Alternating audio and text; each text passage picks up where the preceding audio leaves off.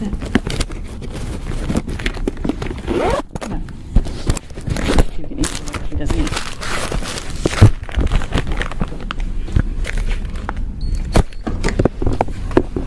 Okay, I found a couple of things.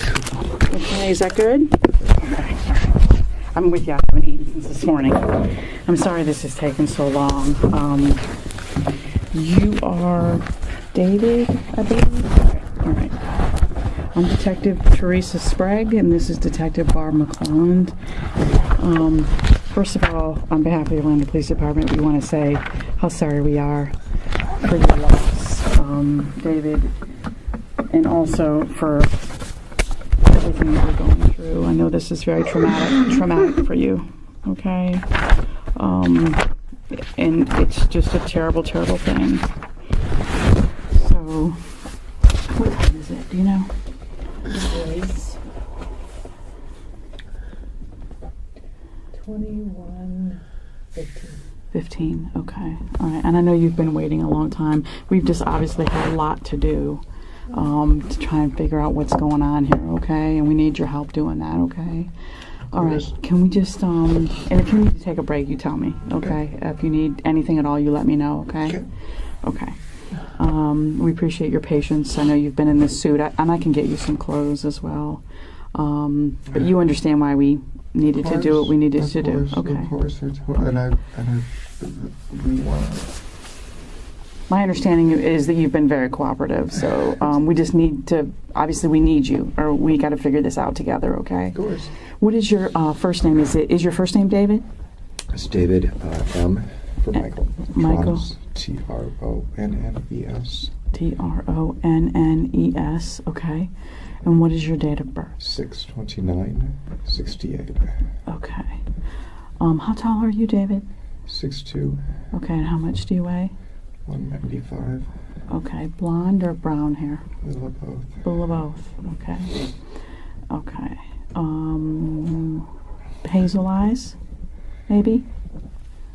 I'll take hazel. Blue, hazel. Okay. They're dirty blue. Yeah. Okay. Okay. And your address is where you were today? 218 East Copeland. Okay. Copeland. And that's a drive? Mm-hmm. And what's the zip code there?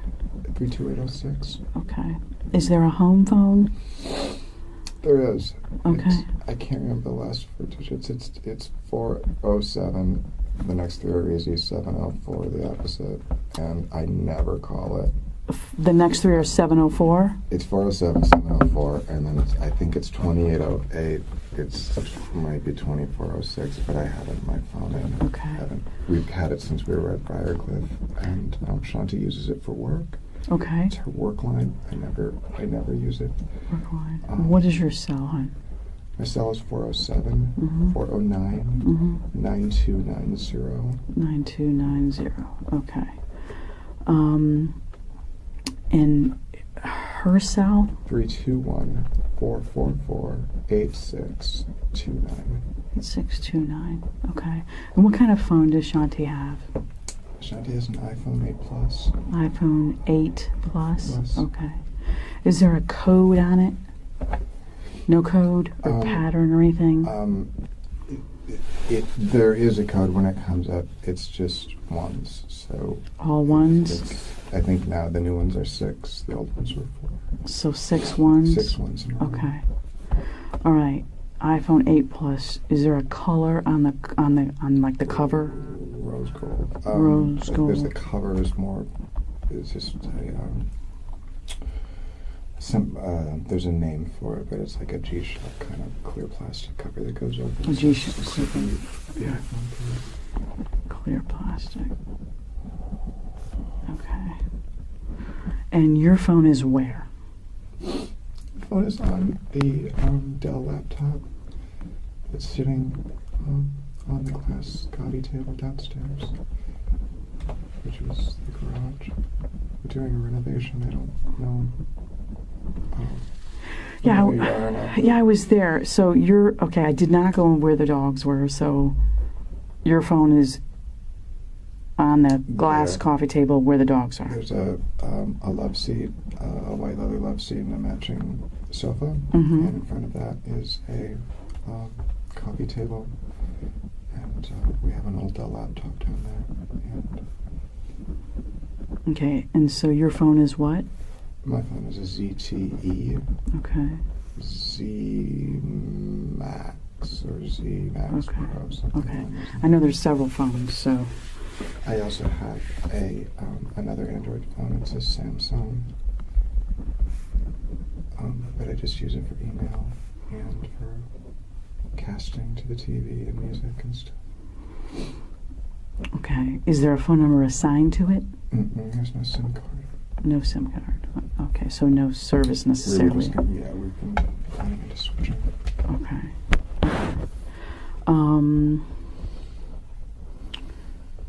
Where were you born, hon? City and state? Here? I was born in St. Paul, Minnesota. Okay. And when did you move to Florida? In 2013, Okay. about 5 months after I met Shanti. Did you meet her here or there? No, You met online? Okay.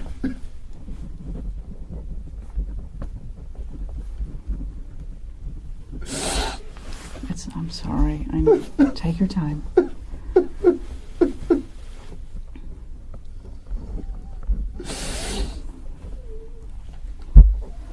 I'm so sorry. Can you tell me what year that was?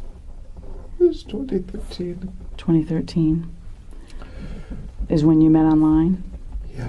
Okay. And about 5 months later, did you move here and move in with her, or just move here? I try to be as accurate as possible. I believe it was the end of September. My mom moved down.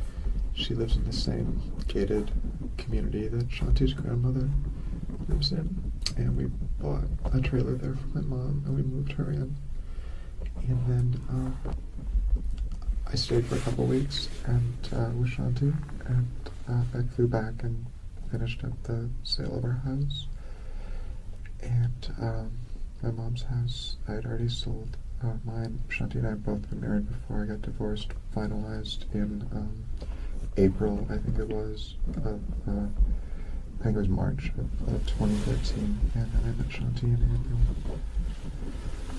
April. Your divorce was final in March of 2013? Yeah.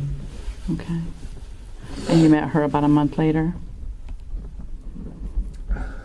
What application was it, like? Match, okay. So you guys knew each other approximately 5 years this month. Right.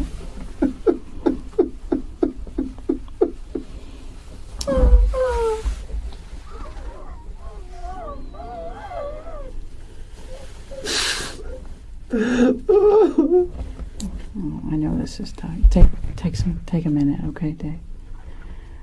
I know this is super tough. It's doing so good. It's doing so good. It was such a good weekend.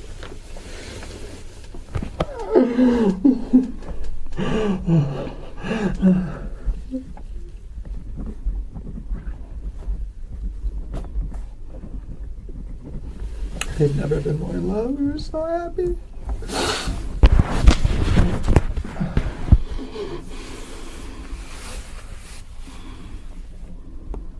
Okay. Obviously, we don't know what happened in your home today, okay? We don't know what happened to Shanti yet. We know you called us, which is good, okay? And we know that obviously she's lost her life, okay?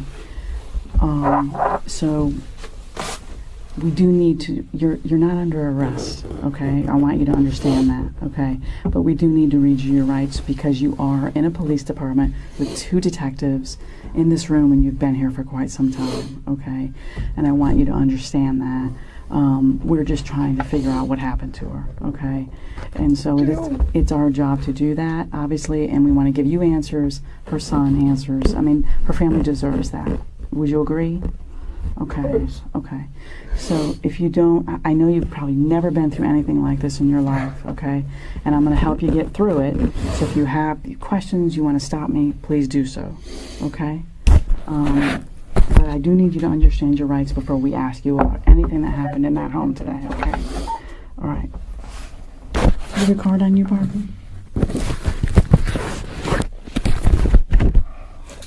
Okay.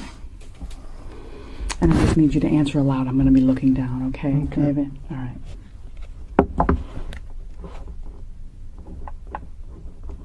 You have the right to remain silent. Do you understand that? Yes. I'm sorry? Yes. Sorry. Yes. Okay. Anything you say may be used against you in court. Do you understand that? Yes. You have a right to talk to a lawyer before and during questioning. Do you understand that? Yes. If you cannot afford a lawyer and want one, one will be provided for you before questioning without charge. Do you understand that? Yes. Has anyone threatened you or promised you anything to get you to talk to us? No. Okay. Would you raise your right hand for me, please? Do you solemnly swear or affirm that the testimony you shall give in this case shall be the truth, the whole truth, and nothing but the truth? Absolutely. Absolutely? Okay. All right. All right. So I'm assuming since you've been so patient and so cooperative that you're here because you want answers as well. Okay. These are yours? Yes. Okay. Okay. All right. So obviously we've been in your home and we have looked around. We've examined her. She is going to be taken into the medical examiner's care.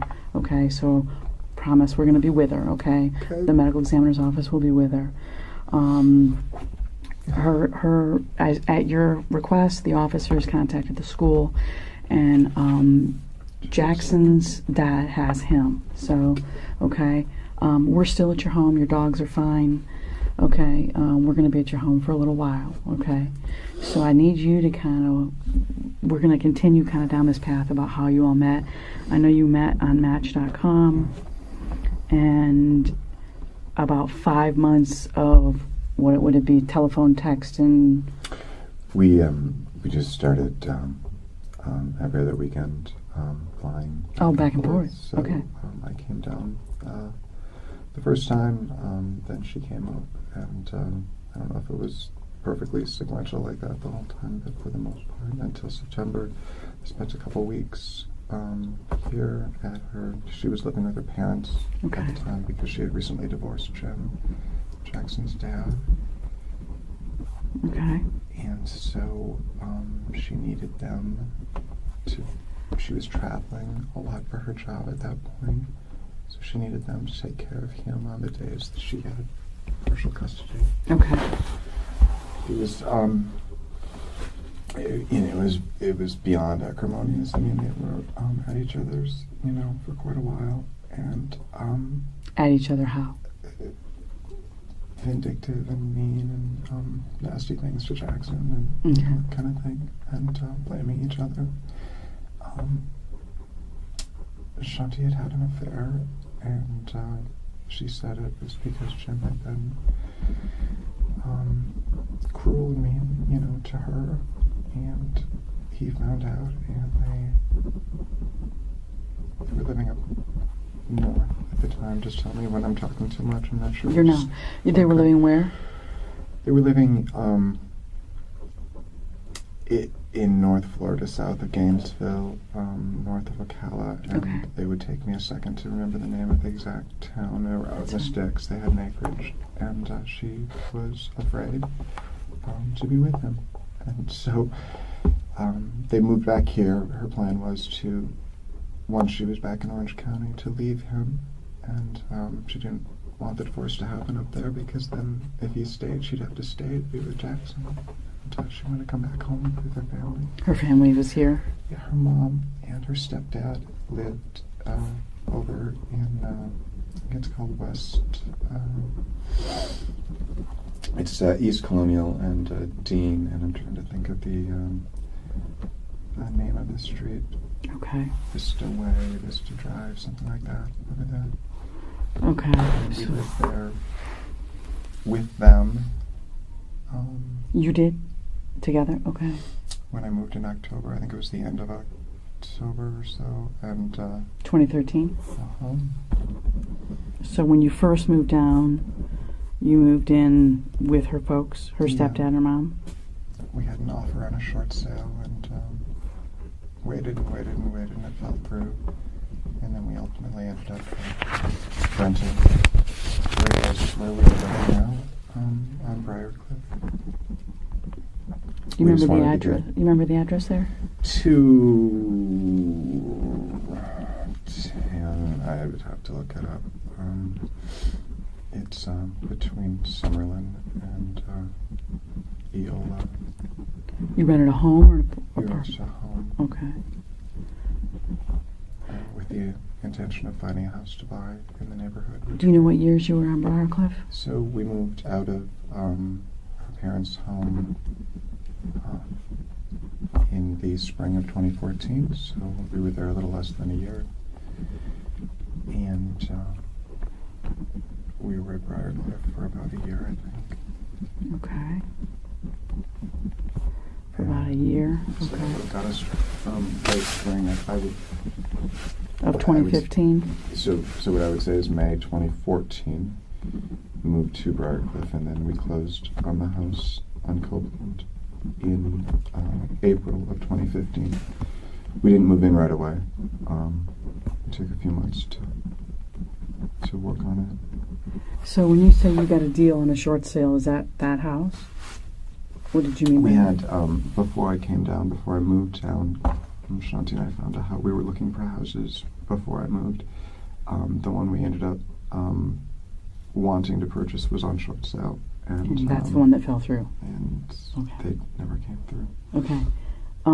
So you closed in May of 2015, and you started doing work. Was it in the condition that it's in now? Was it under renovation or? It was fully livable. It was just an older Victorian-style home.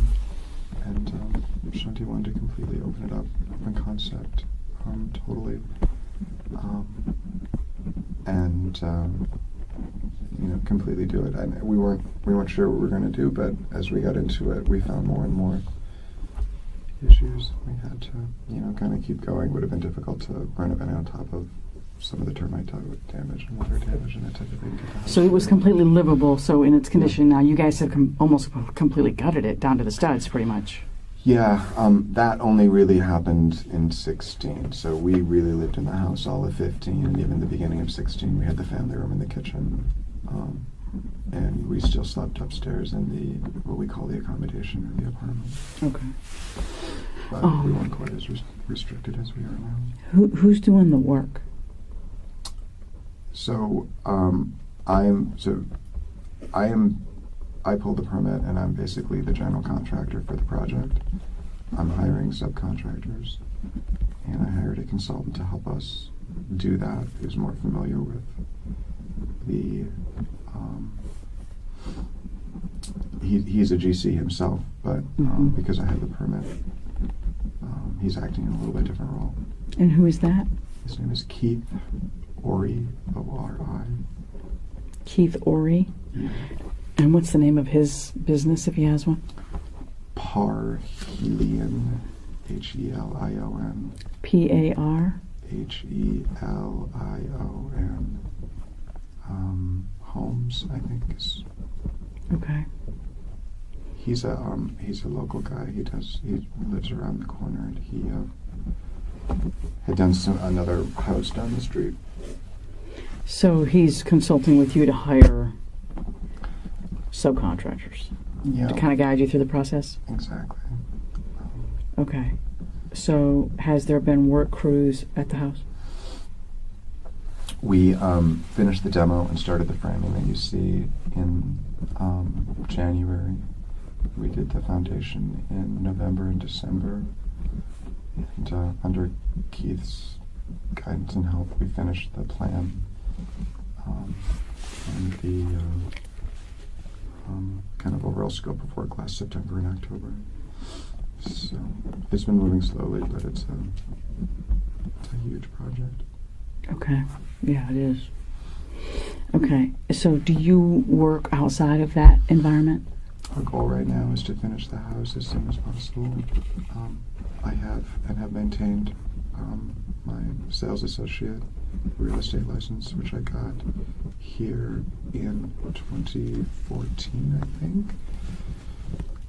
I've maintained it in what's called inactive status. Okay. I've done my continuing ed and kept it up. Okay. So how long have you been living? I'm assuming you're living in the rear apartment. How long consistently have you been living up there? The whole time, or just since you... We took the kitchen out in like late winter, so February, March, spring of 2016. Mm-hmm. And we still had the family room, which is a 600-foot family Florida room that's kind of bolted onto one another. Okay. Up until maybe end of 2016, so a year and 3 or 4 months. Mm-hmm. So the kitchen's been gone that long. How long have you been sleeping and everybody kind of living? Have you slept up there the whole time? We've been doing that the whole time. Yeah. Okay. So it's been, and you bought it in 2015? Mm-hmm. Been 2 to 3 years? Yeah. Since you've been doing the renovation? Right. Okay. Right. Okay. What does Shanti do? What does she do for a living? She's a financial accounting consultant for a software program called, I'm sorry, my mind is completely shook up. So it's called Made to Manage. Sometimes they just call it M2M. And it is a ERP, kind of a boutique ERP program. And she worked for that company when I met her. And she left them shortly after I moved here, I'd say November of 13, started the company that she has now. Which is called? Process Improvement Solutions. Solutions. Okay. And is that a financial accounting style? She does. So she had, while she was there, a large number of clients and continues to expand on those clients. So basically anybody who has that program needs continuous help integrating it into their manufacturing and accounting systems. She was able to keep some of the clients from the other company? Yeah. Okay. Yeah. And it was a little bit difficult at first, but she's the only person who could do it. She was that. She worked from home? Okay. How financially, how are you guys doing? Was it her business that was keeping you afloat? I bought the house with cash that I had. We don't have a note. And I've used mostly my cash that I had saved from I had a career at 3M before I came here. A pretty successful long career, and I did well in real estate as well. So I came down here with about 800 or 900,000, and we bought the house for cash. Well, how much did the house cost? 608. So that you guys own the house free and clear. Is your name only on it, or was it both of yours? When we bought the house, we weren't married, and so we put it in a trust, and we just completed the trust paperwork end of last year, beginning of this year, to put her name on the trust and slowly kind of migrate my mom, she's 82, off of it for financial reasons and estate planning reasons. It just made more sense. Your mom's name was on the trust? Correct. Okay. And what was the reason for that? Was it you and your mom, or just your mom? The reason was if anything would happen, we put her trailer in the trust as well, so it was a property trust for our family. Mm-hmm. And I'm an only child, and my father hasn't been part of my life. So we've always done everything like that together. I've always taken care of her. Okay. She lives here? Affairs. She does. Okay. Yeah. In the same area or complex that her grandmother, that Shanti's grandmother lives in? Yeah. Okay. Yeah, it's called Gulfstream Harbor. Gulfstream Harbor. Hoffner and Old Goldenrod. Okay. So you started to put Shanti's name on the home at the end of last year, beginning of this year. Was that process completed or no? We got the trust documentation back from LegalZoom. We do all of our legal documents ourselves, and the only thing left to do was to notarize it. We weren't sure because she's also an only child, and Jackson is an only child, and we didn't know who to put if something happened to both of us. So we had kind of talked about it and debated it, and we finally just said it doesn't really matter. Let's just move forward. That's the most important thing. And then, so we did, and we were just getting ready to notarize. She was going to have it ready. One of the local accounts who's a notary that she uses do that. But that was the last. That was the last step, and then it would have been finalized once it was notarized, or would it have to be filed, or? As far as we're concerned, it was finalized now, but at that point it would have been official. I don't think we filed it before. When we asked about it the first time when we did it, they said it's a good idea, but you don't have to. Okay. And we just basically titled the house in the name of the trust. We thought that was the best thing to do at the time, and Shanti and Jim had a pretty massive foreclosure up at, I'll think of it, I'm sorry. Up in the Gainesville vicinity? So her credit was bad, and she wasn't able to get a mortgage, and she didn't want to be on it at that time. We thought it made more sense to do it that way. Okay. We got married last year. You got married in 2017, what month? In February. What day? 22nd. Okay. And that was here in Orange County? Okay. Okay. And you've been, so once you moved to Florida, you've been living together the whole time, just home to home, just first with your folks, then Briarcliff, and then this residence. But you've been together the whole time. Have you ever broken up? We had a couple nights. We were living at Briarcliff. Okay. We spent a few nights in there. A few nights. I just went there 2 nights. So not like it was over, it was just a break. Couple days. What were you arguing about at that time? Shanti runs her business 7 days a week. She was very, very busy getting it established, and she felt bad. She was technically fired from MTM, which is a parent company of M2M, and she really wanted to make her prove herself, and I think she was their lead consultant. She was their star. They had to fire her for technical reasons because she was doing some work on the side for some of their clients, and they couldn't. Once they found out, they couldn't let it go.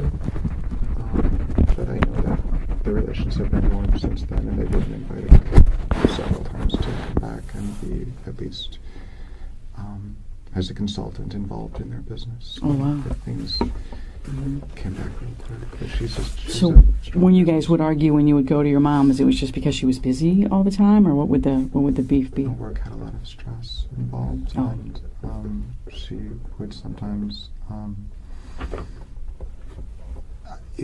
We always agreed, later that she was just overworked and tired, and so she'd get a little snippy or short or yell, scream, what? Just irritable. Irritable. Sometimes it just, that's not really, I don't really do that. It's not really, I'm actually going to stand there and, so I just, I would just say, why don't we take a break or just let it, a little cool down period, and every time we did it, we came back. I think we only did it twice, but we were stronger Okay. both times. I mean, we may have only done that once. And has that happened since you moved where you are now? Because now we've got the added stress of the renovation. No, we love it. We love the, we love what we're doing to the house. We love the vision that we had for the house. It's totally, I mean, I know. That made me happy. It made her happy. It was a thing that we did together. Mm-hmm. She wanted to quit her job when we got the house done, or just kind of, slowly phase out of it. And I was going to get my GC license, and we were going to buy and renovate homes. And flip houses. Okay. High-end stuff, yeah. Were you home? You said something earlier. I think you said something about having a great weekend. Were you guys home all weekend, or what happened? Shanti had, to really answer your question, Shanti had her appendix out on February, I want to say 23rd.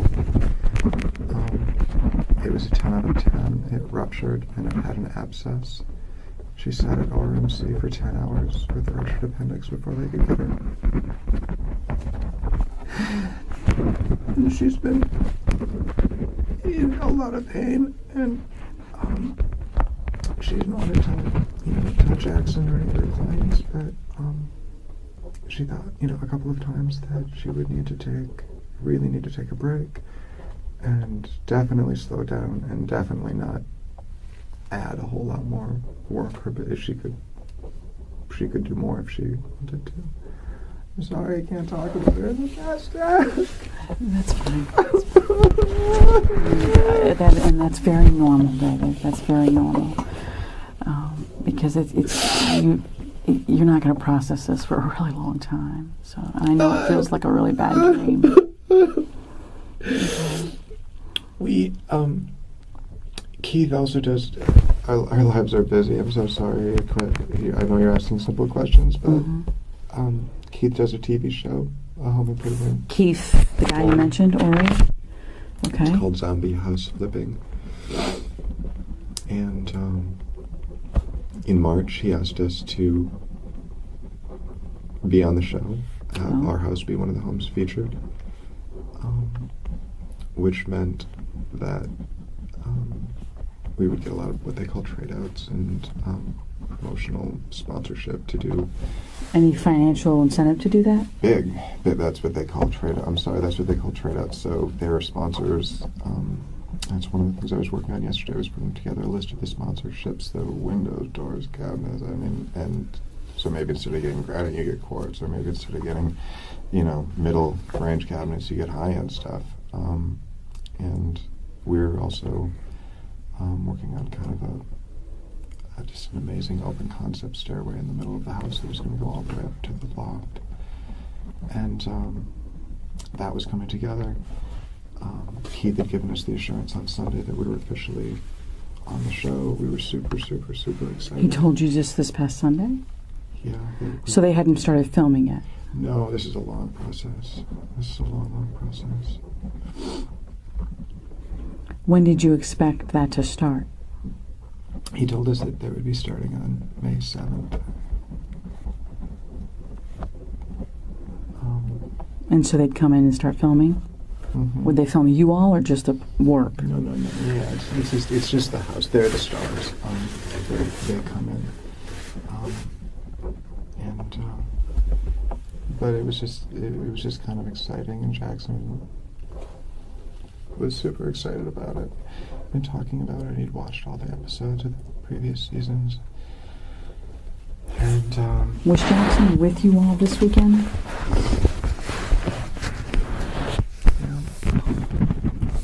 He had a sleepover, so we had him Friday. We have him every day after school. Jim takes him on his weekends and his evenings. So you guys had him Friday, and then Saturday he was at someone's home?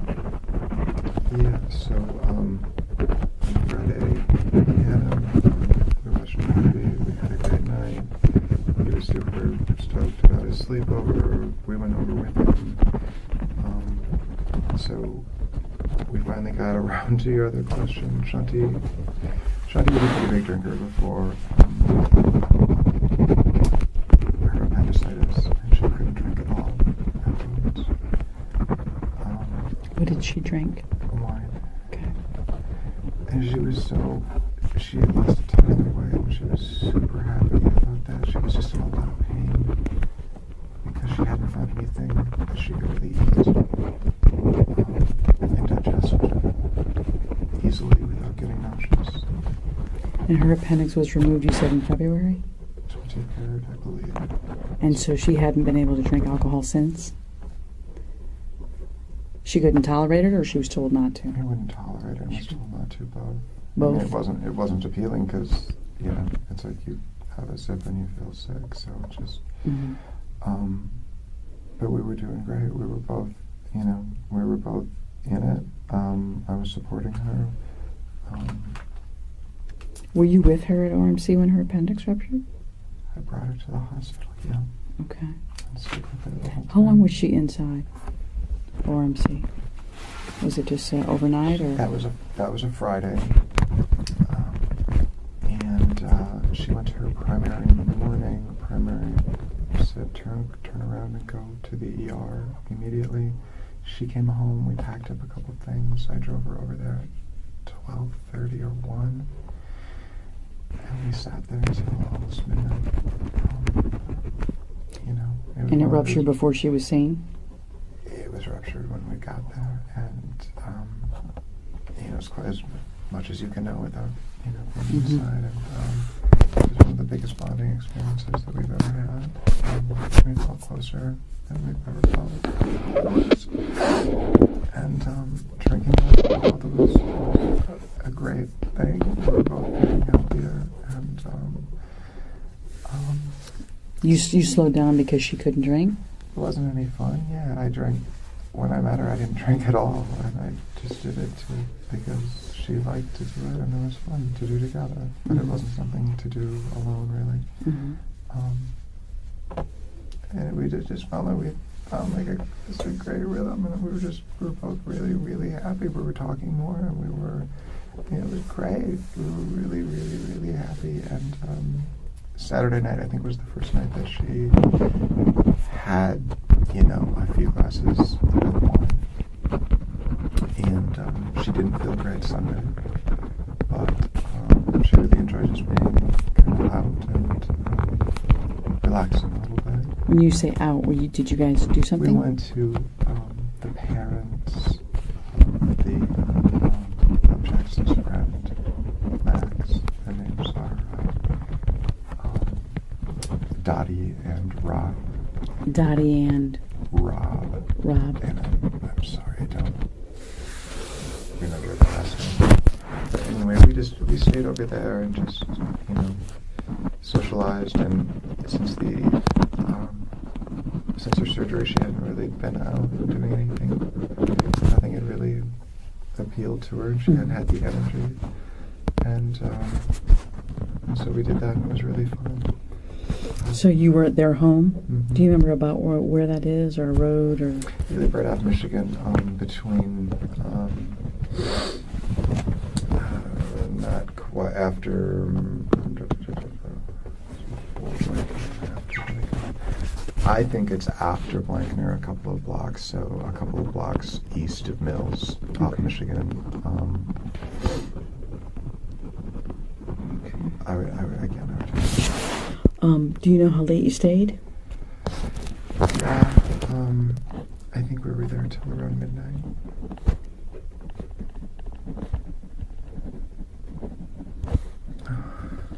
And then Jackson stayed with Max? Mm-hmm.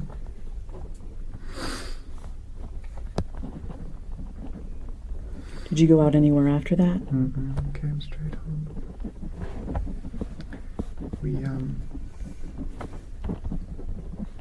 We haven't, since her surgery, we haven't been able to have sex. And we wanted to try, and we did. And we had a little bit of time to ourselves. We had a great weekend with Jackson. She took a little time, or that she's in a slower period of work at the moment because a lot of her work comes at the end of the month, when books close in the first week, that kind of thing. So this is the first middle of the month slow period she's felt well enough to really enjoy herself. And the break we had to take because of the show was perfect because she was so sick for most of March that she wouldn't have wanted people around anyway. It just seemed like everything was coming together, and she has been anxious to get the house done, but she also wanted to be on the show really bad and do it up. So it just felt like the first time in a while that all the stars had really aligned. Yeah. When you said she hasn't been able to have sex since the surgery, and so the first time you tried was Saturday night, is it fair to say that went smoothly, it was fine, or did not work, did not happen for her? It went well for her, and we tried again the next day, and it went even better for her, and she felt like she had the first.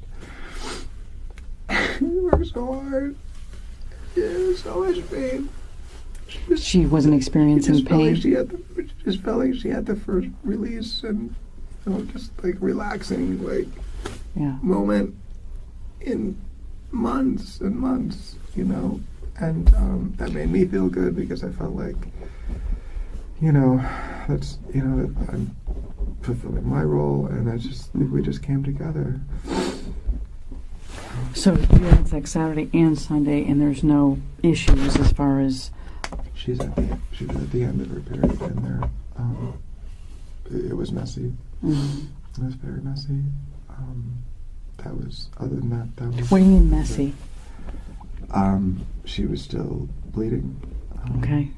So are you saying that blood is got somewhere? I understand the gravity of the question. At the same time, it did get on the bedspread, and it did get on the side of the bed. Which side of the bed? The left-hand side as you face it. As you face the end of the bed? Where on the left-hand side? Everywhere on the bedspread, on the sheet.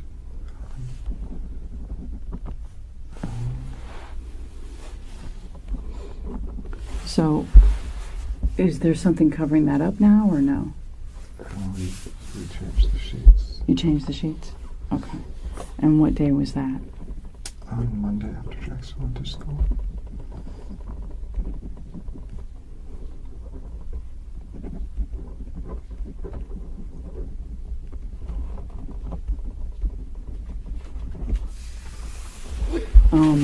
So those have already been washed, or you put them back on the bed, or what happened?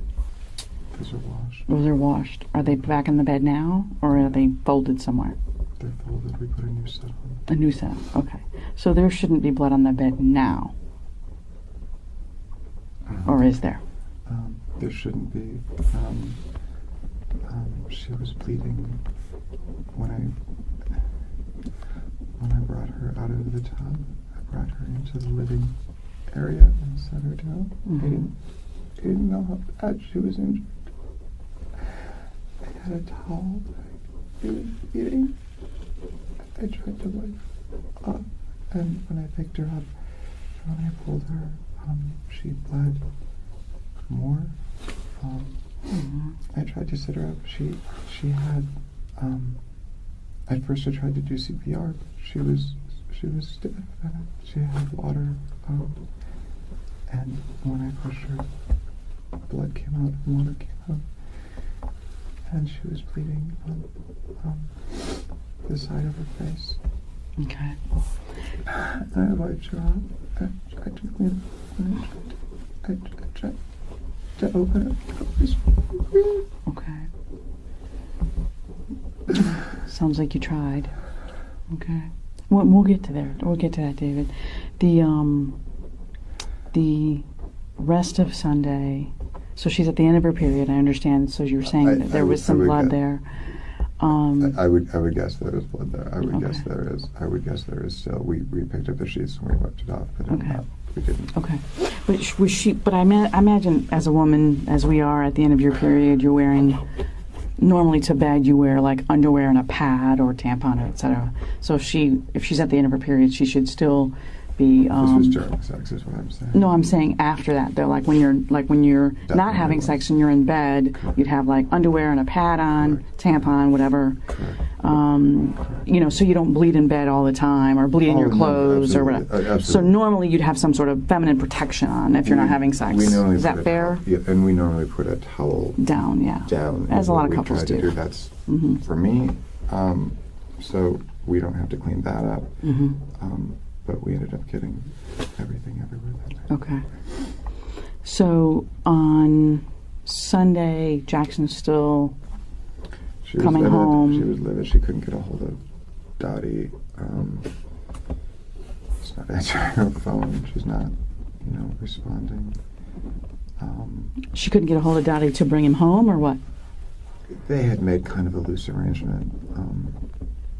We only have Jackson half the time, so it's kind of a, for us, we're happy that he wants to do a sleepover and go, but we really want to get him back and enjoy the day with him. So she wanted to get him back as soon as possible, and she didn't know what their plans were. She knew they were planning on going to Universal, and she was worried that he was going to want to do that, and that he wasn't going to come home until 5 or 6 or 7, and we were going to go a couple days without seeing him, and then, school would start again. So she was a little bit excited about that, and that was it. But we had the whole morning to ourselves, so we tried again, and she had, as I said, the kind of quality experience that she needs. That's just that's who she is. So you spent Sunday together. Mm-hmm. Okay. Did you go anywhere? No, they went to. So she ultimately couldn't get a hold of them. So she just went over there. She got Jackson and his stuff. It was cordial. They were just playing at a neighbor's. But I think they went after that to Publix to get some food. They came back, and we just did a family day in the pool. And So you didn't go with her. She went to get him. And did you stay at the house, or did you go somewhere else? I stayed at the house. Okay. And which Publix did she go to? I believe the one we always go to. It's Orange Avenue, but there's a name for the plaza there. Orange and Pine Lock, or where? It's the one just off of Michigan on Orange, but there's a name for it. South. I'll think of it, but the name of that plaza is called South something. What time would she have been at Publix?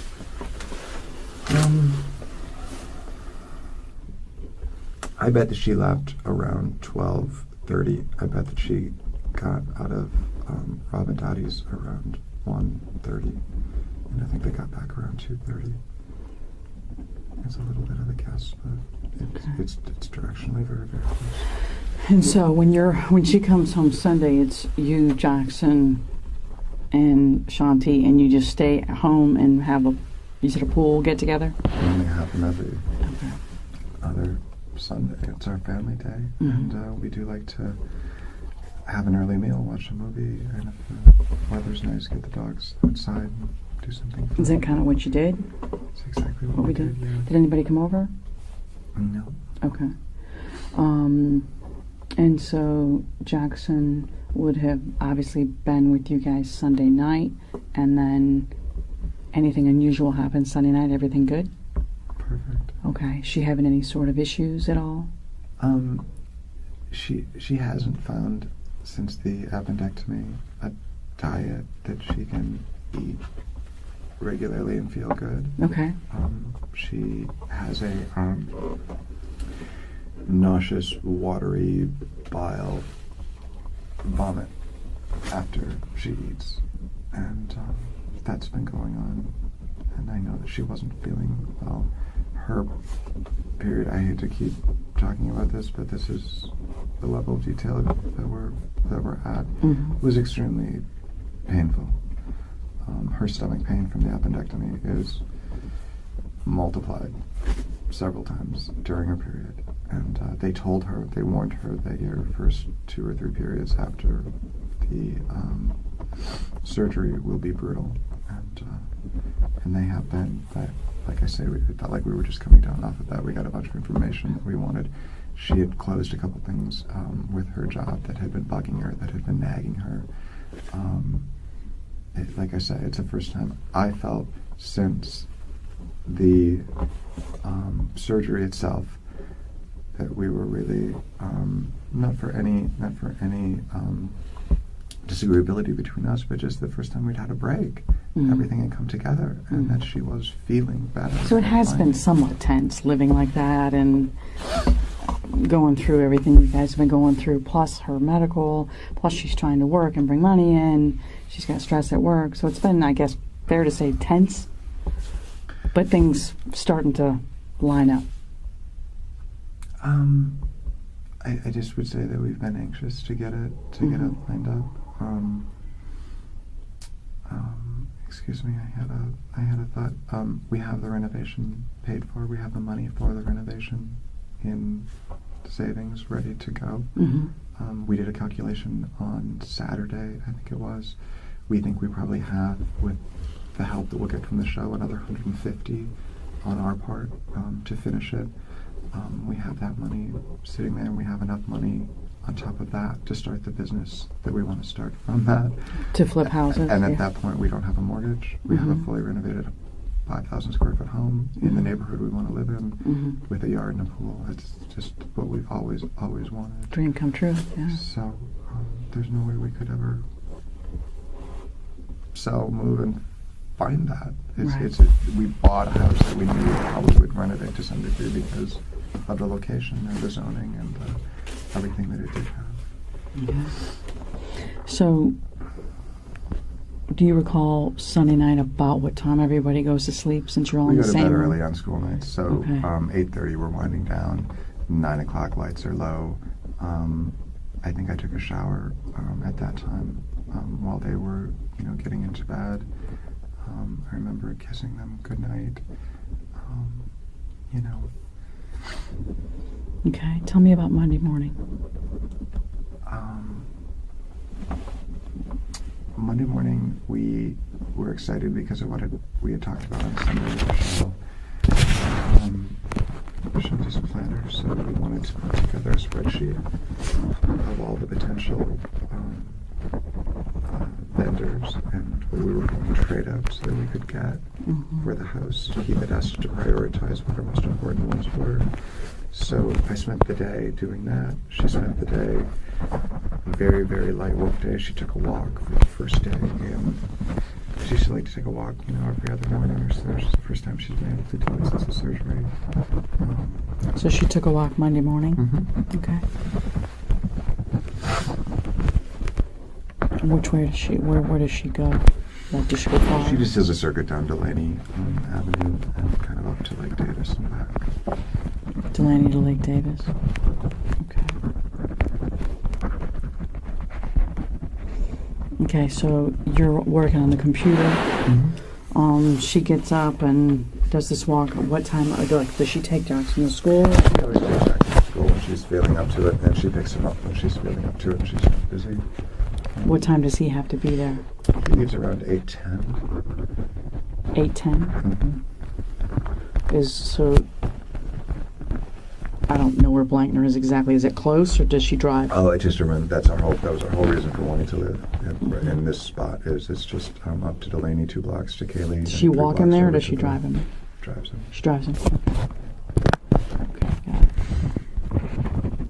So she would have done that, or she did do that Monday morning? Okay, did you go or home?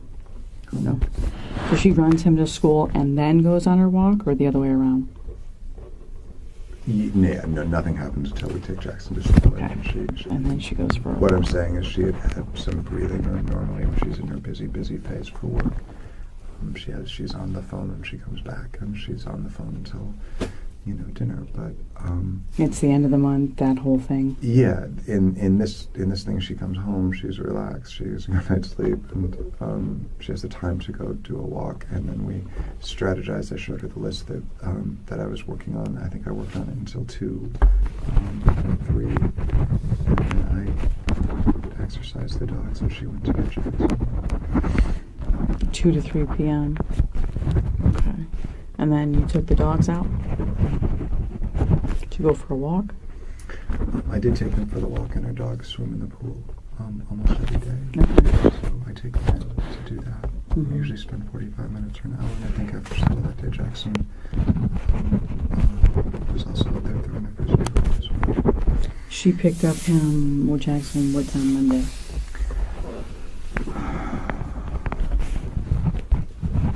I don't know exactly. I would say it was earlier than 4:30. I would guess it was probably around 4.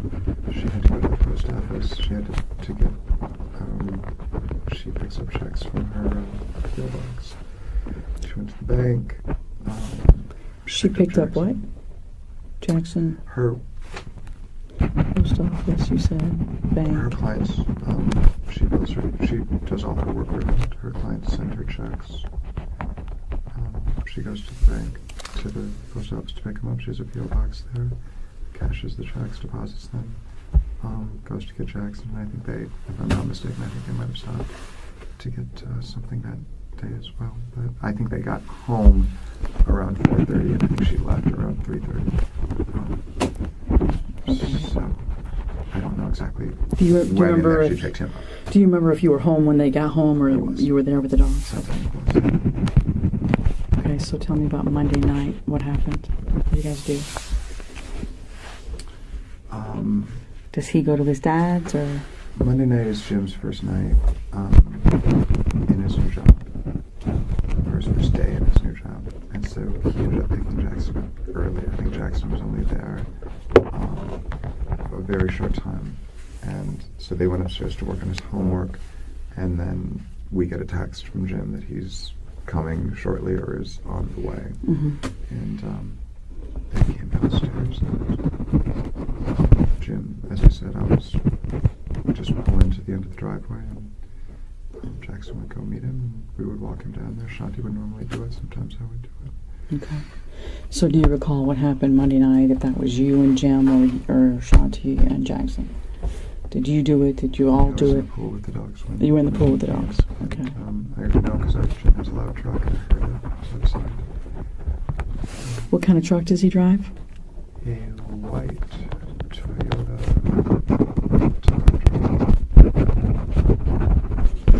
And when you say it's loud, is that exhaust or what is it? Like an aftermarket exhaust. Aftermarket? Yeah.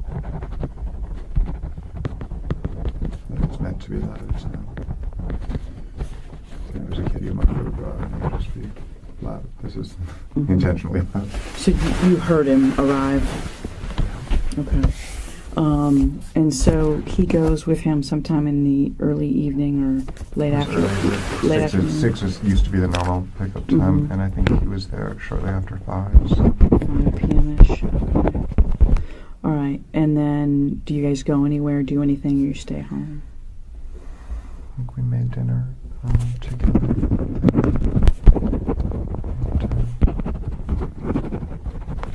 So that would have been Monday night. Did you watch TV? I did. Any idea what? American Idol. Okay. We had. So I remember she picked up Pizza Hut. She's been eating a lot of. She's able to eat. She's able to eat that. She's able to enjoy it more than most of the things that are available to her. And, she didn't feel well after she ate it. This was last night. Did she get sick?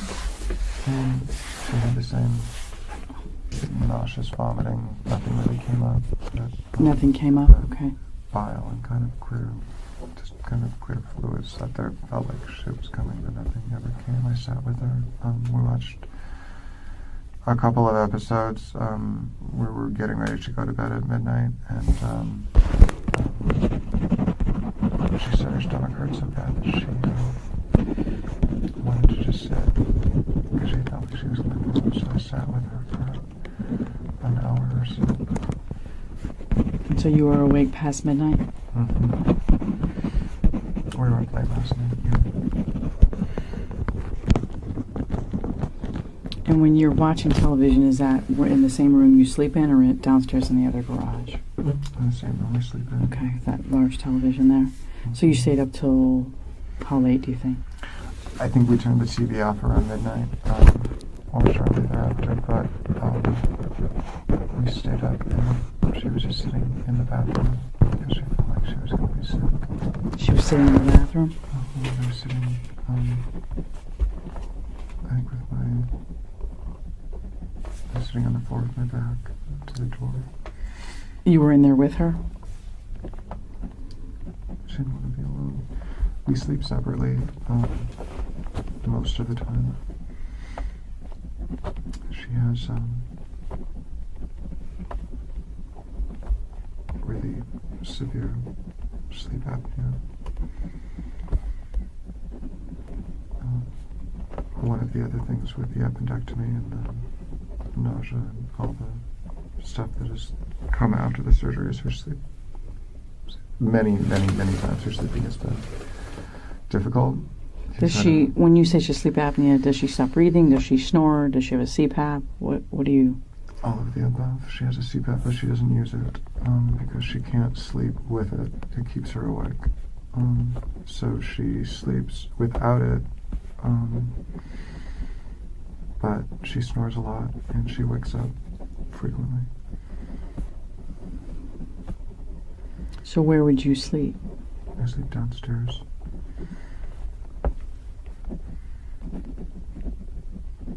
And where is that? Downstairs on the couch. In the garage area? Okay. Especially when Jackson's there, it just gives them a little more privacy, and it doesn't really change. You know, when he's there, we're just there for him. So. Okay, so you wake up Tuesday morning and you're in the garage on the couch? Mm-hmm. Is that what your recollection is? Okay.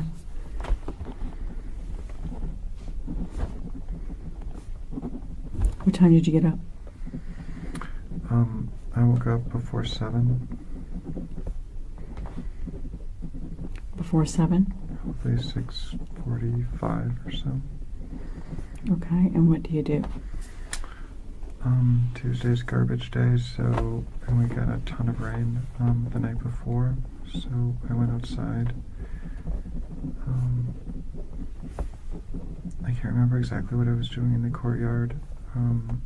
The pool was full of leaves from the magnolia. I know I cleaned the pool out. Took the dogs out. Did the dog stay there in the room, same room with you the night before? Mm-hmm. Okay. All right. What next? She had said, I don't think either one of us had really, gone to sleep much before 2 the night before, so she said she was going to try to sleep in a little bit, so I didn't.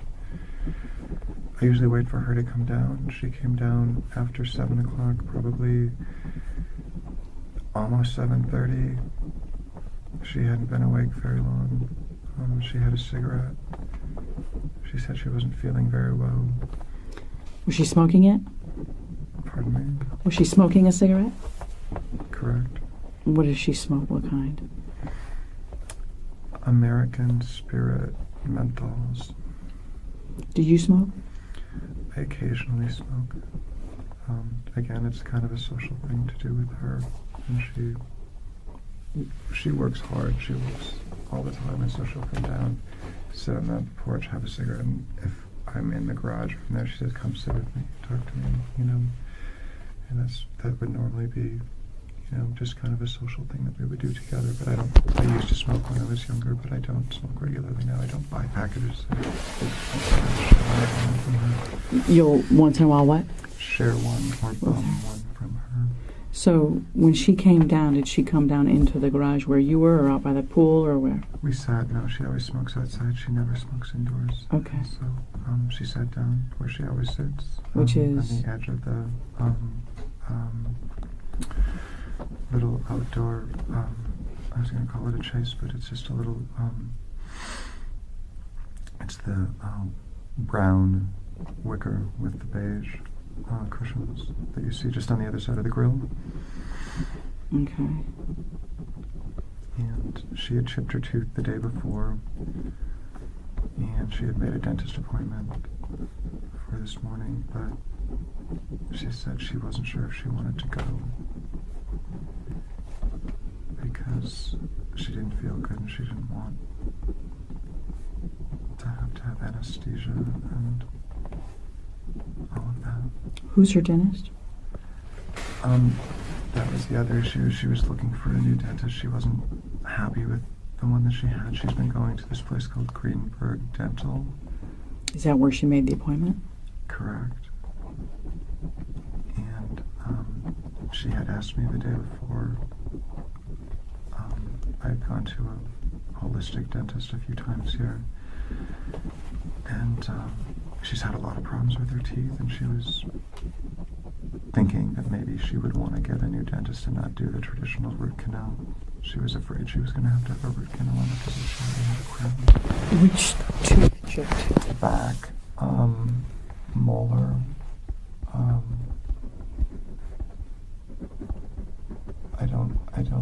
I believe it was probably the upper left. She said it was uncomfortable. She rubbed my finger over it just to show me how rough it was. Does she have a root canal there now? She doesn't have a root canal there now. She said she had a crown. And she said the doctor told her last time that if she didn't fix the crown, replace it with a new crown, and it cracked, there wouldn't be any tooth there for her. She was upset because now she felt like they were going to have to drill in and put do something more severe, and she was still in a lot of pain from the surgery, and she didn't really want to go through oral surgery. Yeah. So how did it crack? Did she tell you? She ate. It was while she was eating lunch. She was eating tacos. On what day? Monday. And she felt it crack? Yeah, she spit it. She came down and goes, "My tooth is cracked." And she had it in her hand? She immediately made an appointment, yeah. Showed it to me. It was while she was eating lunch, and then she called right away to see if she could get in the next day. But then what time was the appointment for? 10. 10 a.m.? Mm-hmm. And she decided she didn't want to go, or what'd she do? The last time that we really talked about it, so she went back upstairs. She said she was going to do a few things. And she came back. She said she was tired. She said she might sleep a little bit more. And try to decide if she wanted to go or not.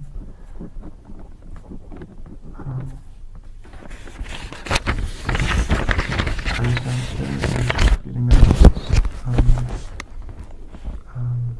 cleaning up, just normal morning routine. And she came down again.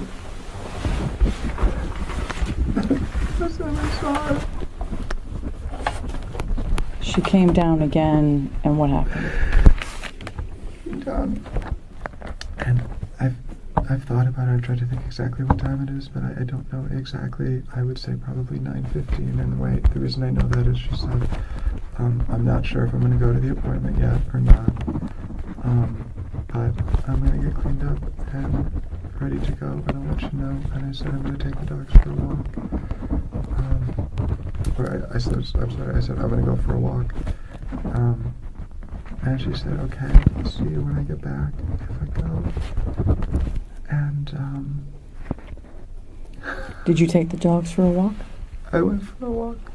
By yourself? By myself. And where'd you go? I went around Lake Lucerne, so I went to Orange. Lake Lucerne?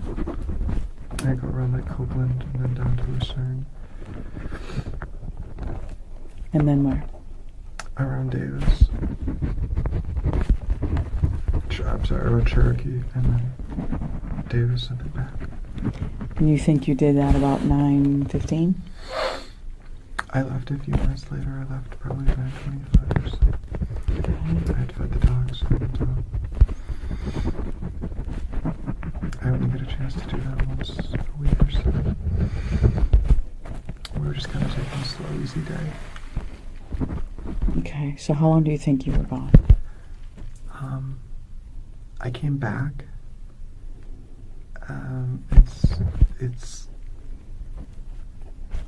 It's at least an hour.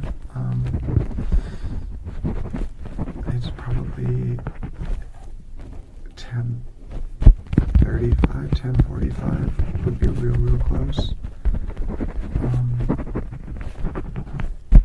Okay. And both cars were still there, so I assumed that meant that she decided not to go.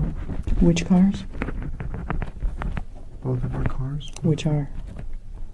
Toyota RAV and Lexus RX 330.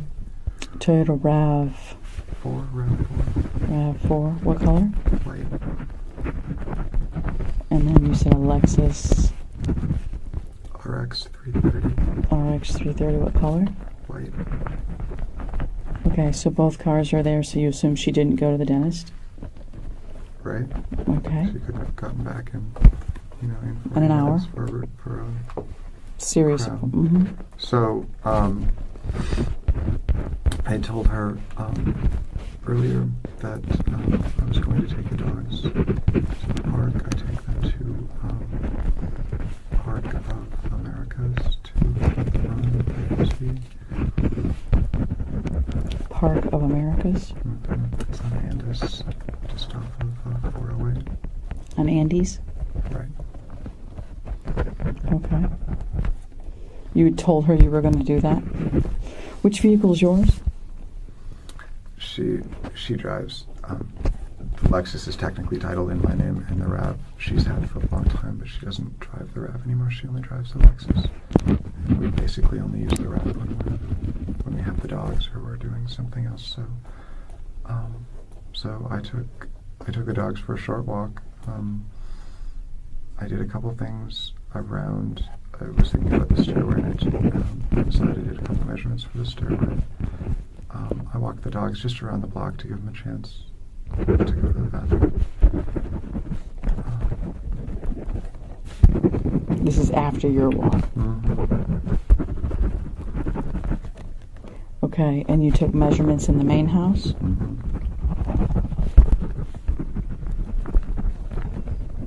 Did you write those down anywhere?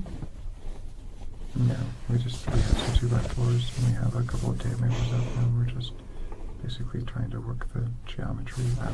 On the stage, we're looking at pictures. We got a quote last week from a company that we thought was way too high, but we were just trying to distill from that what we could have our carpenters build on their own. So when you say you went in the main house to take measurements for the stairway, what did you do exactly? Took the tape measure that's sitting on the floor in there and moved it to see where the rise would start the stairs. Her office starts right at the entryway, and we were trying to decide how much distance we would need. The stairs we want start a little close. So we were adjusting the numbers as far as the tread widths and the rise of the stairs to see how quickly we could get to the landing, so we could have this kind of panoramic glass railing at the top of it. Okay. So I had some ideas about that, and I just wanted to see how much room that left us between the doors. It was perfect. It was exactly what she and I had talked about the day before. And then I put the dogs in the car, and I took them to Park of Americas. Which vehicle? Toyota.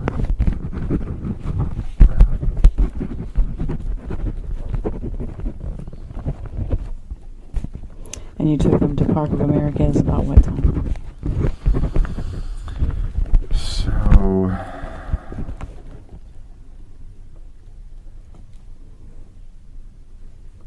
11:45. I think it's before noon. Okay. Did you eat breakfast?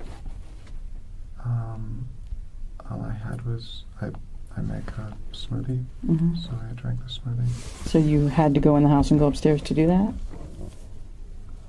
I went in I don't usually bother Shanti during the day when she's working. She usually comes down and she wants to eat or smoke or take a break.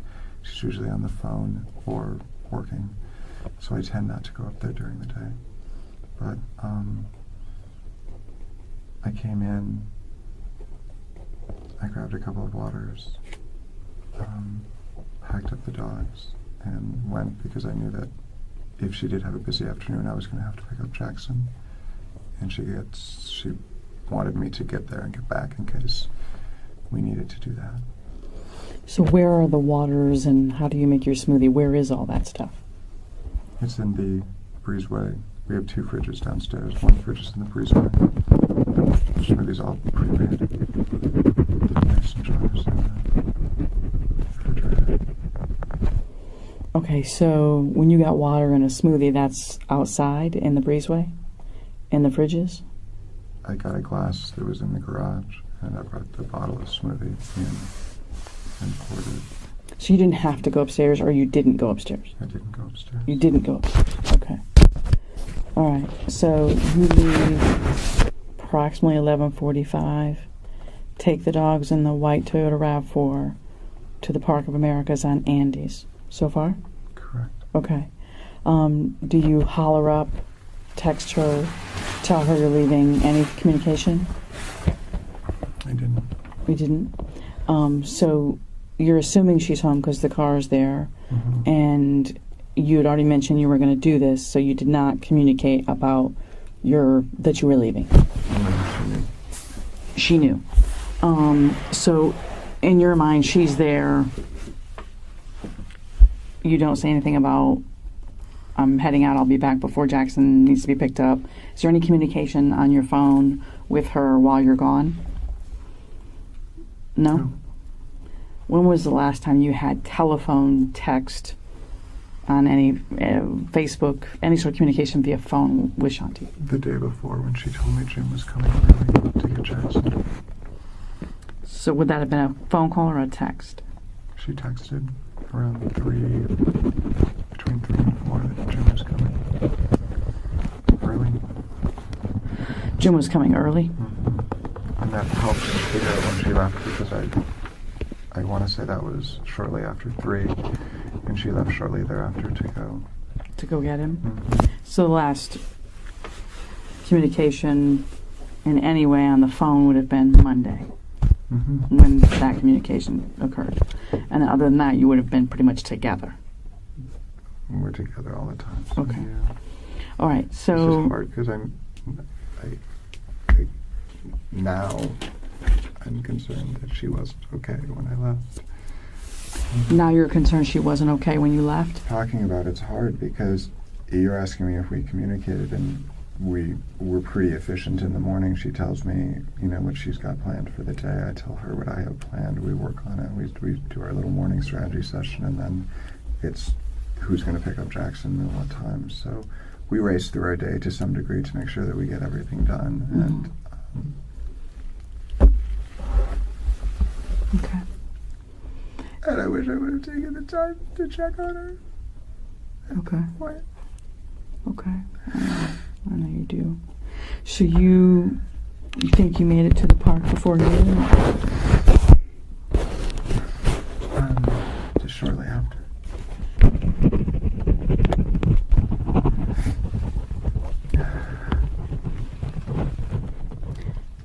Is anyone with you? Just the dogs. Just the dogs? Okay. Do you see anyone at the park that you know? I don't. Okay. There are only a couple cars in the parking lot. I have 2 dogs, so I typically work. There's a large dog area which is forested, and it's pretty gnarly. There's a lot of unstable dogs, and there's almost always fights. And there's a small dog area next to that. I tend to work the dogs there if there's nobody around, and a lot of times that's another reason for going that time of the day, is there's usually very few people there. Mm-hmm. But there's a big field off of that between a little reservoir. I don't think it's a lake. It's just a little reservoir with a walkway around it. And there's a big field between the playground, the lake, and the small dog park. And that's where I bring Charlie and Dolly. Okay. And so you kind of let them run, do their thing, enjoy the park. How long do you think you were there? We were working pretty hard. I think it was an hour and 45 minutes, because I don't think I got home until 2.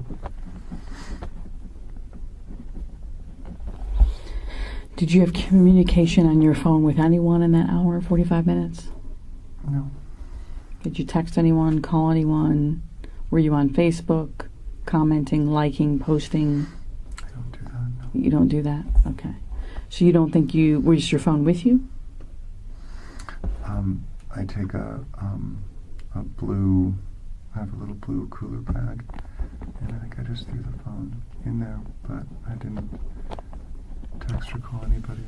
I missed that. You said you have a blue cooler bag? When I go, I take all my personal belongings and I put them in there. So I put the water bottle in there. I put the keys in there when I'm out in the park with the dogs. Gotcha. And my phone, and I usually bring a treat for the dogs. Okay. Reward treats for the dogs. Their Frisbees. Sometimes I take a big shoulder bag with some other stuff for them. But, so you took your phone, but you didn't call, text, or do anything online? Mm-hmm. Emails? Anything at all? Yeah. Okay.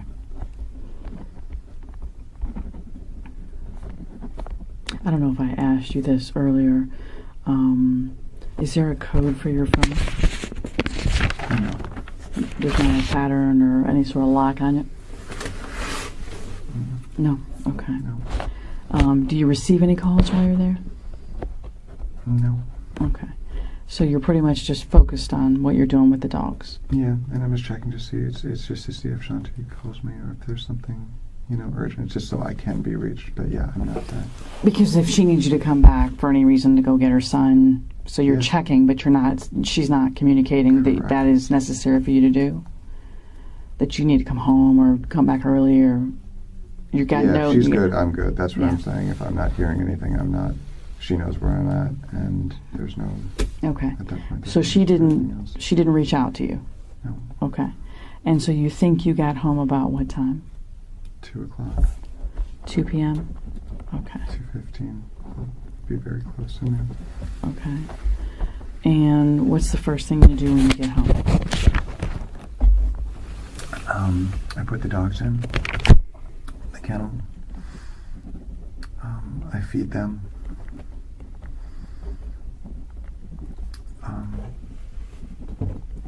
And Sunday I had moved a couple of plants, and I went out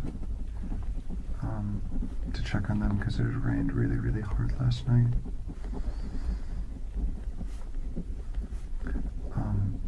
The bougainvillea in the driveway was, when it rains heavy like that, it sags down so you can't drive in. So I took the pool brush on the end of a pole and I push it back to get it back up and in there, kind of locked in.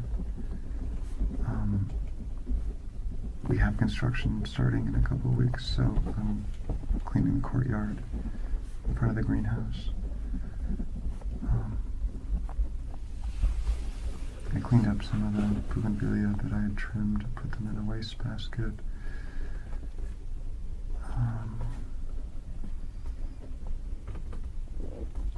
flipped the pool pump on.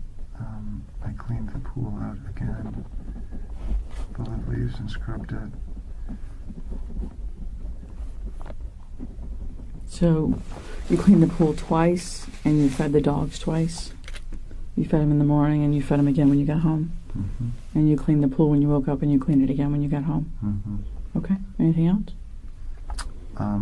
As I said, I worked in the yard. I worked in the driveway, which is what we call the courtyard.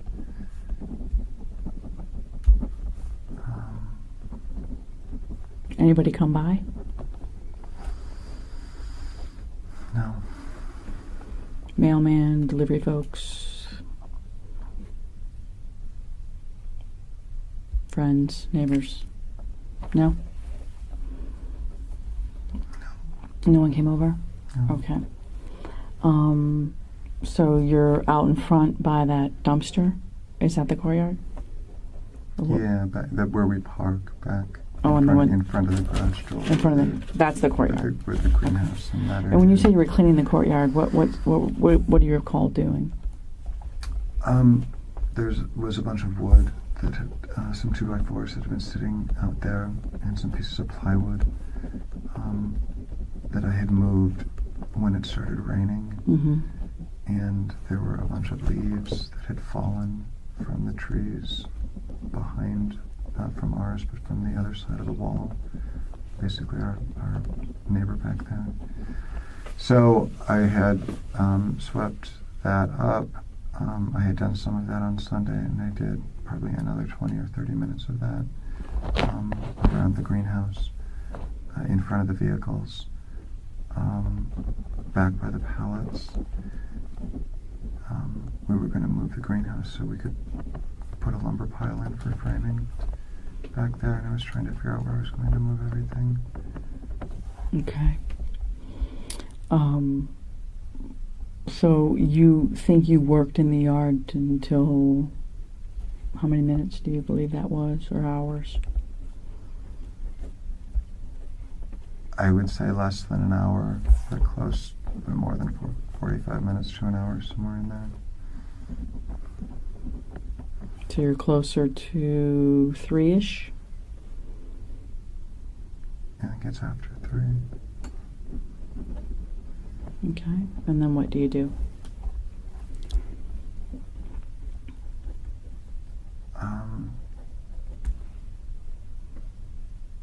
That's all that I can remember until I went upstairs to see when we were going to pick up Jackson. Okay. So normally you pick up Jackson about 3? About 4:30, between 4 and 4:30. 4 to 4:30. Okay. So I was just checking. I was going, since I had the dogs out, normally what I do after that is we put them in the pool for a few minutes to get the fleas off them from the park.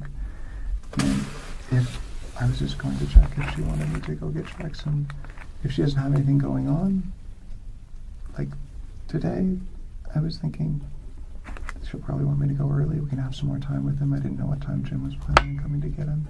He came early the night before, so we didn't get much time with him. So Jim would have had him what days? Monday, Tuesday? We alternate weekends, and then during the week we go 2, 3. So we have him 12 days. We see him at least after school 12 days in a row, and then Jim has him on an exclusive weekend. Then every day during the week we pick him up after school. Okay. And if Shanti's busy, sometimes we will wait until 4 to 4:30, and if Shanti's not busy, then we like to get him a little earlier than that, but he likes to stay and be with his friends for at least 30 or 40 minutes. So Does he have an after? Does he have an after-school program, or is he just sitting there waiting? Aftercare with YMCA. Oh, aftercare Yeah, YMCA. it's structured. Okay. So, about 3-ish, 3:15-ish, you go upstairs to find out what the plan is to pick up Jackson, right? Mm-hmm. Is that accurate? Okay. Mm-hmm. So about 3 to 3:15. Okay, and what happens when you enter the home? Is anything unusual when you enter the garage apartment? So, I could hear the water is running, but it's not running.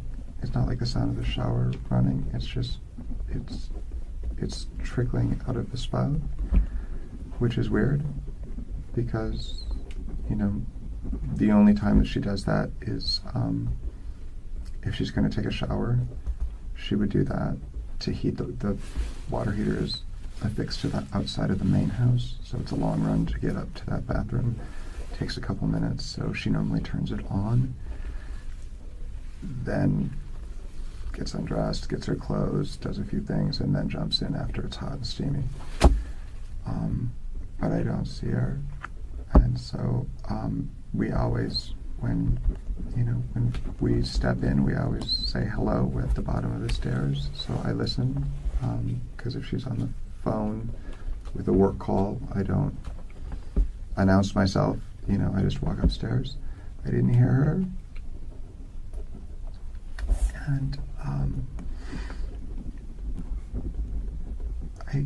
I could hear the water. I couldn't hear her. I knew something was wrong.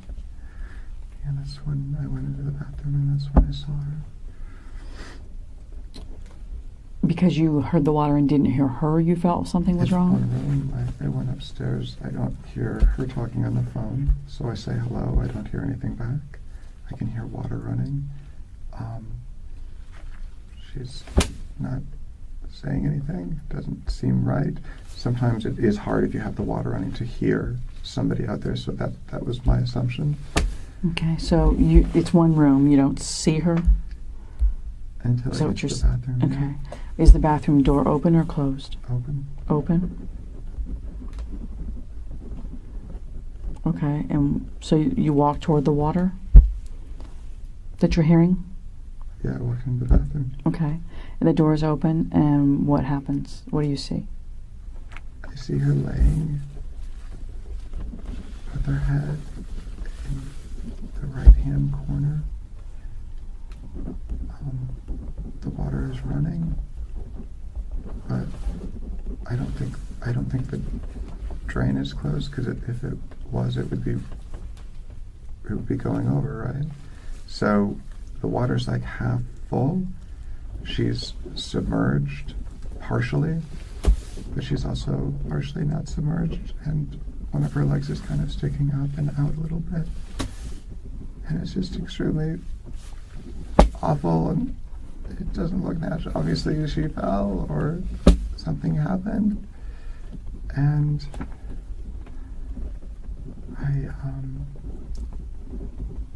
I tried to pick her up. I turned the water off. I tried to pick her up. She's stiff. She's stiff?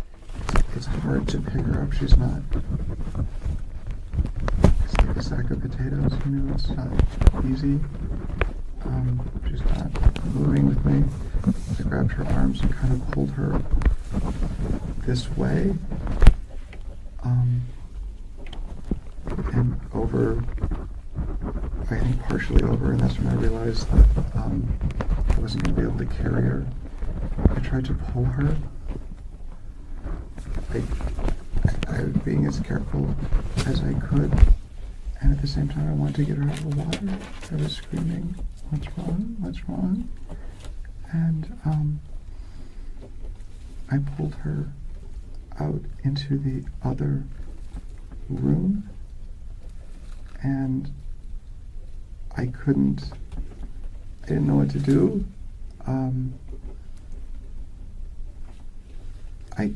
It was hard to move her that way, so I turned her and I held onto her wrists. I thought that there's something I can do to help, and I'm kind of moving her, trying to get her, to shake her a little bit and trying to get the water out of her lungs. I got her in front of the couch, and I had to stop. I put her down, and I tried to lift her head up to kind of clear, like, I guess it's the thing you do if you're going to do CPR or something. She's not responding. She has blood coming. down her face and on the side of her body. And I'm still thinking I'm still thinking that she's going to be okay. I got the, we had taken the mattress pad off the bed. I set the mattress pad down underneath her, and I set her on it, and I tried to lift her, and I wiped. I didn't know what was going on. I didn't know what had happened. I had a towel that I had used to pull her out of the shower or out of the tub with. I tried to wipe. See what was. Where was the blood coming from?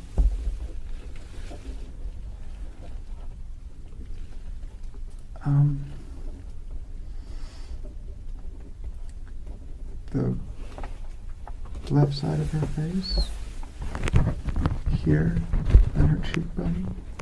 Is that the right side?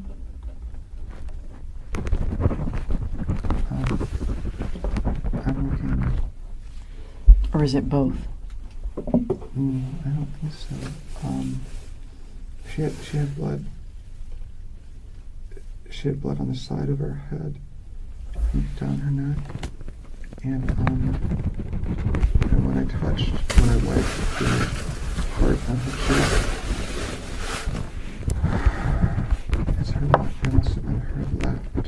So it's my right as I'm looking at her. Right. I'm looking down. My right is her left, and I wipe it, and more blood comes out From? The cut on her cheek. There's a cut on her cheek? Okay. And you're pointing to the right side? Her eye is all bruised, all the way around.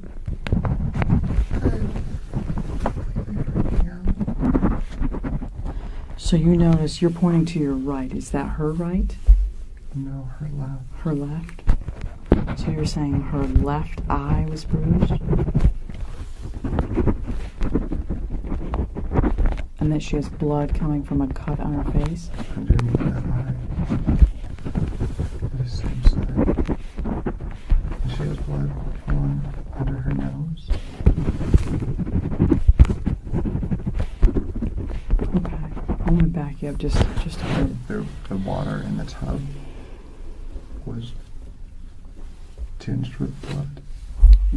And you said it's how full was the tub? It wasn't flowing over the top. It was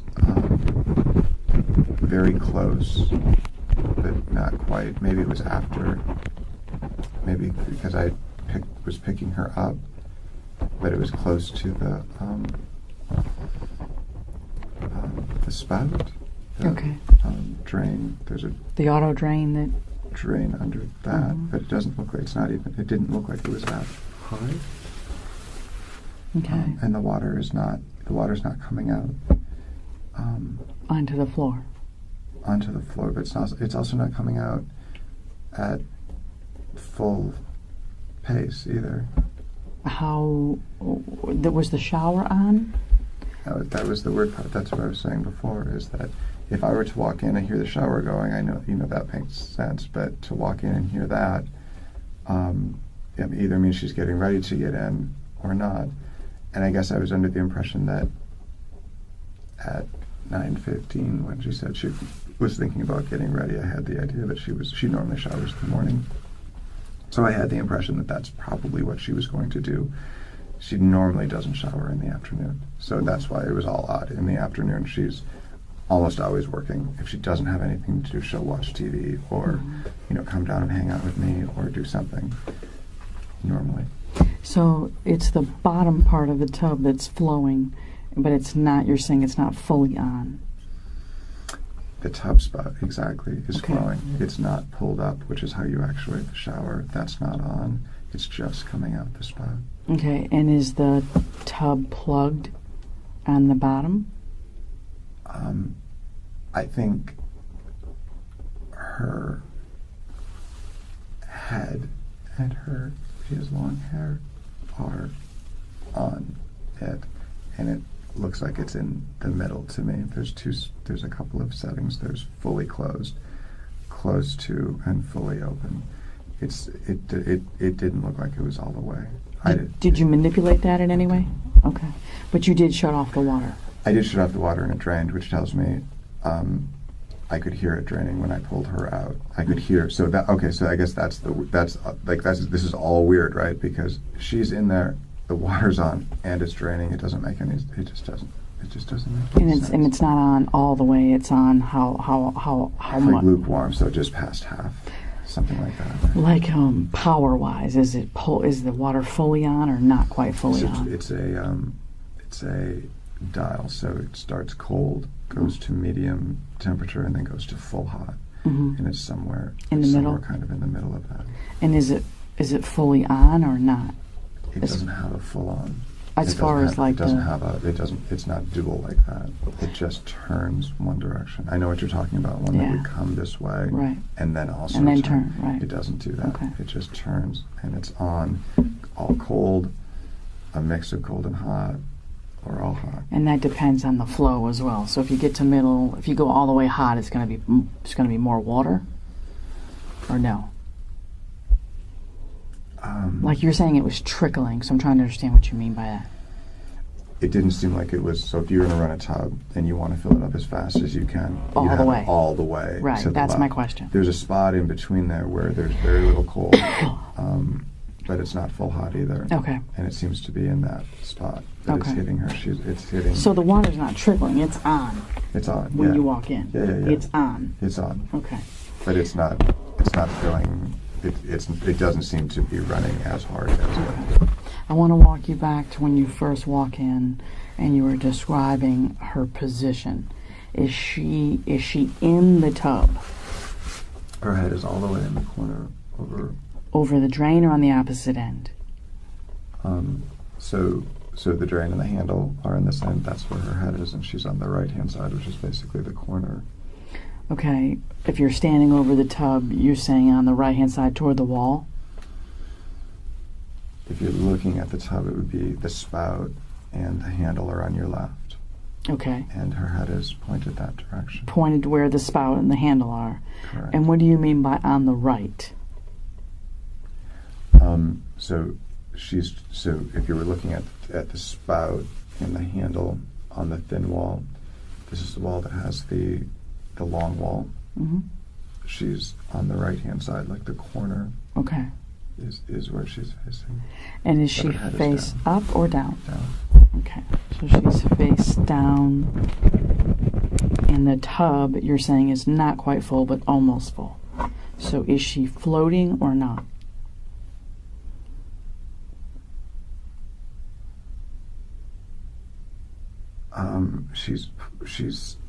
She is sticking out in the back, very awkwardly. It doesn't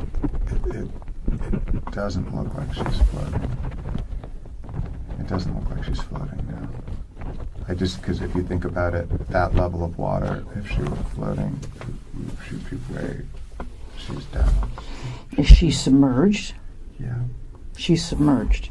So she's underwater? Most of her is submerged. Most of her head and neck are submerged. And at that point, it's a little crazy. I went to grab her. So you said her head and neck is submerged under the water, and so that would mean her shoulders, breasts, stomach are also under? Or no? Mostly. Mostly. What part of her was not underwater?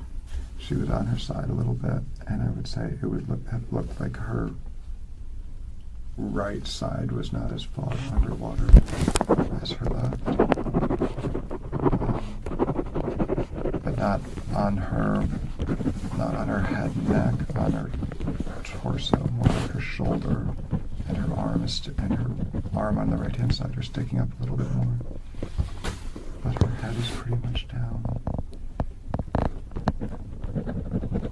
Okay, so torso and arm is out of the water, or out. A little bit more out. than the rest of her body. Okay, and where are her legs? The Kittywampus, the right leg is like down, but it's bent, and the left leg is doing something kind of similar, but it's kind of the other direction. They're not straight. Okay. At that point. Are they in the tub? Mostly. Mostly. But I think her at least part of her feet and maybe her calf are sticking out. And where are they lying? The right hand one is within the confines of the tub. The left hand one is kind of over the edge of the tub. Left foot? Yeah.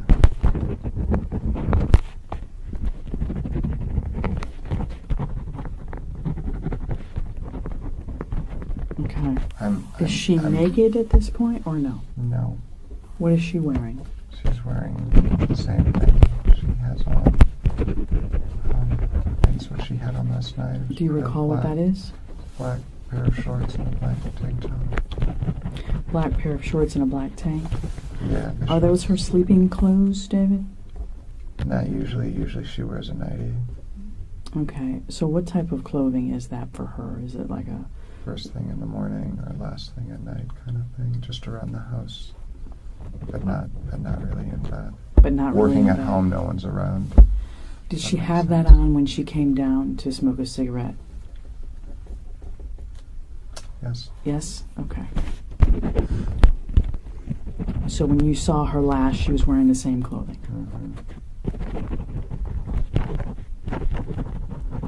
Okay. So you're saying that her head and face and neck are underwater, and her right side, she's kind of on a slant, so her right side's not as underwater. She is basically, for all intents and purposes, submerged almost completely up to her torso. I'm going crazy at that point. It could have been a little bit of, it could have been a little of this, and this is down. It could have been on Her the clothing side. is wet or not? Yeah. Her clothing is wet? Yeah. Okay. So her hair is definitely wet, right? Yeah. Her clothing, her tank, and her shorts are wet. Yeah. And she's face down. So the first thing you do is what, if you recall? I reached out and grabbed her. I reached out and touched her right arm. You recall where?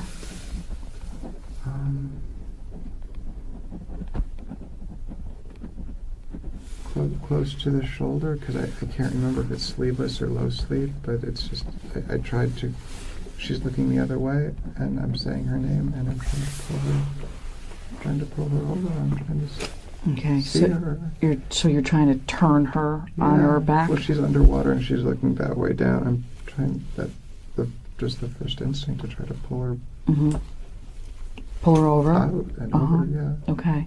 So when you turn her, before you pull her out of the water, you turn her and do you see her face? Yeah. Okay. And what's the first thing you notice? Her lips and her eye are both dark. Lips are dark? Yeah. Purple, blue, gray. Okay. And her eye, which eye? It is her left eye. And what do you notice about that? It's all discolored, and there's a cut underneath it.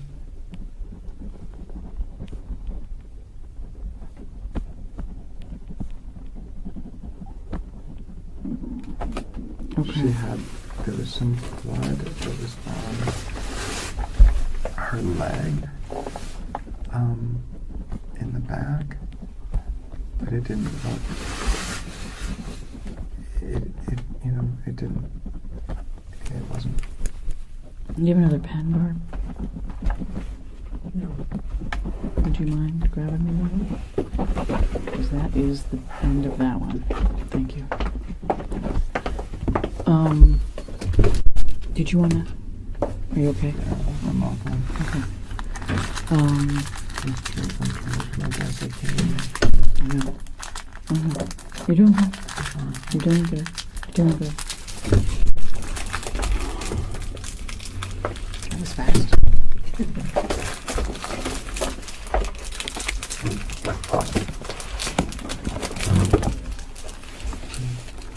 You said there's blood on her. On which leg? The water is frozen here, so there's blood in the water itself. Mm-hmm. I can see a spot of blood on her, kind of the back of her right leg. The back of her right leg? Yeah, because she's laying on her that's the part of her that's a little bit more out of the water than the other side. Mm-hmm. And I can see that's like the first blood that I see. I see the water's red.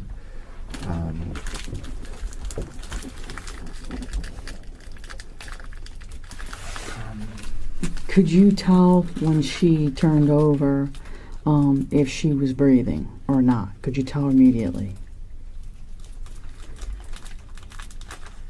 I didn't want to think that she was, but I didn't think that she was at that moment. You didn't think she was? I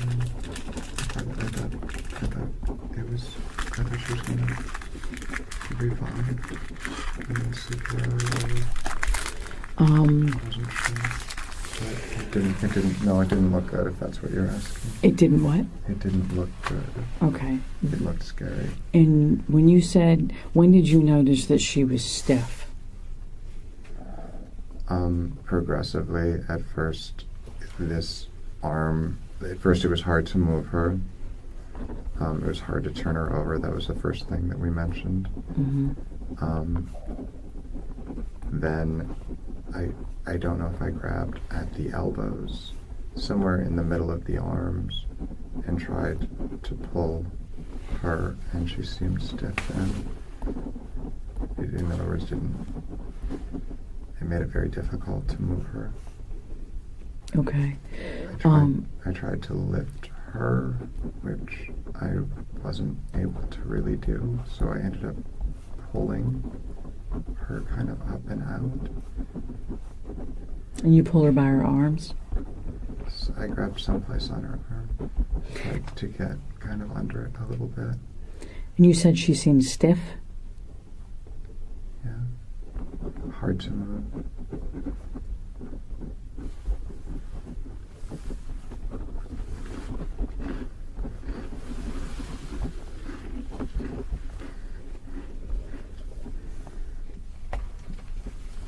Did you notice any other injuries besides the blood, the cut, and the eye?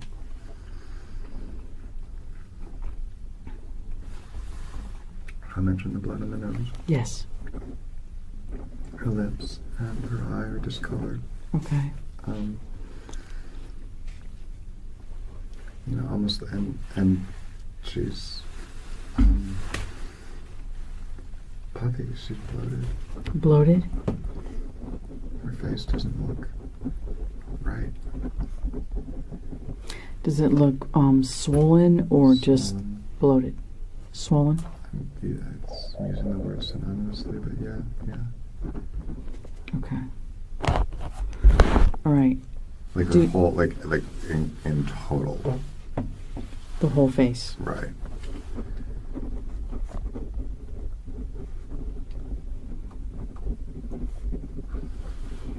Okay. Did you notice any injuries to her extremities, like her arms, her wrists, her hands, her legs? What did they feel like? No. Did you notice any injuries? Bruising, abrasions, anything, cuts, anything on her arms, her hands, or her legs?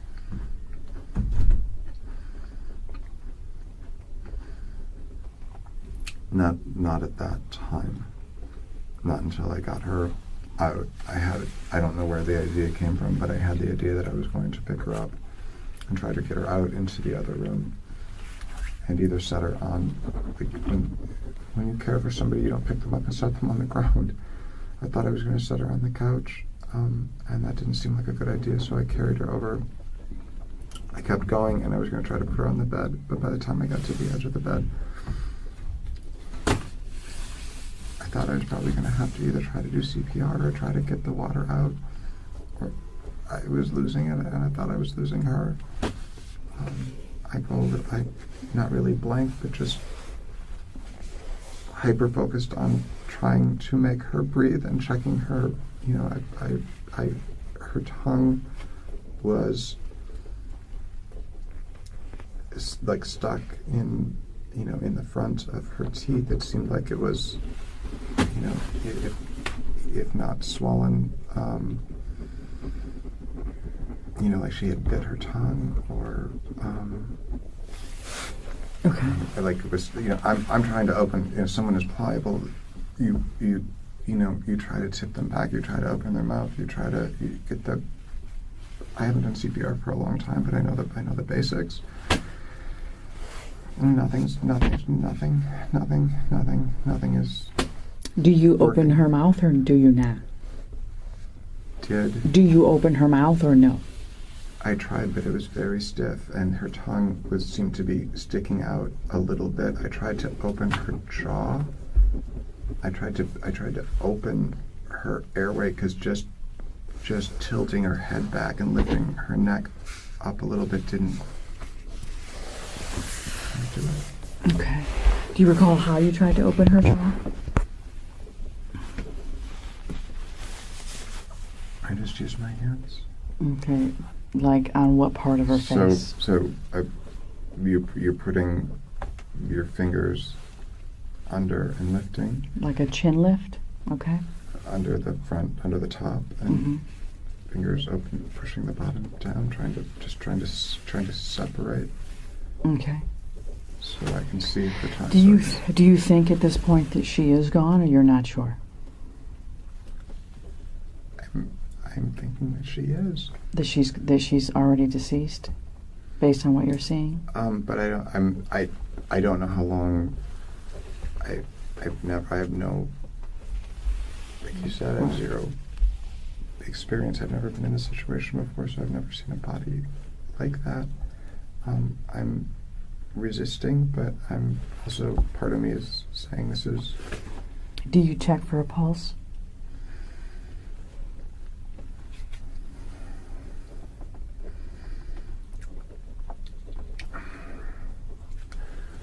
I think with my hand here, but not here. On her heart, but not on Yeah, her wrist? correct. Okay. And her neck. Do you recall doing that? Yes, Do you know whether you felt anything? I did not. Okay. I know. I did So you not. think you put your hand on her heart and did not feel Her it beat neck. on her I neck? think her neck and her chest. Her neck and her chest. And you did not feel a pulse or a heartbeat? No. Okay. Do you ever breathe into her mouth, or are you unable to do that? After tilting back and trying to get the airway as in the best position that I can, I tried a couple of diaphragm pushes just to try to. I'm thinking she's full of water because I've just taken her out of a tub full of water. Okay. So I'm thinking it's like at the beach when you're trying to get the water out, and just pushing air into a lung that's full of water isn't going to do anything. Mm-hmm. I even think that I turned her over to and lifted a little bit, thinking gravity somehow I'm going to get something to come out. Okay. Blood and water did come out of her mouth. When you turned her over? Yes. At that point, I'm thinking she's unconscious and that I'm losing her. Okay. So when you say you did diaphragm pushes, that's similar to a chest compression or different? Exactly. Okay. Exactly. Your chest compression. Exactly. Okay. And you did like that a couple of times and didn't get a desired result, didn't get anything to happen? It felt like her rib cracked. It felt like her rib It cracked? felt like pushing instead of getting instead of getting a rebound back, it didn't, and was fairly thoughtful about where I thought I was in the perfect spot. That's when I grabbed the phone and called. That's when you grabbed the phone and called? Okay. Which phone did you call from? Her office line, the landline, because it's right on the table right behind where I was. I also tried to sit her up a little bit. I was just trying anything I could think. Okay. So from the moment that you entered the home until you called 911, how much time do you think elapsed with everything you attempted to do? I've been thinking about that.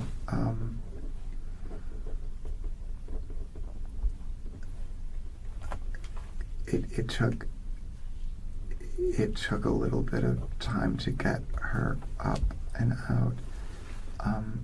I had to pull her and turn her a couple of times. Then she felt cold. You asked how she felt. She felt cold. She felt cold. So I grabbed the. You grabbed the what? We had when we redid the bedding, we took the mattress cover off to wash it, and it was sitting there. And again, it's thick. I put it under her. I put her head, and I wiped her face off again. And I started crying. Okay. How much time do you think? I don't think it was 5. I know it wasn't 5 minutes. Like from the time you entered the home until you called 911, the total elapsed time from the time you walk in, walk upstairs, discover her, from the moment you walk in till you call 911. How much? 6 minutes. 5 to 6 minutes? Okay. It probably seems that long, but it could have been less than that. But I can't imagine anything any longer than that. Okay. And you said you called from her work phone to get paramedics? The landline, the Panasonic phone was sitting right there. Okay. So, where was the mattress cover before you put it on the floor? Behind the couch. Next to the couch. We had taken all the bedding off and just piled it up. We weren't sure what we were going to do with that because we didn't think it was. Okay. We have a small washing machine. I didn't know. I wasn't quite sure how we were going to. So was the mattress cover off because it had blood on it already from the sex? You're nodding. We did everything. We took everything.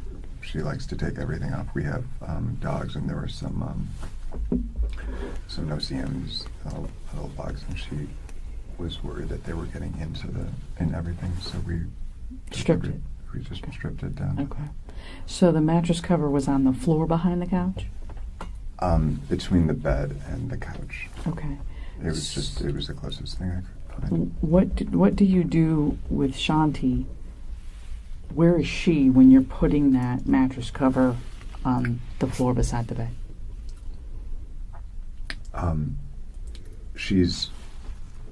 I don't move her and then put it there and then move her back. I put that, I think, closer to the bed, and I pulled her up onto it. And where was she, though? She was in the middle of the living room in front of the, with her head kind of at the foot of the bed. Middle of the living room with her head at the foot of the bed? So the bed is here. And there's kind of a gap between this and the couch. We're here. And I think her head is here.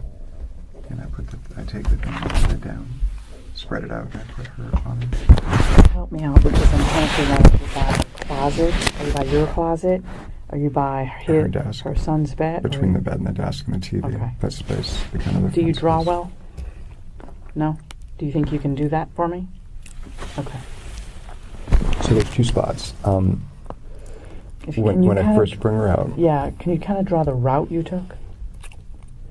Mhm. So if this is the couch. Mm-hmm.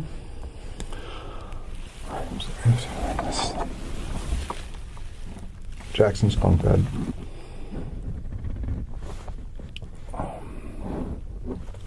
It's back here. Just write Jackson's bunk bed. Jackson's bunk bed is back here. No idea what you mean by that. Okay. Okay. So bunk bed is back here. What is this? So this is the couch with the sectional kind of coming off of it, and the bed is here, coming back this way. And I think the bed probably comes out a little bit more than the couch. And where's the bathroom? The bathroom's back here in the corner. This area's the legs of the ladder come down. This is the clearest path. And again, I thought I was trying to get her. When I first walked out, I thought I was going to lay her on the couch, and then it didn't. At some point between pulling her from here, trying to get her at this point, and lifting her on the couch, I didn't think it was going to happen. So I pulled her to about here, and I think her head is here. Her legs are going this way. So where's the television? The what? The television. Right here. Okay, so that's... And then her desk just comes out and does kind of meets up with the bed like that. Okay, so if you would just do me a favor, write bed. That's the bed. So I'm in the I'm here because this is the biggest open area. Okay. This is the So tight space. do you come from the bathroom down this section? Yes. And my Okay. idea is to put her here, and at some point when I get over to this point, putting her on the couch I feel like now first I'm just trying to get her out of the tub, and then I feel like I have to do CPR, or I have to do something. So that's when I think I want to lay her down on the floor. And so I have her hands, so I pull her, I have her hands, and I'm pulling her this way. Are you carrying her? I can't carry her. Okay, I tried to lift her out of the tub, and so I ended up using her arms to pull her this way, and then out, and then turned, and then came here to Is she here. face up or down when you're having to do this? She's face up to get her out of the bathroom door, because that's how I grab her. I turn her and I pull her this way, but I can't keep going, so I grab her arms, and she goes the other way, and I pull her with her face. Her face is down, but she's moving better because of the way her arms are. Her arms I'm able to grab onto better. I'm losing her arms the other way. So when And I'm backing up. So when you first get her out of the tub and going through the bathroom, you've got her kind of like this. Yes. Can you show me, if you don't mind, where you're holding her? I'm either, and I can't remember exactly, because I think just to get her out, the way her arms were down, I had to grab higher up on her arms. Okay. But when I got her out of the tub and onto the floor, I pulled her. I had enough space, and I wasn't reaching over a tub trying to pull her. The weight of the water and her all out, and that's when I turn and I grab her the other. She's kind of on her back and side at that point, and I grab her. I turn her the other way. She's face down, but I can hold on to her arms better, and I can move her quickly. And that's when, because it's easier, I tried to get her to this spot. So she's face down, and you're having. Is it fair to say you're dragging her? Or, Yeah. Okay. Yeah. So you're dragging her by her. Is it here? Is it here? Is it here? Once we're out, that's here, because that's the easiest. Okay. Because it's so when just- she's this is face where I down, can it's hold. wrists. It's wrists, both wrists. Yeah. Okay, so when she's face down, you're dragging her by her wrists, and you drag. I couldn't get it, but when she was laying in the tub, think about her wrists are down here, but I'm trying to move the bulk of her body, which is all up here. So grabbing her wrist is just going to pull her to the end of the tub. Right. So I had to get under, more like under her armpits, to lift her and pull her up out. And I don't know if I grabbed her arms or if I put my hands under her armpits and pulled them that way. I don't know for sure. Okay. But I just know that pulling her hands didn't work there. But it was a lot easier once I got her out to move her that way. Okay. So when she had to have been drug from the bathroom exit down the carpet to the couch, and then where do you stop dragging her initially? Initially, and I don't think the scale's perfect here, but initially her head is in this area. That's not the size of her head. It's just right. Roughly in that area. Okay. And then next, it was here because I thought I was going to put her on the bed, but that didn't make sense. So I took this and set this here, and then pulled her onto it. And where was that item? Right here. So the mattress cover's here. You pull it over here, and then you move her. I'm able to literally just grab it and pull it. It's that close. I'm right. This seems bigger, but right. Keep in mind how small the space is. Okay, so then is she face down when she's here or face up? She's face up, and that's when I start just that's when I really look at her, and that's where I'm thinking I'm going to have to do CPR, so I'm trying to get her in a space where I can do that, and that's when I started to go through the pulse, neck, chest. Here airway. Or when she's moved? Here. Here in front of the couch. And when that didn't seem to work, I couldn't get her airway to do anything.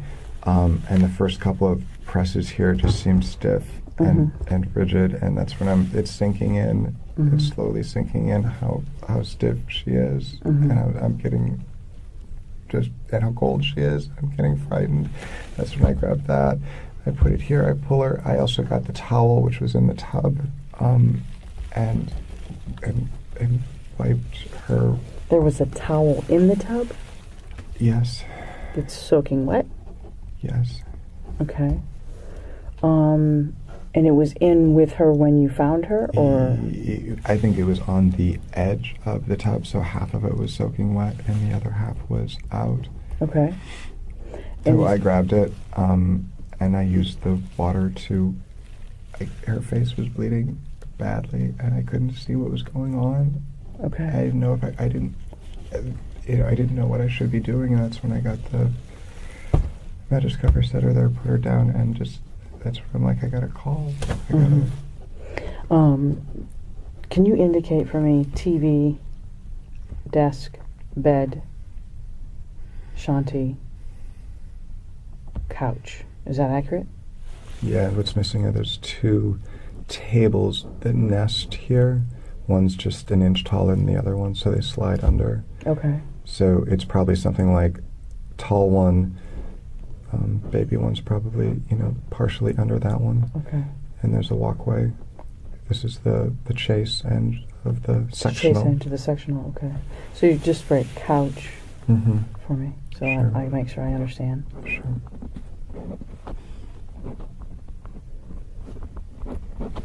Tables. There's okay. TV. So TV, entertainment center.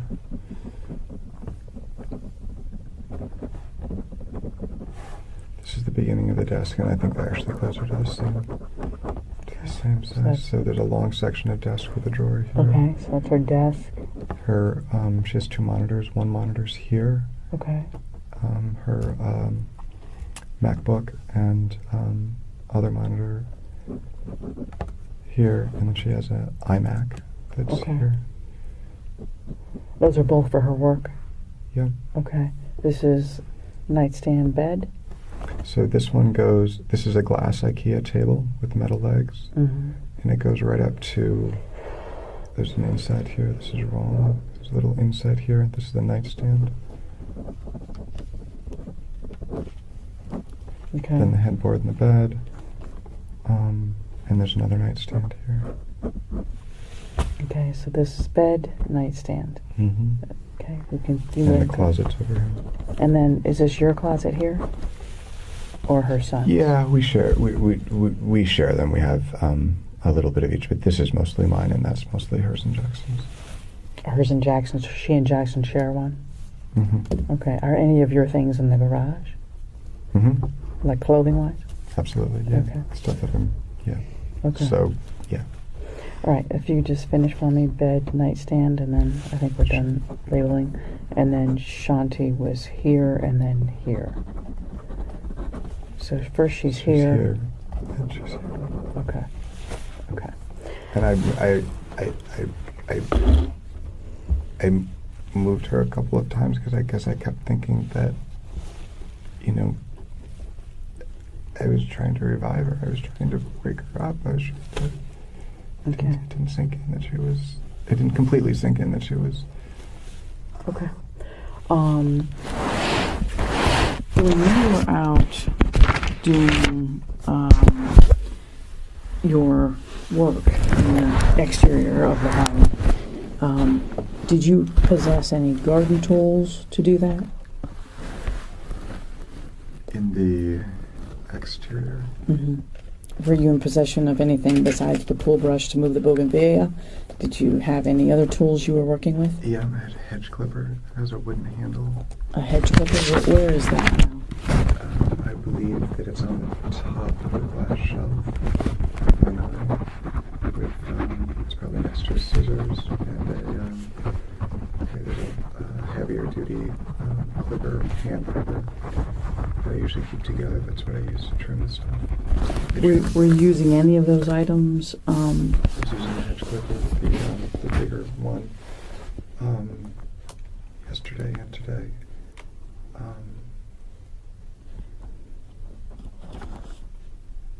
I don't think I had anything else. Were you trimming any hedges? Just the branches off the bougainvillea. Okay. The ones that I couldn't push back up. Okay, so you think you used a hedge clipper today. Yeah, no. What about the scissors? I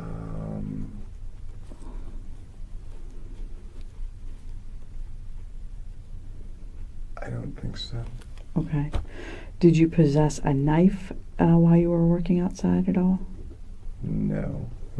We do have one that we use, and one that I used on Sunday to cut. We do a plant, cut up the root. What does it look like? It's gray, like a two-tone, spongy handle with a serrated blade. And where is that? So that one goes back and forth between the kitchen sometimes and being used for the garden. So it was washed with some of the dishes from yesterday. I think it's sitting on it was Friday, and it's probably sitting at near the frying pans and the cooktop. Do you have a knife with an orange handle? We have a small chef knife that has an orange handle, and I think I was using that on Sunday as well. To do what? I think that one was there's a little side yard underneath the water heater by the gas meter that goes around the house. And I can't remember exactly what it was. I think there was a bromeliad that I was cutting. I moved 2 bromeliads from that area, and one to the front of the driveway and one to the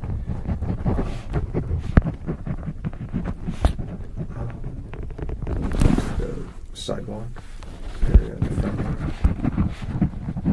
And I remember using that, but I cut a cabbage palm out and that wasn't strong enough. So I remember using the other one. That's probably why it was sitting out there. Probably had gotten rinsed off or cleaned. Sitting where? It's probably why it had gotten washed. And that's probably why it was brought back into the house. Normally it would be with my hedge clipper, my scissors, my little clipper. I usually keep those 4 things together. So the small chef knife that you're talking about that you were using outside is where now?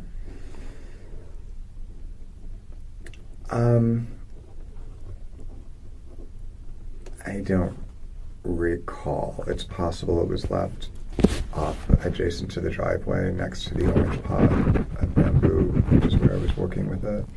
I do seem to remember seeing it there. But I honestly don't know. Is there anything unique about the blade? Is there anything unique about the blade on that knife? The orange handled one? Mm-hmm. Yes.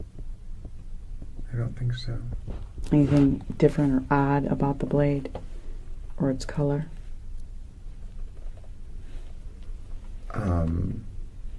Maybe like an iridescent quality, like gasoline and water, like is that what you mean?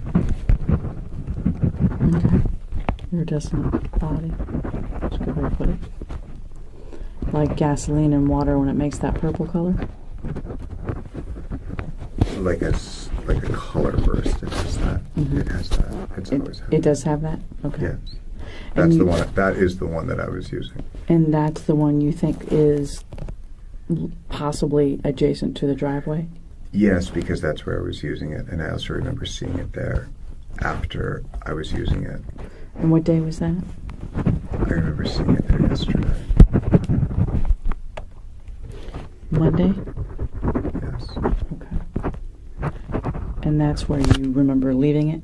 That's the last place I saw it. I might have said it on... I also remember seeing it thinking that's a really poor place to leave a sharp knife and thinking I should pick it up and set it someplace, but I'm not sure if I did that. I don't remember seeing it today, but when we walk out that way, it's not the first thing you see. You have to sort of be looking at that in that direction. Okay, what do you feel as though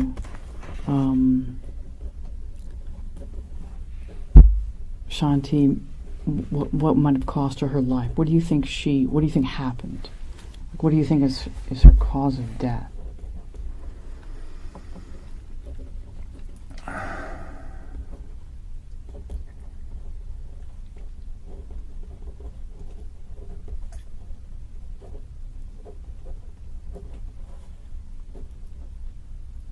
I think that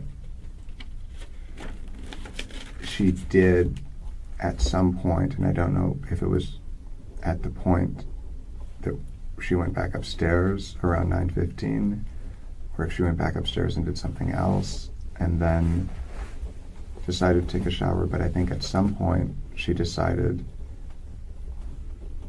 I'm going to take a shower, and she stepped in and turned the water on, like she always does, to let it heat up. And that's the point that I think something went wrong. Either she slipped, or she fell, or she blacked out, or something caused her to collapse.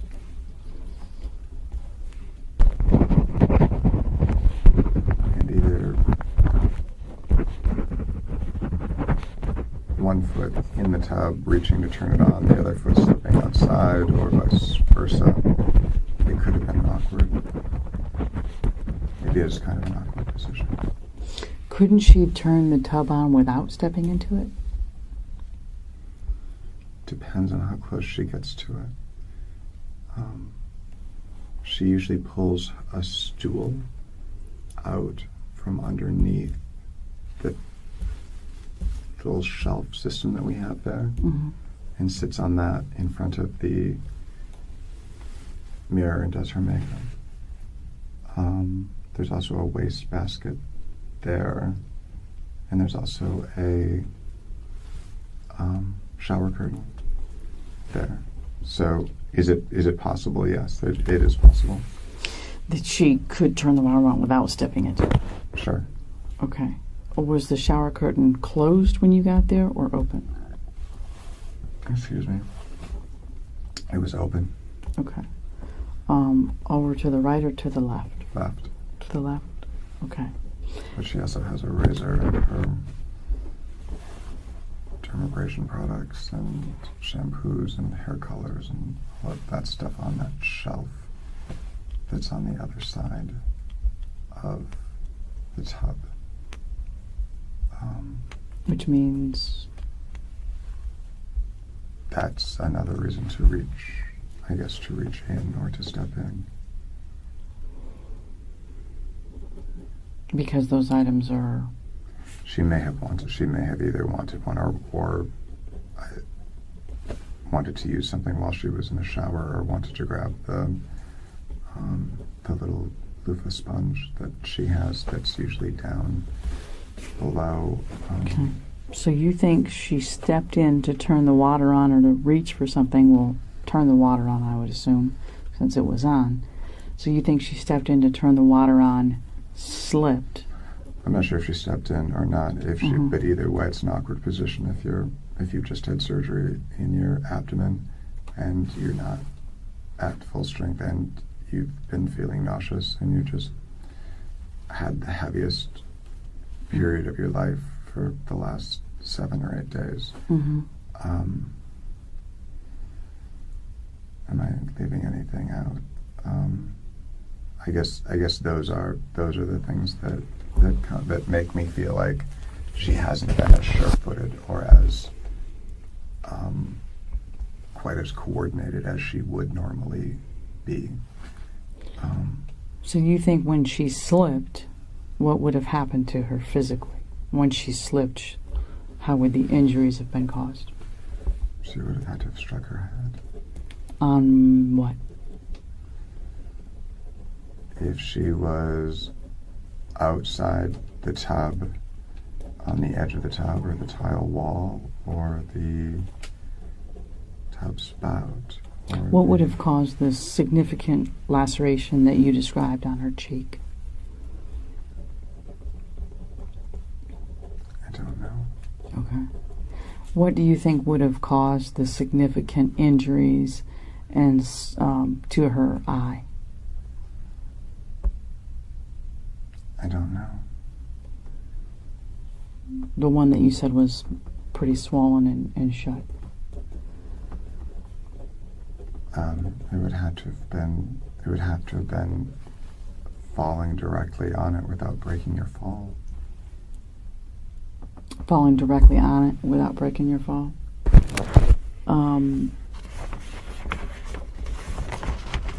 When was the last time the two of you argued?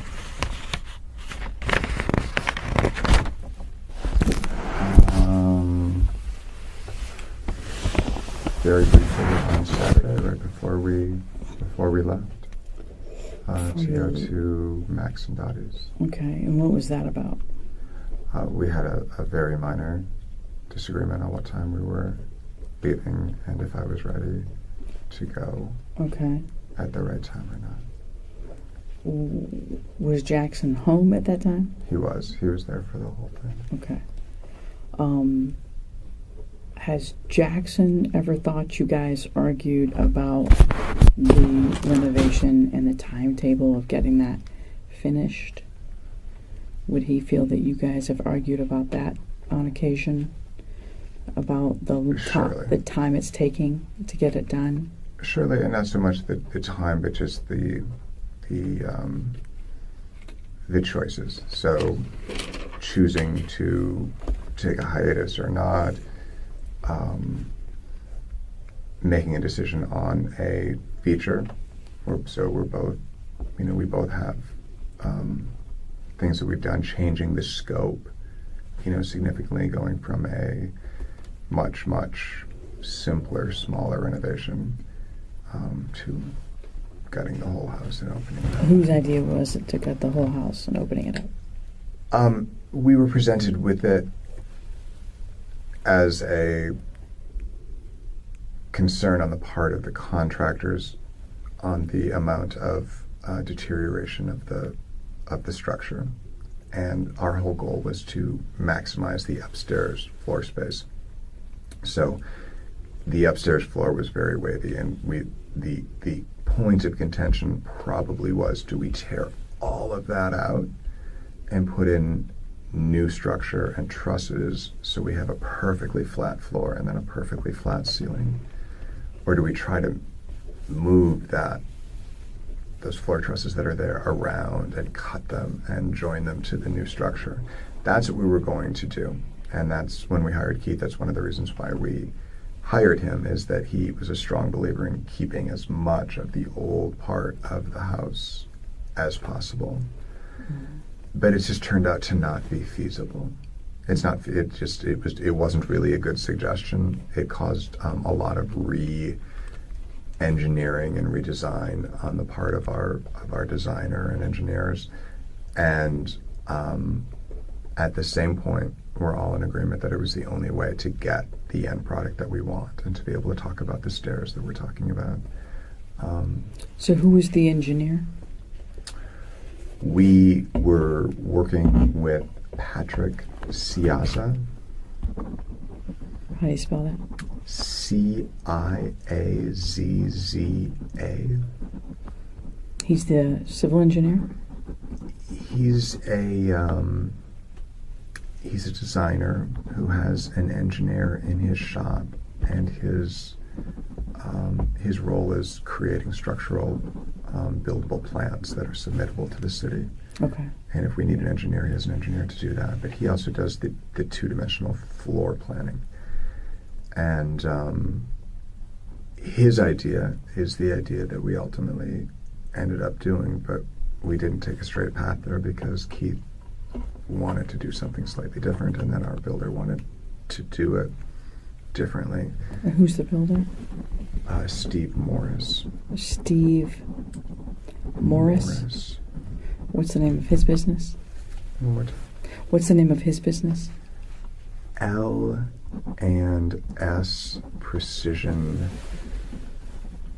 and I think that stands for Larry and Steve, and it might be Precision Carpentry, it might be Precision, but that's the main. Okay, so if Jackson felt like you two argued about the house routinely, is that accurate or not? I don't think most of the time that we're arguing about it. I can understand that might be his perception, mm-hmm. but I don't think it's an argument if Shanti and I are both on the same page and we're both just in agreement and upset reasonably and justifiably upset that it's taking longer. Shanti and I aren't fighting about it. Mm-hmm. We're both upset about the same thing. Does she feel as though you don't listen to her? No, I don't think so. She knows I listen. That if you would do it her way, things would go smoothly? No. So you say you last argued on Saturday about you getting ready to go to Max's house and when you were going to leave, etc. Has any fight ever turned physical between the two of you? No. Okay. Has she ever hurt you, hit you, struck you, threw anything at you? No. No. Have you ever harmed her physically? No. Choked her? No. Strangled her? No. No. Have you ever strangled her or choked her during sex just for heightened orgasm? Some couples do that. Absolutely not. No. Absolutely not. Okay. Was there ever anything around her neck that you noticed during you removing her from the tub or attempting CPR? Was there anything around her neck at all? No. Okay. No necklace, no. No, nothing. Nothing. Okay. Did you ever, if in your assessment of her or attempt to help, have your hand on her neck at all? Sure. Underneath, behind her. Behind her Like- head? Like that. To do And the then- head tilt chin lift? Sure. And then also to feel for the pulse, like I told you. Okay. Did you ever have your hand on her neck where you would have had to have squeezed it for any reason? Possibly when I was trying to pull her out of the tub. Tell me what happened. As I was trying to turn her over, I might have put my hand under her arm or on the side of her head to try to turn her like that. But she would have been, as we know now, deceased at that point? Yes. Okay. So prior to her being deceased, do you have any reason to have your hand around or hands around her throat? No, absolutely not. That did not happen. Absolutely not. Okay. What do you think caused, or what do you think the injury is to her eye, the discoloration and the swelling? I don't know. I don't know. I thought that she struck that side of her face because it seemed that she had the cut here and that was underneath the eye. It seemed like whatever it was, however she fell or whatever she hit, that probably happened at the same time. The cut and the eye injury? Yeah. Do you think there's any sort of significant injury that to her eye itself or to the bones around her eye at all? I don't have any reason to think so. Okay. Were you ever able to see the whites of her eyes on either eye? This eye was the left eye was closed, as I said. Okay. And I believe that the other eye was closed too. You believe her right eye was closed too? Yeah.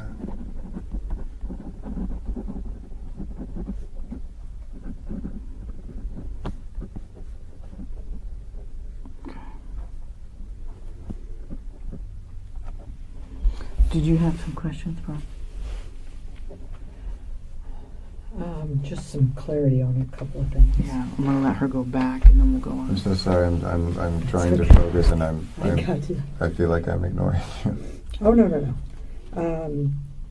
So she was asking you about whose idea it was to rip the floor out, and you kind of ended up talking about the contractor. So were you both in agreement with having to take it out, or was it more like one person's idea than the other? It was the contractor's idea, and it was the designer's idea originally. And neither one of us wanted to have to do it. Both of us wanted to keep it, and that's probably why we hired Keith. He really, as I said, was such a strong advocate for getting the result that we wanted, and keeping as much of the structure, his words, to not further compromise the structure by taking more and more of it out. Okay. I don't think it's fair to say that either one of us thought you could get the result that we wanted and not do that.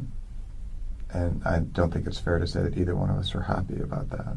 Mm-hmm. Both of us were upset, but we also both wanted that end point. Mm-hmm. Both wanted that resolved. Okay. And who contacted Keith? Or how did you come in contact with him?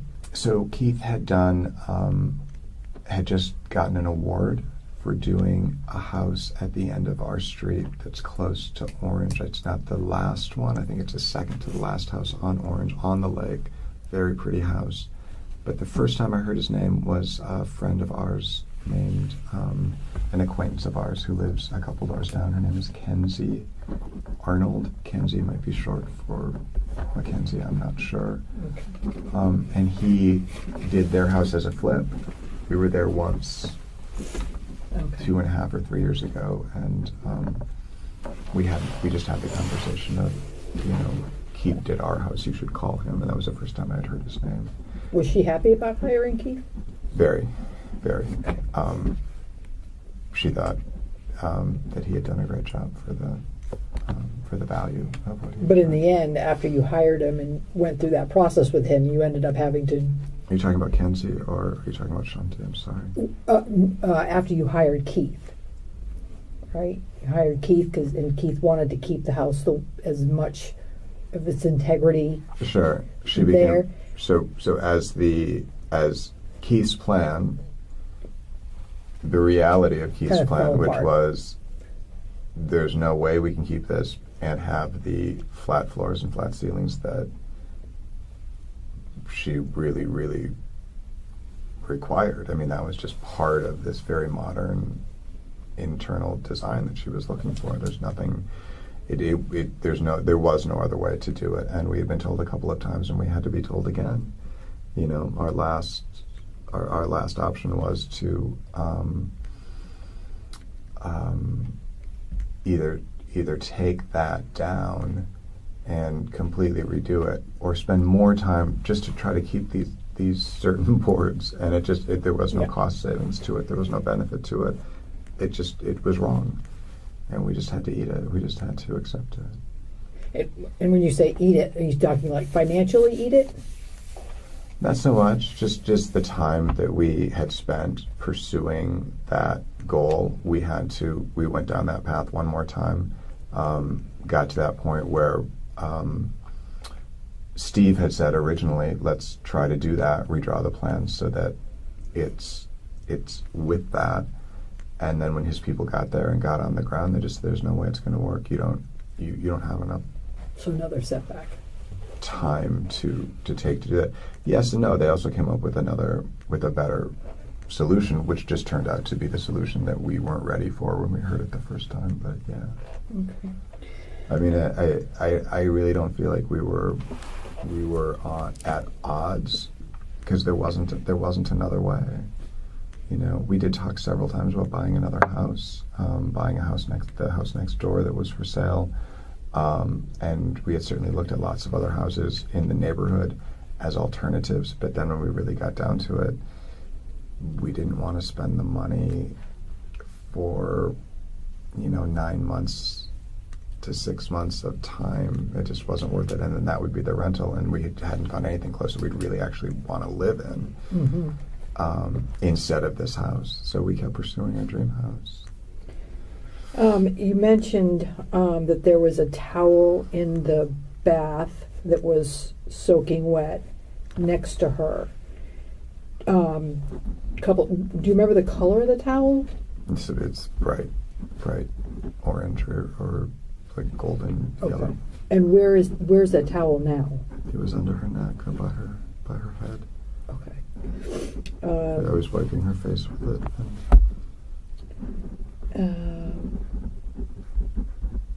And you said that the park that you went to with the dogs was Park of America. That's the one right there by the big 408 toll building. By the toll building was a government. Okay. Exactly. Right down the street from OPD. Yeah. From what? All of our facility is right back there. Oh, I didn't realize. I have, now that you say that, I have seen the signs, but I didn't realize. Yeah. Okay. And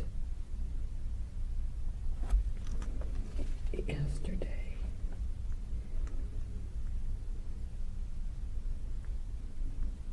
I mentioned yesterday, and it was raining. What did you? To look back. What did you say you were doing yesterday? Wasn't it pouring rain? So it started pouring. Pouring. We were watching Right. TV at Oh, night, right. and it started That's right. You said it pouring. was pouring. Okay. We had cut grass. We had put out some fertilizer. And you left your phone on top of your Dell computer? Correct. And that's or very close to it. Yeah. okay. On that table somewhere is my assumption. And downstairs by the dogs. Correct. Okay. Correct. Cool. That was it. This part. Okay. When you first entered the house to go upstairs, was that door closed? Yes. Was it locked? No. Is that unusual? No. We almost never lock the door unless we're both going to be gone. Okay. Even then for we have to be gone for a period of time before we do that. Before you'd lock that door to the residence? Yeah. When you go to sleep at night, is it locked? To the main house or to the back? To the residence that you entered, the garage apartment that you entered to go We almost, because it's behind that gate, we almost never lock it. the only door that is usually approached by anybody from the front is that door just a little past the dumpster. Okay. So we almost always keep that locked unless we're working and we know people are coming in. The door past the dumpster, that's where the There's UPS or Postal Service dropped that package? I didn't know there was a package there, but normally there's our mailbox is right there. Mm-hmm. And there's two things. Sometimes they'll flip it over the fence. If it's not a regular carrier and they can't get to the door, they'll just flip it over the fence on that front sidewalk. Most of the time it would be on that step in front of that door. Yeah, on that step in front of that door. Correct. Yeah. You did not observe anyone showing up with that package I did not. while you were out working? I did not. Okay.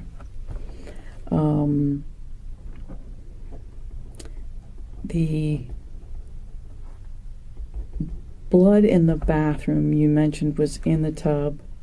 Where else in the bathroom did you notice blood? On the edge of the tub, Which edge? by the shelf, Okay. Is and I pushed it looked like there was some on that rug, not a lot, but some on, there's normally a rug that's in front of the tub itself, and push that back towards the shelf when I grabbed her. okay. Was there any blood on the tile wall? I don't know. I didn't see anything, but I didn't spend any time in there really looking at it. Okay. Did you notice blood anywhere else in the bathroom? I did not. Okay. I did not. I was only in there for. Since she was bleeding when you removed her from the tub and you're dragging her face down, is there blood on the carpet in any areas that you're thinking? Oh, I know there's blood in that first spot where I wiped her face because it kept coming off, and I think there was blood on the back, on the side. You're somewhere. pointing to what, the right side of your head? I'm looking down at her, so it would have been her left side, or it would have been the same side that had her. The same side where the eye and the other cut were. So yeah, I don't know. So her left? Correct. So you're saying there's blood behind the left side of her head? In this area? Like where her hair is? Correct. Correct, because as I was wiping it off of her, the towel was soaking. There's blood coming off of her at that point. How much hair did you observe? When you said I saw that- 2 clumps in the tub, but Floating around the water or where? After as I pulled her out, so yes, they were floating around in the water, but when her head was down, her hair was pretty much covering the whole front of the tub. It had just fanned out in the water. Mm-hmm. And where, like, her hair is missing, or what do you mean? No, I just mean from off of her still. Okay. Is there hair Is there hair in the tub? I did notice there's a couple pieces, or a couple clumps Where? floating in the water when I pulled her out.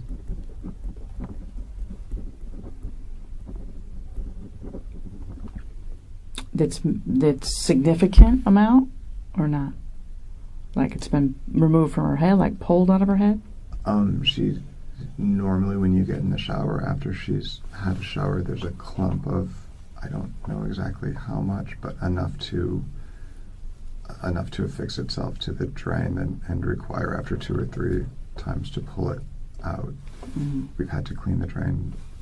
I've probably cleaned the drain in the sink and the tub 2 or 3 times since we've lived there because her hair clogs in. Okay. She sheds. She seems to shed. Her injuries to me, David, seem really significant. More significant than from a soft tissue fall. More significant than from me tripping and falling and hitting my head and being knocked unconscious. Not only are they more significant than a fall, but they're inconsistent with a fall.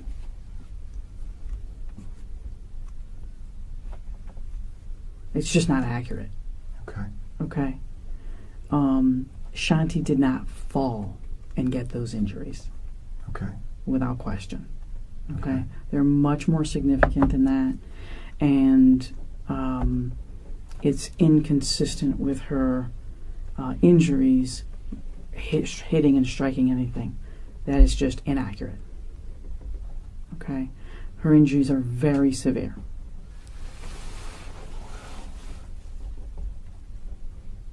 Okay, so the trouble I'm having with your story is you're there.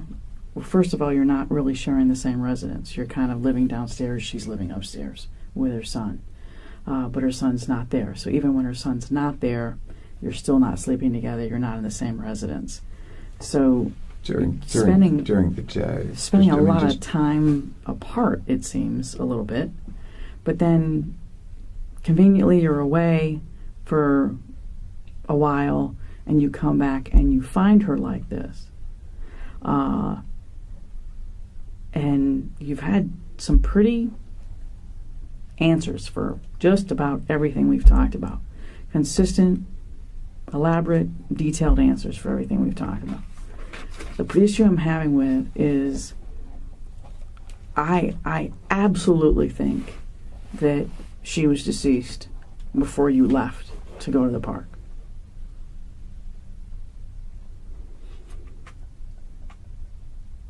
And I think whatever happened to her happened before you went to the park. Okay? Do you know how long it takes someone to get stiff? I don't. Okay, I do. Do you know how long it takes for blood to pool when you die? No, I don't. I do. We're also very well trained in what injuries look like perimortem, mortem, and postmortem. Sure. Okay? So her body's not lying to us, Of course not. and neither are her injuries. Okay? So I think that you've told us a significant amount of information. You've been very cooperative. But I also think that you've left some stuff out. Wow. And I think you've left some stuff out that is maybe something got out of hand, maybe you didn't mean for it to happen, maybe you got upset, but there's something that happened between the two of you before you left that house. Because she was deceased, or on her way to being deceased, before you left that house. And she had been deceased while you were gone. And when you came back and found her, it's pretty evident that she was deceased. Yeah. Cold, stiff, Yeah. significant swelling, Yeah. and a lot of bloating. Agreed. Okay? So whatever happened between 7 and 9:30 to 9:45 is where I need you to be significantly more honest. Now, if there's an explanation, I want to hear it. I told you everything. But you've left out something, David, because this woman has significant injuries. Okay, this is not from a fall. So I need you to explain to me and Detective McClelland what happened this morning before you left to take the dogs. It was exactly as I stated. I haven't left one thing out. Okay. Did you two argue? No, absolutely not. Did you fight? Absolutely not. Okay. Did you harm Shanti in any way? Absolutely not. Did you choke her? Absolutely not. Did you strangle her? Without question, no. Did you beat her? No. Did you hit her with anything? Absolutely not. Okay. Do you have injuries I do not. anywhere? Did they photograph you, I assume? They did. Okay. Do you know if they photographed your chest or with or without clothes? Or both? They photographed with clothes. Do you have any injuries that, in my mind as an investigator, I would consider someone fighting for their life? No. Someone trying to harm you to save their own life? Absolutely not. Would you mind showing me your chest and back? Sure. I don't need to see anything else, just your Sure. chest, back, and arms. Sure. That's plenty. Don't go any further. I'm sorry. Don't go any further. I don't know if you have pants on or not. Okay. You just pull it back for me. Okay. And you can take them all the way off your shoulders. Okay. Were you scratched in this process? Were you scratched at all? No, not today. Not today? Has she scratched you in the past? She has never scratched me. She's never scratched you. What do you mean not today? Scratched in the process. In the process of anything that happened between the two of you, were you scratched? Absolutely not. Okay. She hasn't scratched you in the past. That's what you're saying. Correct. She's never scratched you. I didn't know what Correct. you meant by that. Okay. So I'm just going to walk around. Sure. You see that? Can you lean forward for me? Sure. What am I seeing on your sores? So I have some type of food allergy. We're not exactly sure what It's a food allergy. Wow. it is, but I do have allergic reactions. The kind of Are these ulcerative rupture. bites? Not. I mean, from like an insect or an animal or. So the large one is just an ulcer. It's like a rupture. It has Here? Okay. that one, Mhm. and it's been there for a couple of weeks. Okay. And what's Um, that from? That is from some type of detoxification or allergic reaction. We're not entirely sure. Okay. It was swollen beyond that, and it's just been slowly draining. Okay. Can you just lay your arm like flat, like Sure. straight down? I just Sure. want to see the back of your arm. And lean forward for me so I can get some light. Thank you. Okay. Did anyone touch you here today? No, Grab you no, here in this area? Did she grab your arm? no.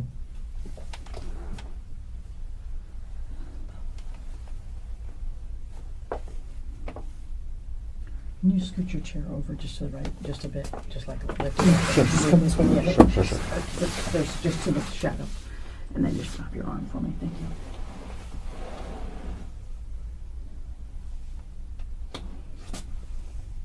And drop your head just a tad. Okay. All right, you can relax in your head. Okay, and then just hold your arms straight out in front of you. Perfect. I know this is probably, someone's already done this, but I hadn't, so. Okay. I do have some scrapes and bites and some. Do you have any sort of some- skin disorder? Or just the allergy? Mainly the allergies, but it is ant season, and I do have some bites Okay. from that. Not, and then, those aren't flea bites, are they? I don't know. Pick up your I tea. actually don't know. I do have prescriptions from the Vermilion, from the Bougainvillea. Okay. I do recommend.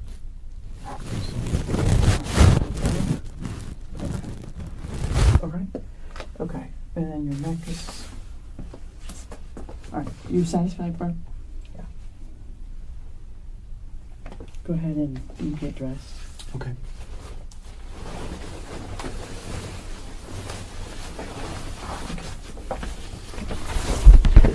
I can assure you there's nothing about the house or anything. The types of fights that we've had have been so minor, almost trivial. You know. Do we get irritated with each other, or are we both busy at floors? And sometimes say things I wasn't really sure. And sometimes people who have never, ever, ever harmed a fly, have never been arrested, have never had any problems, just snap. Things happen. Things happen, especially between couples. It's not doesn't make you a bad guy. It doesn't make you an animal. It doesn't make you a monster. It just makes you human.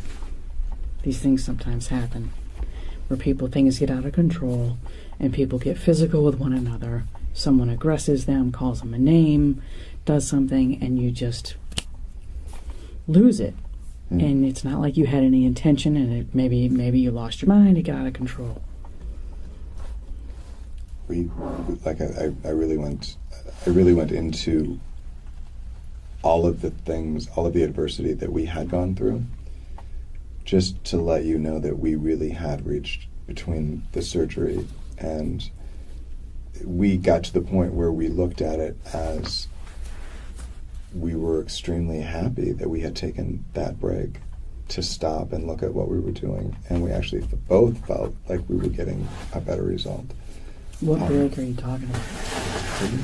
What break are you talking about? When she had her surgery, a week after that, we basically ran out of things for them to do. We had kind of reached the point where we needed to take 2 or 3 weeks, regroup, replan, because they didn't have full days at that point until we got the plan back together and we had more of the work lined up for them. Keith was part of that, and being on the show was a huge part of that.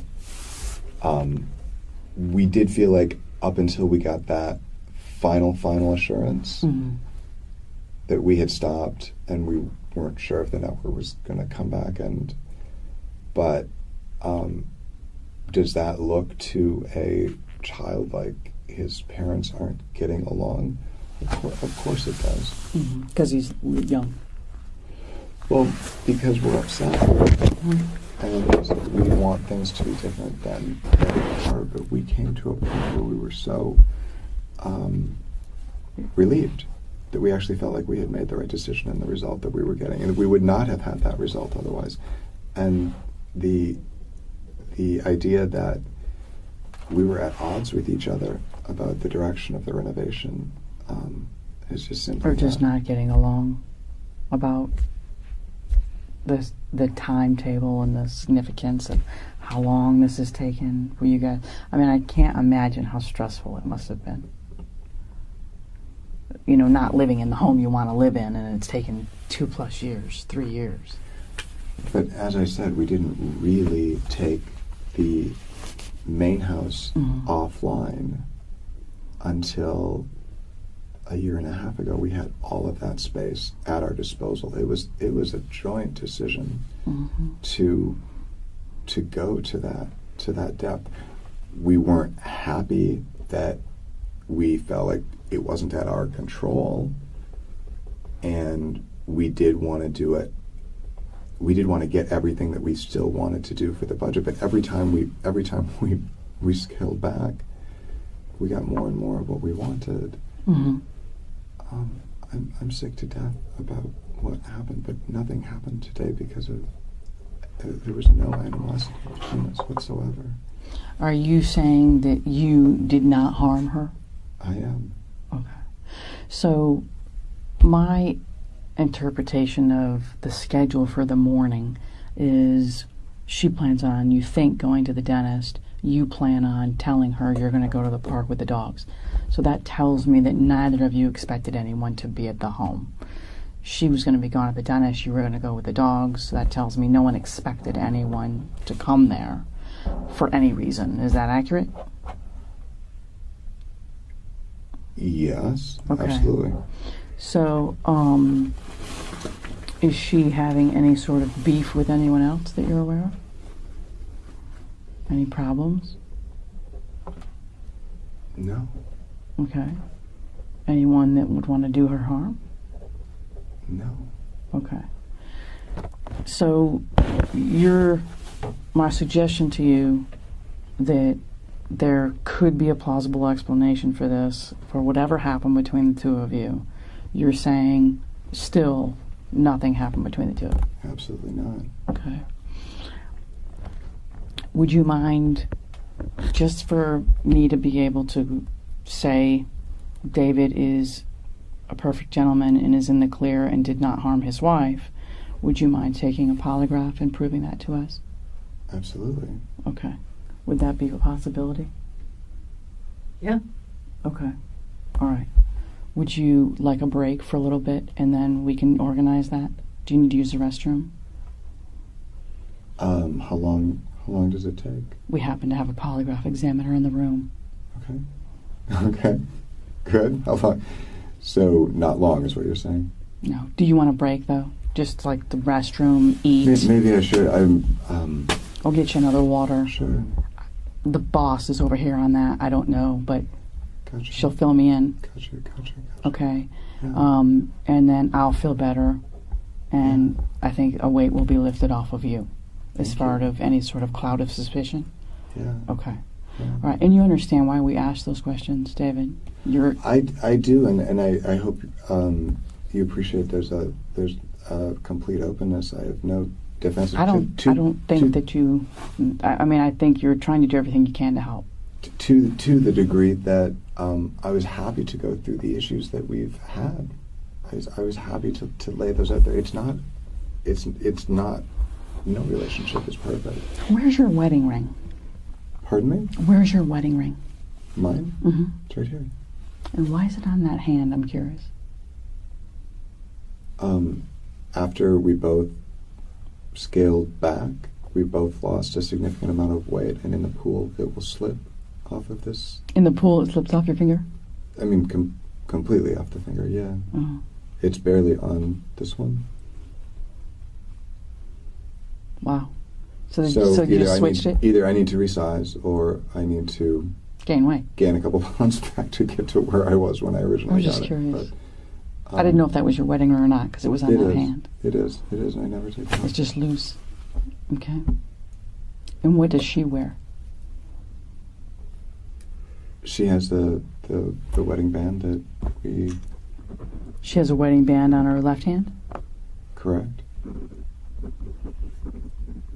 Does she have any other jewelry on that you remember? Earrings. She had earrings? What did they look like? Diamonds. Sparkly, small. Studs. Small? Studs? Does she wear a necklace? Not very often. Not since the surgery. She's been wearing almost nothing other than her ring.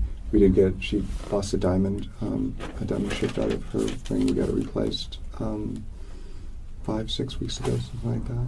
So today she had on her wedding ring. Is it a diamond and a band? Is it 2 rings or one? Correct. 2. It's done. Okay.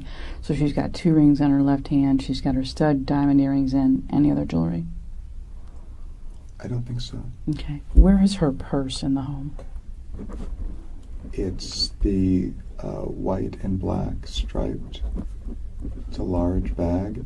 It's on the entertainment center towards the stairs. So it's the first thing you see. Okay. About knee level.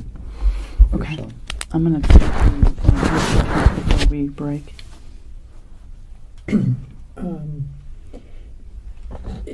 You mentioned that she separated and divorced James due to an affair, right? Was that affair with you? No. It was before we. It was well before we met, and it was while they were still together, living in. It's not Alouacha, but it's close to Alouacha County, Deluma. Did she ever tell you anything more about that affair? She did. She came completely clean about it. She just felt like she wasn't. She said who it was with? Valued at home, and it was a colleague, somebody that she worked with in Houston. In Houston? Correct. So it was while she was traveling? Correct. Do you have? Did you get a name? It's also Jim, and it would take me a second, but I can. Is that someone who lived in Texas, or they were traveling together? He lived in Texas. He worked lived for the company that she was consulting for. Okay, gotcha. There, so they were not co-workers, but they were working together. He worked for a company she was consulting with. Yeah. Okay. She still communicate with him at all? I think they're on Facebook together, but I don't think it's anything more than happy anniversary or, it's just the cordial stuff. Was it a long-standing I don't think so. affair? Or? I don't think so. She said not, and she said it was just a few times on the road. But she felt like it was, that the marriage was that bad. She felt like it was, she really felt like he was making her life hellish, and he had her up there kind of, she felt. Would you suspect that there was anything going on with her now? I wouldn't, no. And what about with you? No, definitely not. Girlfriends, or No. you're still on Match? No, definitely not. Did she ever explain anything to you about anything physical happening between her and her child's father? Her and her what? Child's father. Jackson's father. Yeah. Like what? Like when she was pregnant, he slammed her arm in the truck door and dragged her a bit. I don't know if it's an exaggeration or not. It seems like it was more just, of a concern. Did she report it? I doubt it. She didn't. I mean, she didn't say that she did it. You seem like Later. she seemed like she had the type of personality that would stand for that from somebody. I mean, what kind of personality did Shanti have? Is she kind of mild-mannered or strong-willed or somewhere in the middle? I think that's how she made the decision to. I think that's when she made the decision that she did want to get divorced, but that she wanted to get, as I said, she was terrified of being stuck up there. She was at the end of their tenure up there, while they were losing their house. She says they were both using a lot of drugs. She says they were both drinking excessively. She never wanted to have it. I mean, it's deep. She never wanted to have a child with him. And when they did, when she did get pregnant, she would obviously never give it up, but she didn't want to be stuck up there with no job opportunities and being that far from a regional airport. She just didn't want to do it. So that was her, but I think that she says it's, the cold, part of it that was what really turned her to look someplace else, is that he was cold and they ignored her. What kind of drugs was she doing?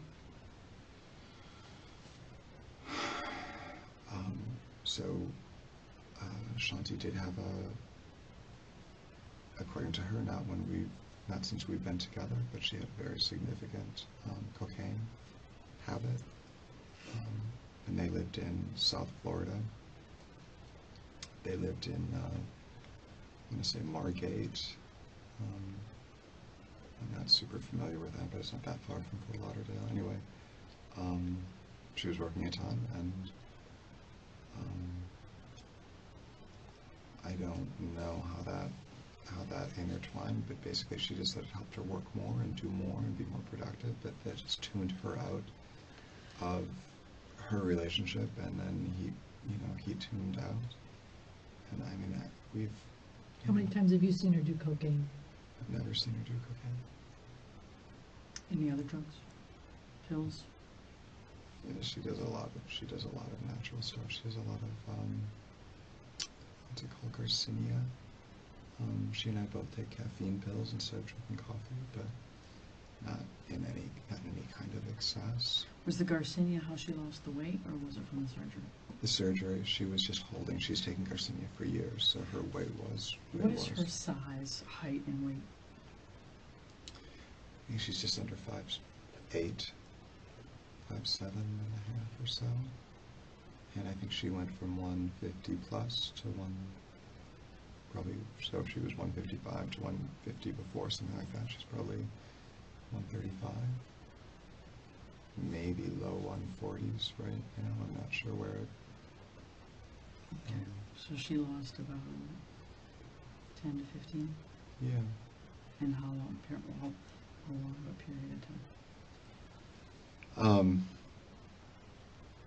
The first month of the after the appendectomy was the not eating, not drinking any wine, no empty calories at all. So I would say most of it was probably in that March. in that time frame. Okay. But she's been, she has been saying, clothes just don't fit. I mean, she's lost a size or two. Okay. Did she have any injuries prior to you finding her today in the last several days? Any abrasions? Any cuts, bruises? Anything at all that you remember prior to this incident? I've had obviously I've had the worst day of my life. I'm trying to think of,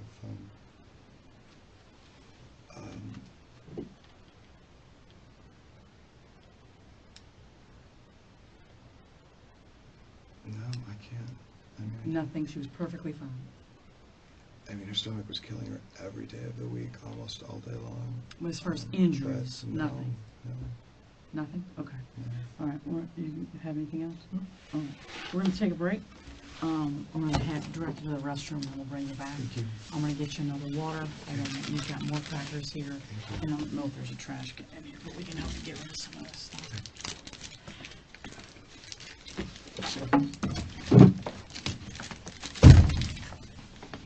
How do I pronounce your last name, David?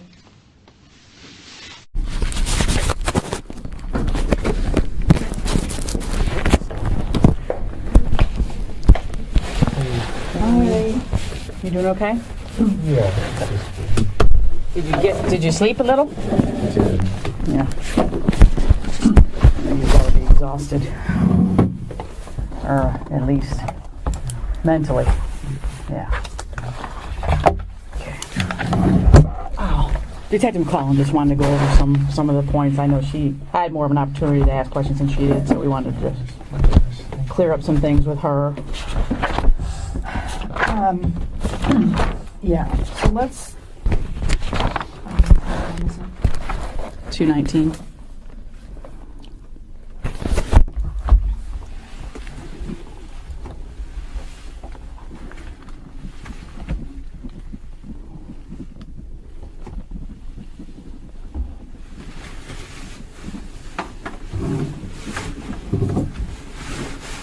A couple of points I just want you to go back over with me, okay? So, when you decided to go upstairs today to find out what time you guys were going to pick up, or you or her were going to go pick up her son, when you first heard the water running, where were you? Do you remember?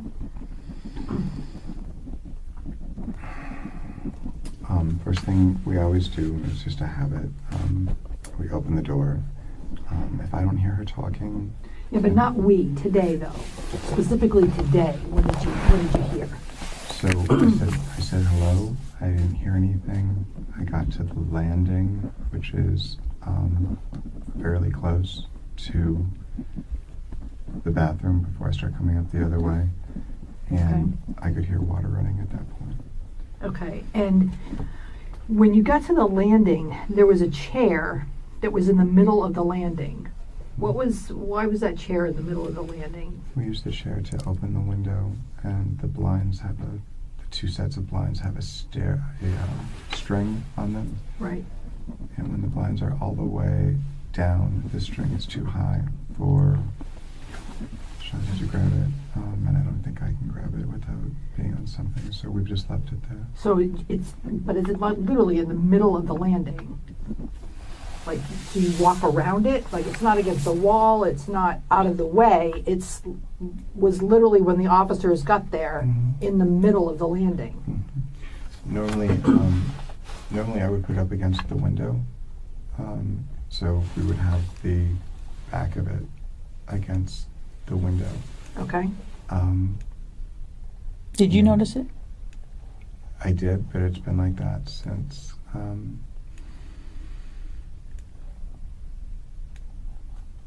I don't know if Sam moved it on Thursday or if somebody else moved it on Friday or Saturday, but it's been like that for a couple days. So literally just every time you go down the stairs, like you have to make a point to walk around the chair to get down the stairs. Nobody would move it to the side? That just doesn't seem like that would. So normally if the stairs are, I understand, I totally understand what you're saying. If you're coming down, normally we cut between it like that. I don't know why it was moved over further. Normally we carry the tray up. We carry dinner up on a tray. I carried it up last night, and I did have to lift it up above it to get past it. I just hadn't moved it back yet. So when was the window open where somebody would have had to move so the chair's in the middle so that you can reach the cord, or you move it off to the side to reach the It's cord? normally in the back or on the side. Okay. And that's where it was when later on, but when the officers first got there, it was like literally, they said, in the middle of the landing, like they had to move it to get up the stairs. I don't think I've never had to walk like on that side of it to get around it. I've always walked in front of it and then past it. I've never had the chair in a position where it has to go that far. Okay. So you don't recall it being in that position today? We'd have to say the middle. I'd have to see a picture to what you mean. It normally, like I say, it's either closer to the wall under the window, or it's closer to the wall where the vent, the return vent for the air conditioner is. Okay. I do remember putting my shoes that were wet last night on in front of that vent, and then also on, I think on top of those little apothecary shelves. I think I had my shoes sitting because they got wet when I went out. I'm sorry, I'm exhausted. But I, like I say, normally it's over. It's close to the first wall or close to the second wall. I personally never put it in the middle. Okay. And how'd your shoes get wet last night? How did what? Your shoes get wet last night. You said they got wet last night, and that's why you had to put them up against the... I did. I went out, not during the first downpour, not during the second downpour, but somewhere in between there. I just went out to see if everything was closed up. All the windows were closed up in the house. It started raining again, and it was wet everywhere outside. I took the garbage out probably 9:30, 10 o'clock. It was pretty late, and it was in between one of the downpours. Okay, so to check the windows... But I had walked outside. That was it. To check the windows to see if they're closed, can't you go in the house to see if they're closed? I mean, do you have to go outside?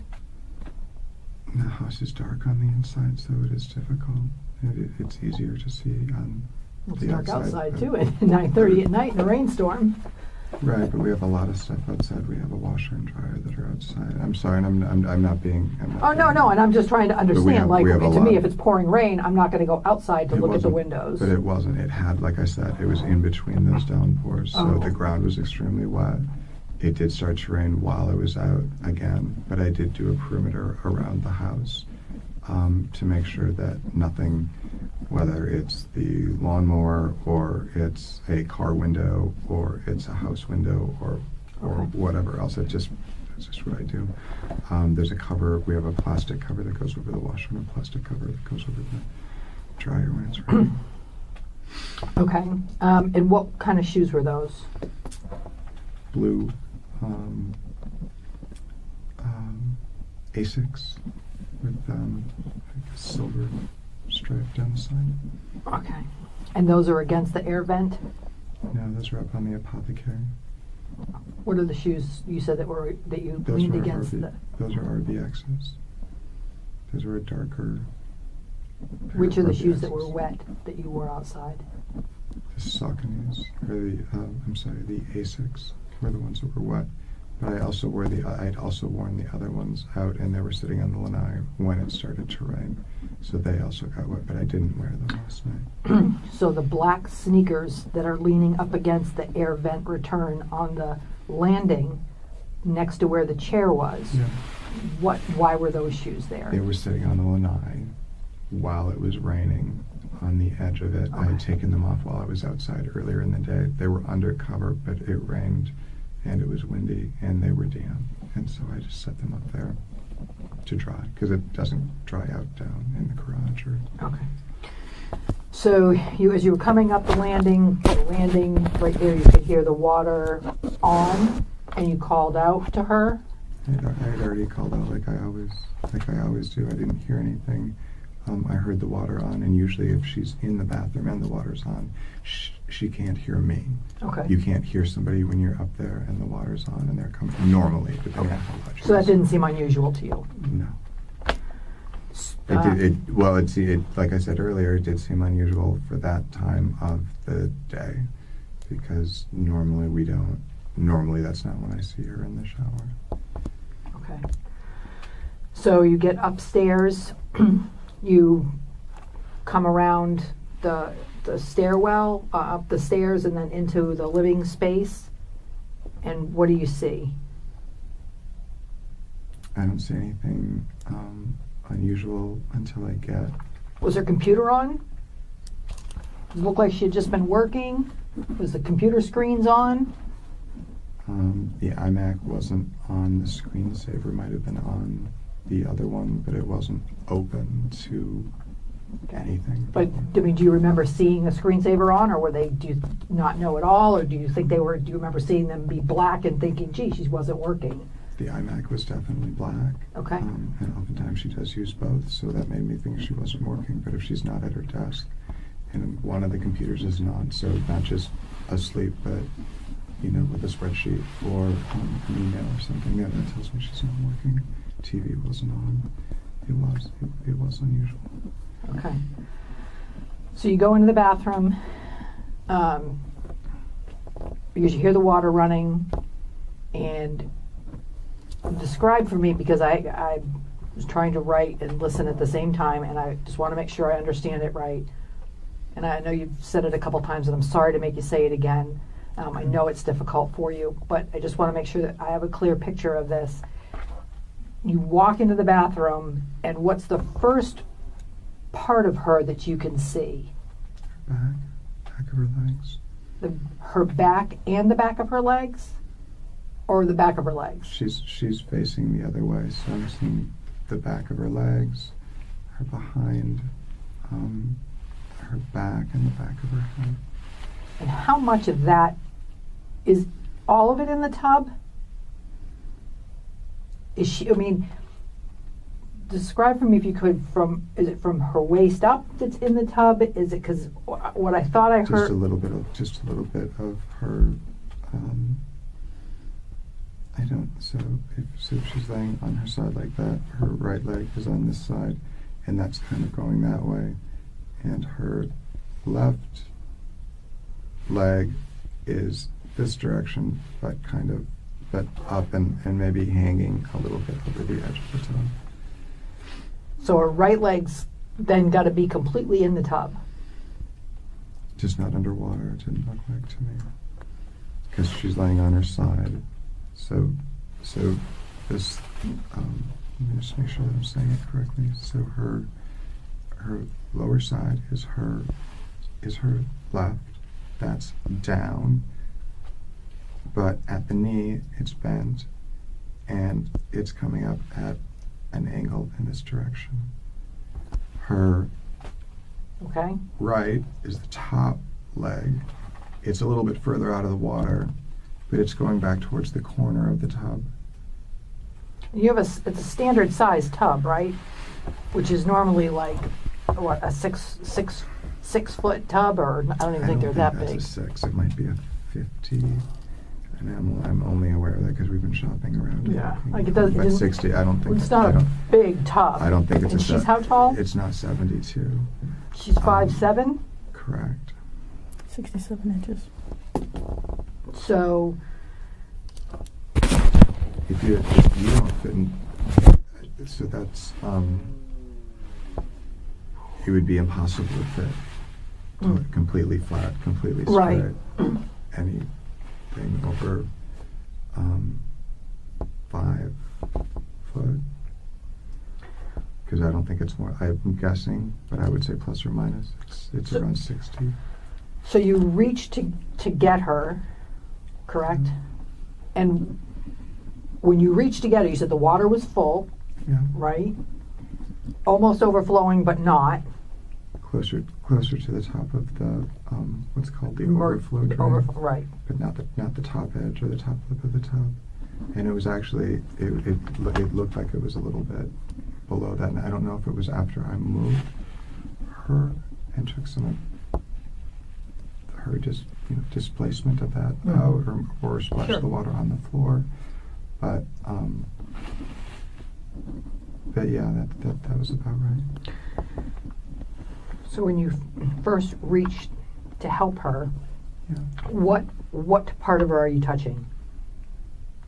Her right shoulder, which is the one that's standing furthest up out of the water. Her left side is down, her back is towards me. Okay. I'm trying to see what's going on.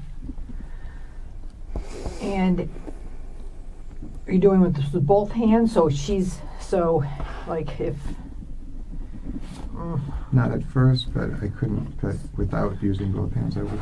so this is the edge of if this is the tub, and this is the edge of the tub, and this is the back wall, and this is a person, Mm-hmm. kind of like this. And obviously it's all out of proportion, but Right. more like her torso all in. But this is her. Say this is her whole body. Mhm. This is her whole body, Mhm. and she's And this is it. Her head is in the kind of this corner. okay Toward the wall. toward the wall. Yeah, the closed corner, right, between the two tiled walls. Got it. And the faucet's here, Yeah, and the water's on. yeah. And so you now, if I'm you, going this way, yes. Yes. So if the water is at that level of the overflow drain, you're reaching into the water, or describe that for me. Yeah. I mean, I grabbed the top first to kind of pull her towards me. Sure. But I couldn't lift her. This is all happening so quickly. I understand. Split seconds. So certainly that's the first. That's the last coherent thing that I had to really think about it. After that, I just see her, and I'm just trying to pull her out of that. Okay, when you say trying, you're trying, but I couldn't lift you her. couldn't. I couldn't. I tried. So how did you get her out? If you couldn't lift her, I had to pull her, and I believe that one hand was underneath, probably her armpit, basically. So Okay. I'm pushing one hand under there, and the other hand is going from the other side, and I don't know if it was under her neck or if it was all the way under her arm. Once I got her a little bit closer to me, because she's over on the other side. Okay. So once I got her a little bit closer, then I tried to get underneath both and lift her up and out to get her out of the water. You tried to, but you couldn't lift her. So did you just pull her out of the tub? Yes, Okay. I had to. It was the only. So, and as you did that, I could do. imagine that water and everything comes splashing out of the tub. I did. Yeah, right? I mean, if it's that high. Okay. So now she's on the floor in the bathroom and facing away from you with her feet towards the door. Or did you completely flip her over? So I didn't let go of her at Okay. that point. I pulled her towards me, and so part of her body came up out of the tub, and her legs are still in it. Okay. And then as I turn, I'm taking her head this direction, and her feet come out. But when I got out to the edge of, or just into the other room, there's a border of carpet, changes color. I set her head down because I was losing my grip, and I couldn't keep carrying her that way. So I sort of stepped out of the bathroom around her, and I reached down, and I got underneath, and I pulled again. And this time, so her... You got down how?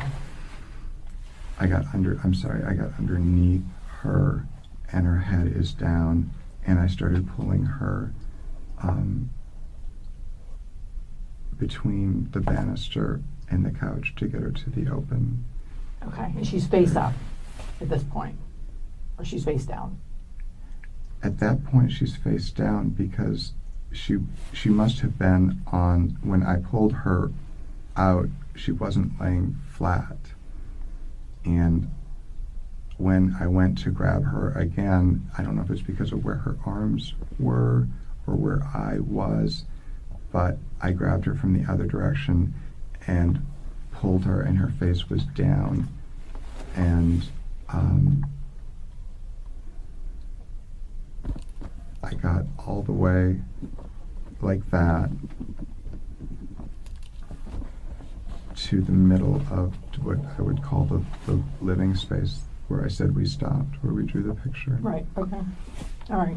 I can't tell you exactly why it was easier to sort of get a hold, but I also remember it just being extreme. She was flat, and Because would you agree that it seems like it would be easier to if you have to drag somebody, to drag them face up, because you can put your arms underneath them and you can pull to drag them, as opposed to somebody face down because their arms are going to want to go forward, trying to.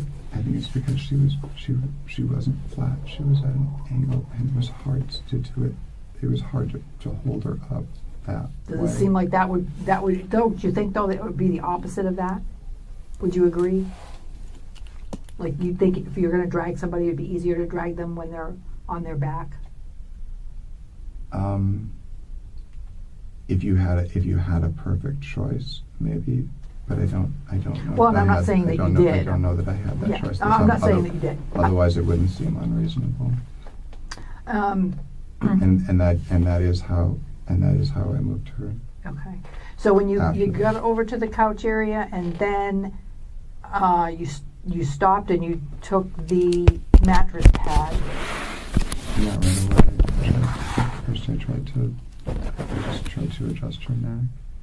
I just tried to open. My assumption was she was full of. I was just making an assumption she was full of water. That if any positive thing could happen, or if there was any way to revive her at all, I wasn't thinking. I realized it was unlikely, and at the same time, I was trying to do something.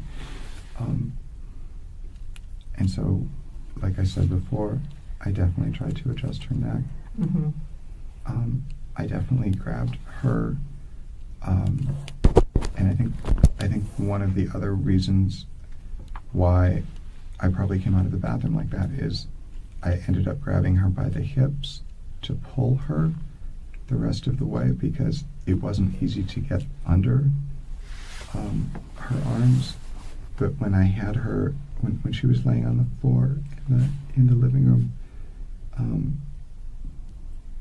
I remember turning her on her side, and I remember lifting her at, kind of like when someone someone loses their breath. Have you ever had your breath knocked out of you? Yeah. Where you lift them kind of under their waist to try to put their head back. Like Did you say before when we talked about moving her by her hips? Yeah, I don't remember that either, all that detail. So, when then you get her over there and you think that she's full of water, what prompted you to put her on top of the mattress pad?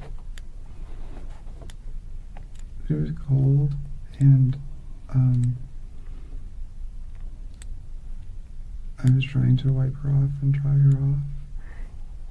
I was also trying to get something under that I could put under her body to tilt her neck back, or her to get some kind of angle.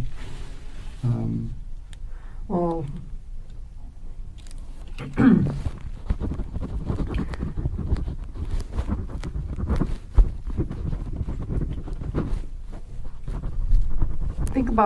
think about what you've told us for a minute.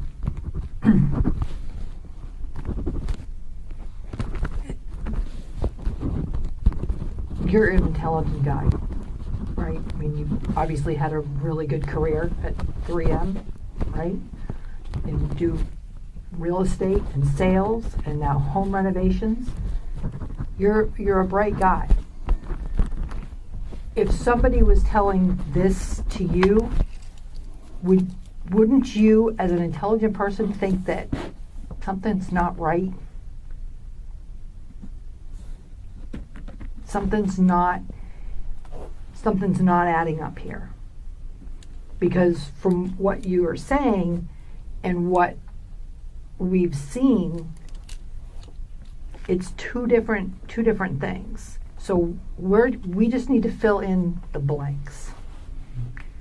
And I just need you to help us fill in the blanks. Okay?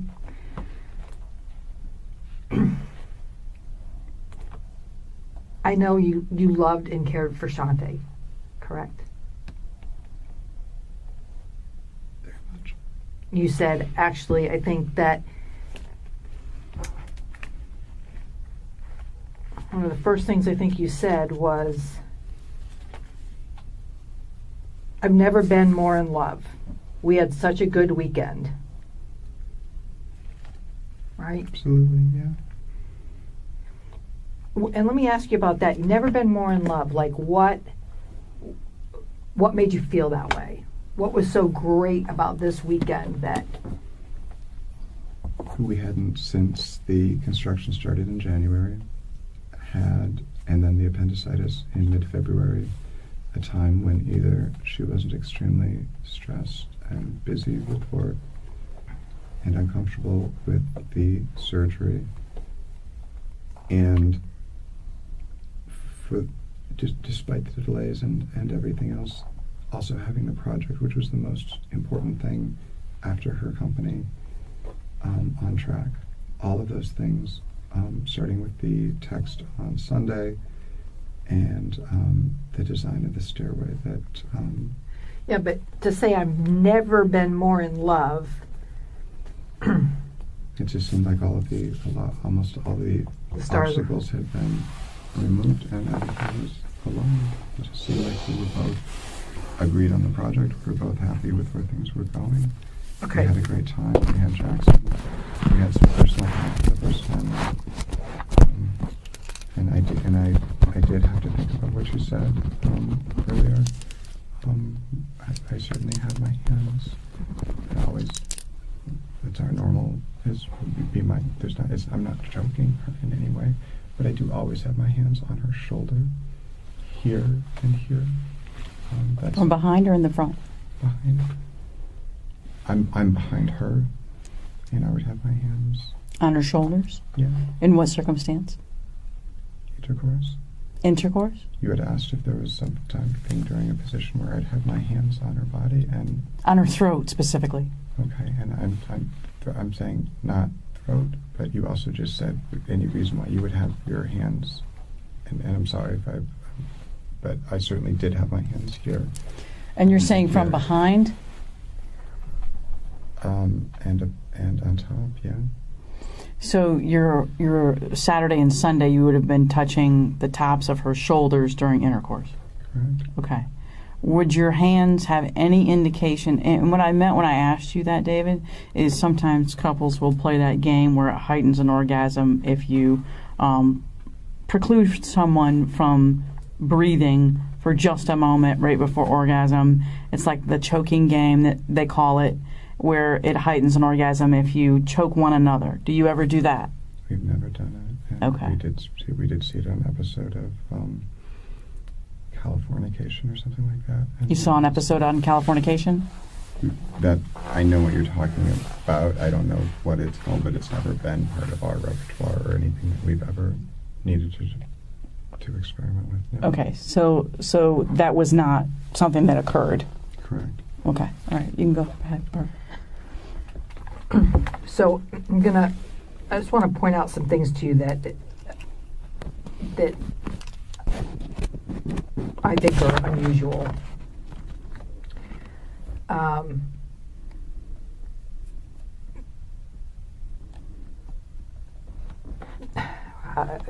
There's so many, I really don't know where to begin, to be perfectly honest with you. I think that I find that the living arrangement I find to be completely unusual for you to be primarily living downstairs. I'm not primarily living downstairs. Well, sleeping. What I said is that I sleep down there, but I don't go down there until we're done with dinner, we're done watching TV, or we're done for the evening. Okay, but I do sleep down there probably. okay, 80 just or hear 90% me of out. the time. Okay. So you don't go upstairs during the day while she's working. You leave her alone, and then Not entirely. I do go up there. Okay. But I don't work up there while she's on the phone because it's distracting. It's her office. okay, and I understand that. But so you're not with her during the day upstairs. You go up there, have dinner, and watch TV, and then you go back down to the garage. Where Only after we've said goodnight and everybody else. has okay, gone but to you're a sleep. married couple. Married couple. I mean, and her son isn't there every night. And when he's not there, once in a while, but not every night, with her surgery, she was sleeping in a very kind of, I unique understand that. position, I know and you explained all those. So, but I want to explain to you it's not what. a permanent thing, is what I'm saying. When we lived at Briarcliff, and when we lived So with her parents, that's she only shared a unusual. bed. I think the chain of events today I find to be unusual as far as primarily with what you've said and the contradictions in what you've said, as far as the water was trickling, to then explaining that the water it can't trickle. It's either all the way on or it's all the way off. There's no adjustment in the speed of the water coming out of the faucet. That was a direct contradiction that you made in your statement. The different versions of how she was in the tub. There's been 3 or 4 different accounts of how she was found, to how she was moved from the tub through the bathroom into the living room or the primary living area. There's been several different versions of that from what I take from listening to you earlier. I've added more detail, but I don't think that anything, and I'm not trying to, I'm obviously not in a position to argue, but I thought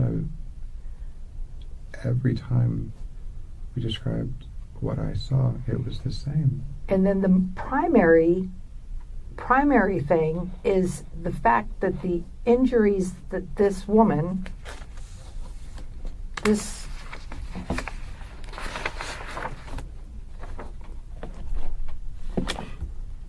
that this woman sustained, that I saw on her, Yeah. absolutely 100%, in my opinion, not possible from a slip and a fall in a bathtub. You got to explain that, David. It,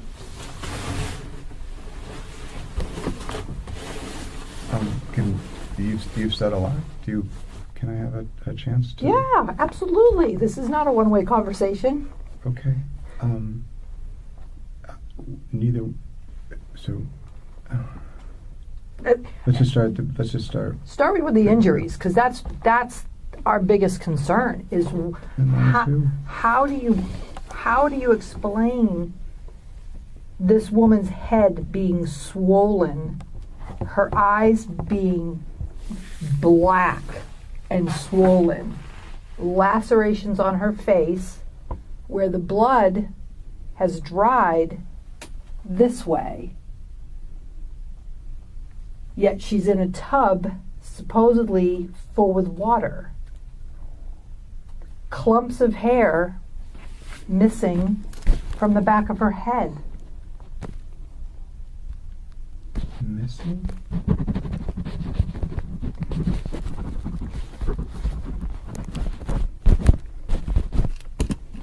Look at I don't have any explanation. This is what I found.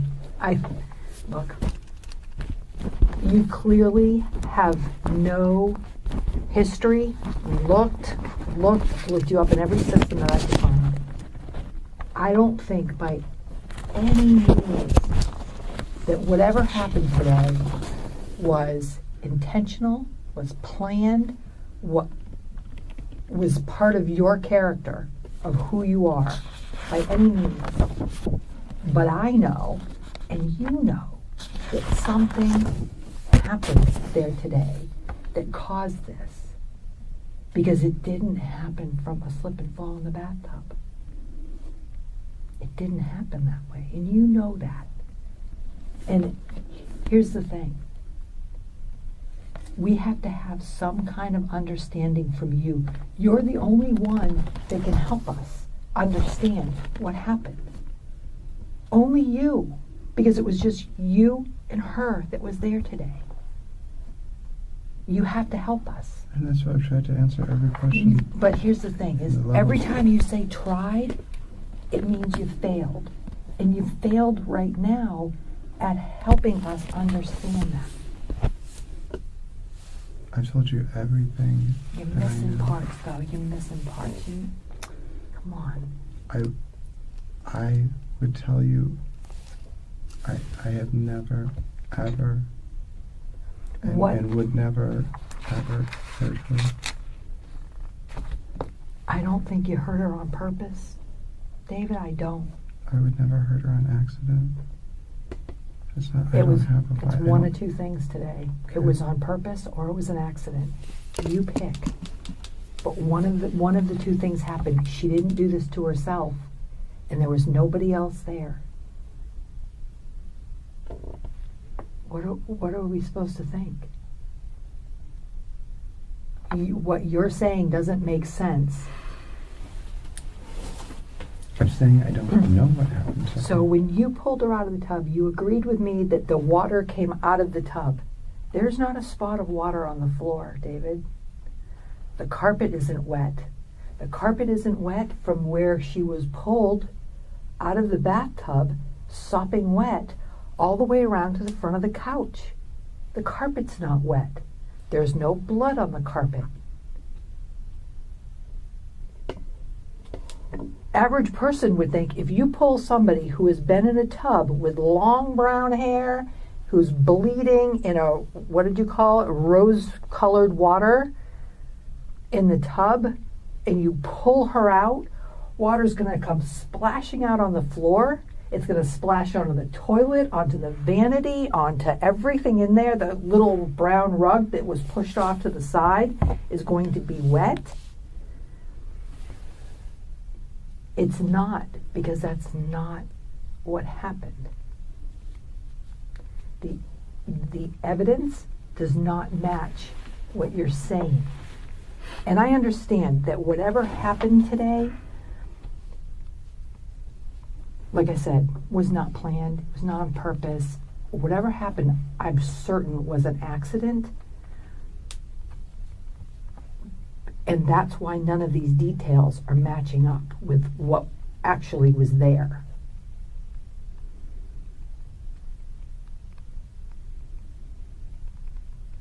So please help us to understand, because if you maintain what you're saying right now, do you understand that it just looks like you just don't care? You just have no remorse, no concern for what happened to your wife. If it was, it is one of, like I said, it's one of two things. She didn't slip and fall. That's out of the picture. It's not a possibility. What happened? I don't know. You need to tell us what happened. Did you guys get into an argument? Was she pissed about the house? No. Was she? Did she catch you with another woman? Did Absolutely she have a boyfriend? Did No. the stress of the house? I mean, David, I don't know. I wasn't there. I wasn't there to hear that conversation. Okay? I wasn't there. And that's why I need your help. You've got to help us understand what happened. Because it's not slip and fall. You didn't pull her out of the bathtub like you said you did. Because there's no water on the floor. There's no splashing of water anywhere in the bathroom. The inside of the tub is dry. Completely dry. The tub doesn't dry that fast. It was warm in that apartment. It's not going to dry that fast. There's no water on the floor. There's no water on the carpet. Nothing. The only place where there's anything wet is underneath that mattress, the mattress pad, and she's damp. She's not even wet. Her clothes weren't even wet. So you didn't pull her out of the tub at 2:50 or 3 o'clock or whatever time. It didn't happen. It didn't happen. You know that. We know that. But what we don't know is the rest of what you know. And you have to help us understand that. What happened to her today? And I understand whatever happened clearly happened earlier today. And I get it. I mean, I'm sure it freaked you out. I'm sure it was very stressful, whatever it was, and you got to figure it out and wrap your head around it. And how am I going to handle this? What am I going to do? Oh my God, it's an accident. But maintaining this, I mean, and that's not everything, but that's just some of the stuff I can lay out for you that's just not matching up. Okay? Do you remember, it's a pretty big case in Orange County. Do you remember Casey Anthony? Okay? Regardless on what you think about whether she had anything to do with that little baby's dying or not, okay? Yep. What we do know is that everything that she said was proven to be a lie. From going to work at Universal, from all of the different things, and where she was, the nanny, the blah, blah, blah, blah, blah, all the stuff, right? Mm-hmm. Long time, unfortunately, too long later on, they find that poor little baby in the woods, right? The mother clearly, the day she makes the phone call, says, I smell a rotting body or whatever she said in the trunk of the car. if Casey Anthony had come forward immediately, or even when the mother first picked up on what was wrong with the car and said, I screwed up. I wanted to go party, I left the kid in the car, the heat killed the kid. Okay? We can forgive people for accidents, for nearly anything. But what we can't forgive is when somebody maintains that lie and that coldness. We can't forgive them for that. And if Casey had come forward and said, you know what, it was an accident, she probably never would have been tried, or I don't know, whatever would have happened with it. It was Orange County's case, thank goodness. But we would have looked at her and viewed her a lot differently than we can ever do now. Mm-hmm. I want you to remember that, because this is going to be, it is already, the evidence is not aligning with what you're telling us. And I don't want you to think that I think any differently of you, or she does, or anybody else would think any differently of you if you come forward and you talk to us now about what really happened there today. Because she deserves to have the truth be told. And if it was an accident, if you guys were having sex, if it was rough sex, and if, you know, she passed out and then you freaked out, oh my God, let me try and revive her by putting her in the tub, you know, whatever. I mean, people do things. I mean, I don't know you at that level to know what's going through your head on whatever you want to try and help her. But what we do know is what was said is not what happened. Because it's just not possible. So you've got to help us. Can you do that? I've told you everything. David, don't go down that path.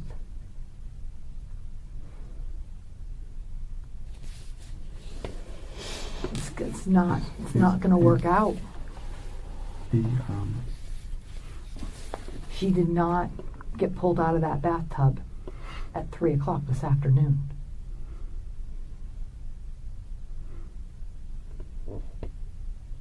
And you're missing an entire hour in your timeline. You're missing an entire hour in your timeline. From when you say you found her to when you called 911. I went upstairs 5 or 6 minutes before I called 911. I don't know what time it was when I called them. I know, but we do. I know you do. I know you But you're missing almost an entire hour from the time you say you found her until the time you called us.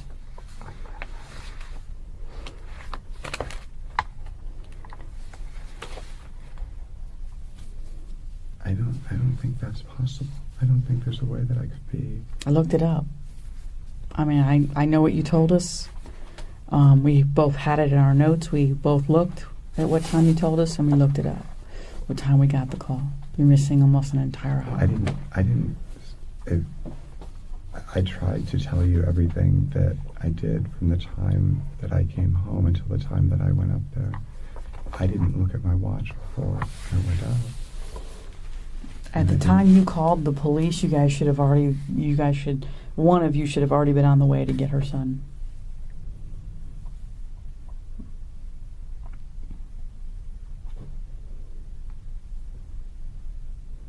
So you're missing a significant amount of time. What time was it? I'll discuss that with you at a later time, but it is almost an entire hour Okay, that you're completely. Don't to get him until 4:30. Mm-hmm.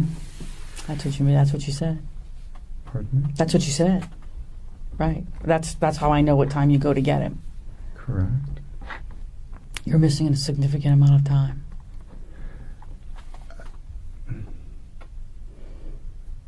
David, you're going to get one shot at telling the truth. And you're really, really making this difficult on us. And it's not going to bode well for you. You're going to get one shot to tell the truth. and it's right now. Okay? It's right now. You've got to tell us what happened between the two of you, because this is not looking good for you. Her injuries are way too severe. I don't have any explanation for her, the severity of her injuries. I don't have any explanation, and that is also the part of this that frightens me the most. I don't have an explanation for that. There's nothing I can do to explain that without making something up, which is not the right thing to do. For you to see the significance of her injuries up close and personal like you did, and come up with this cockamamie theory that she fell and hit her head, is just baffling to me that you thought we would believe that. It's just baffling. I don't know what happened. That you had a significant amount of time to come up with something, but to think that we would buy that she slipped and fell in the tub and hit her head. And you saw how significant those injuries were. You saw it up close and personal. You saw the swelling on her face. You described how the severity of her eye, the cuts to her face. To think that we would think that she slipped and hit her head and had a significant eye injury like she does. Both eyes. Both eyes? Both eyes. Do you know how those injuries occur to the eyes like that? No. You strangled her.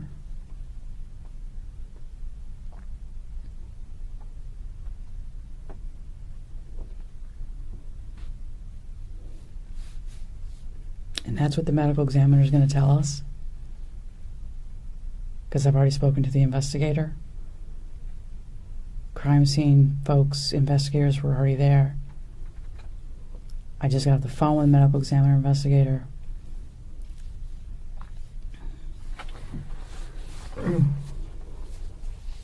David, detective, something you should know.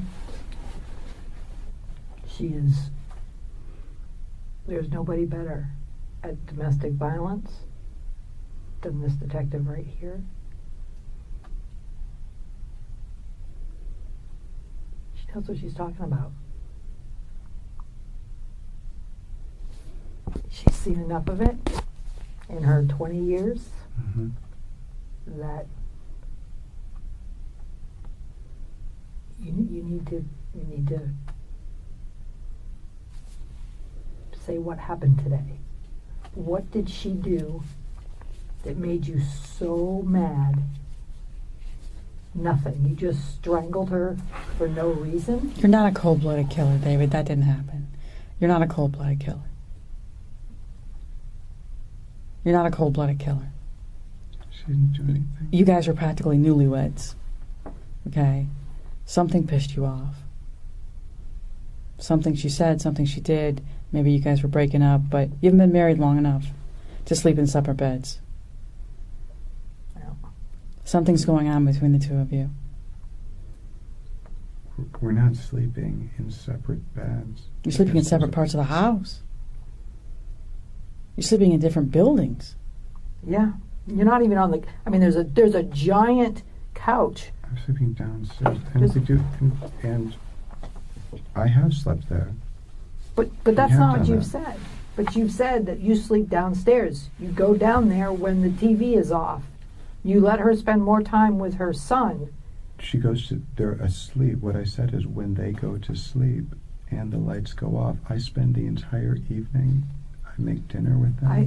I understand that. You're sleeping in different parts of the house. Once we go to sleep, we don't... The bed's big enough for the both of you. Pardon me? The bed's big enough for the both of you. That has never been... That is not... The size of the bed has never been the issue. The issue is that she wakes up frequently.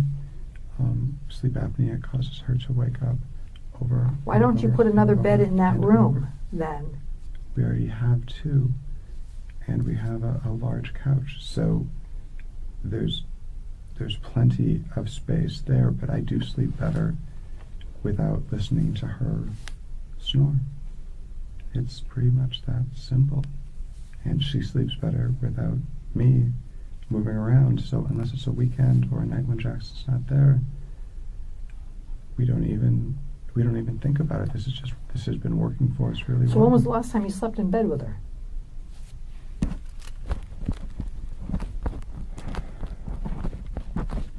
The weekend previous, when Jackson was with his dad on Saturday night.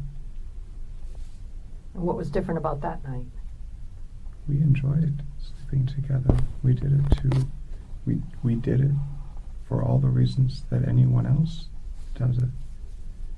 To enjoy being close to each other. But when was the time before that?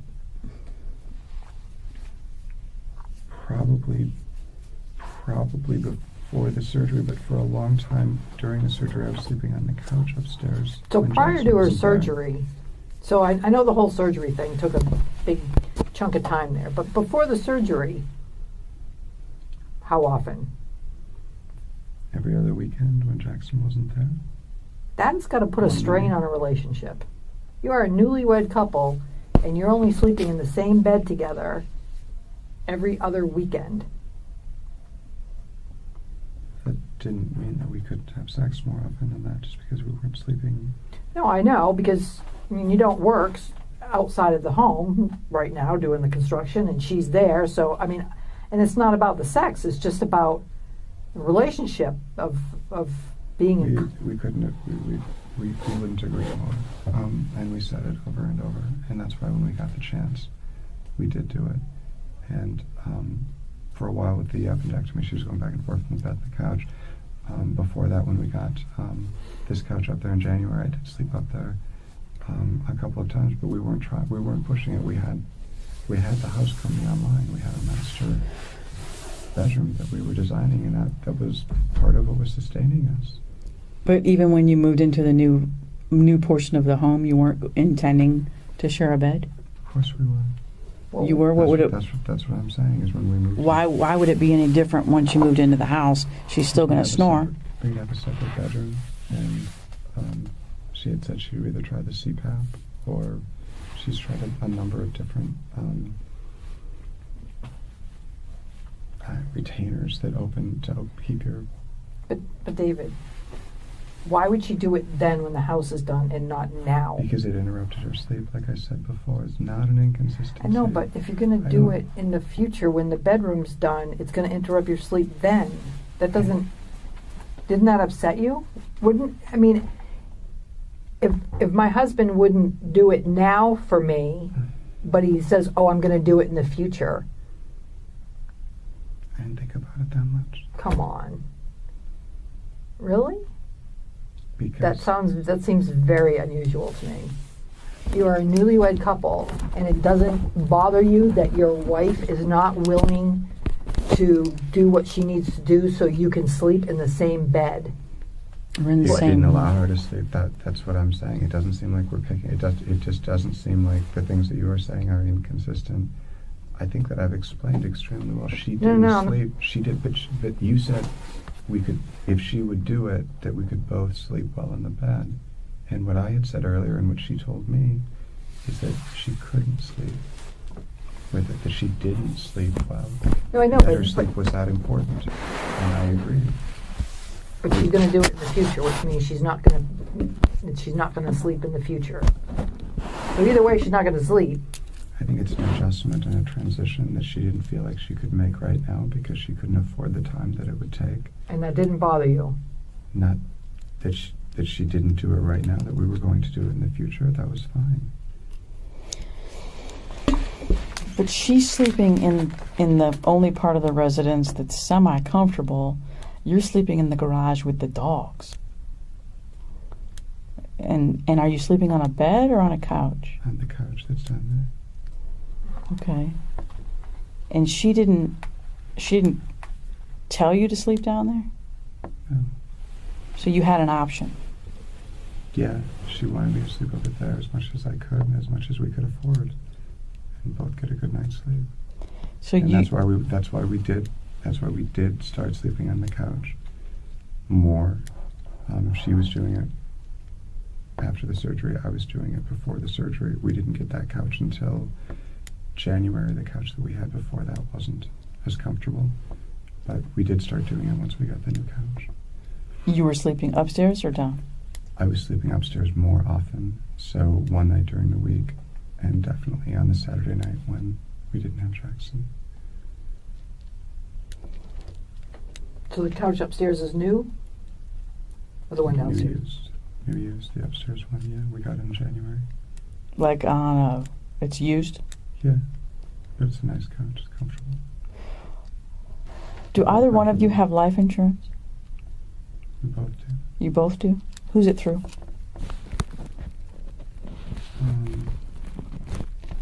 We purchased them through Patrick McCarty. He represents.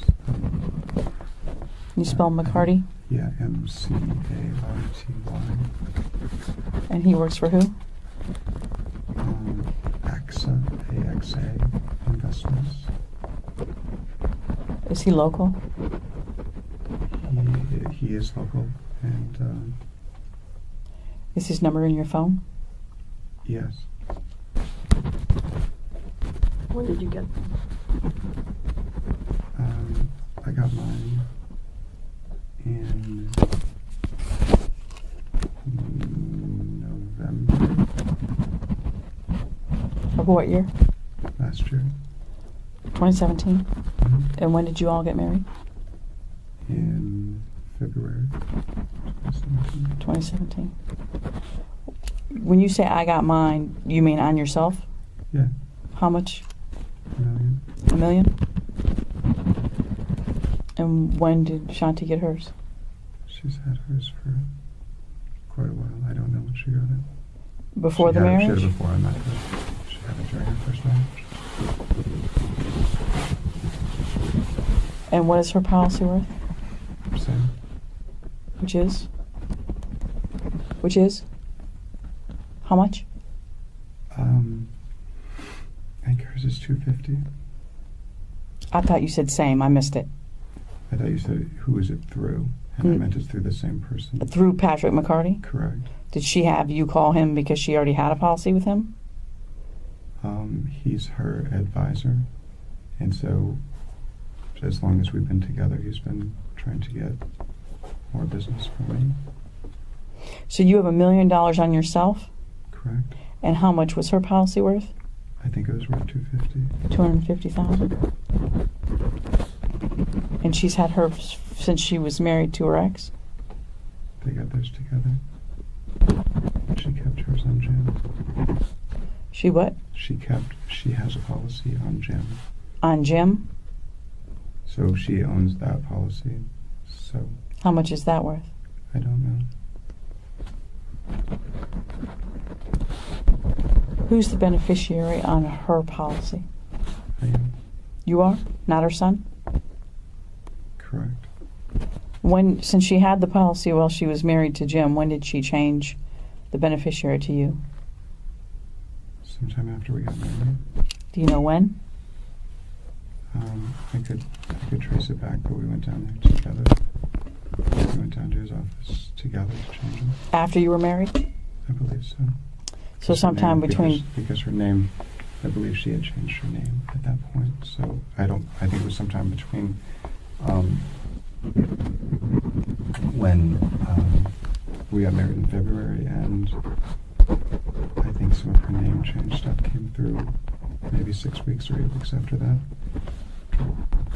Driver's license and that kind of thing.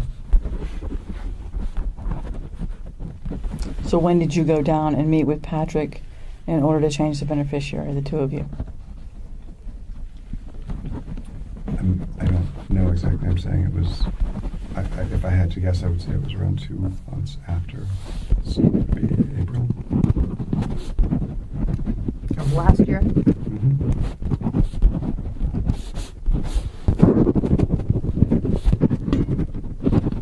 So it was several months before you got a policy through him. Correct. 6 or 7 months before you got the policy for $1 million. Who's the beneficiary on yours? She is.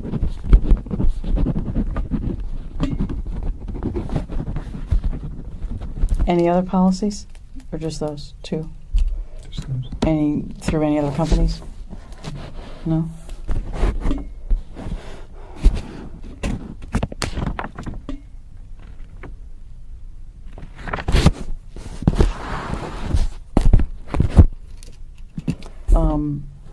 The glaring issues, obviously, Detective McClellan's pointed out to you, and I don't know if she has any more points to make with you, but it's pretty evident to me that Shanti's been murdered.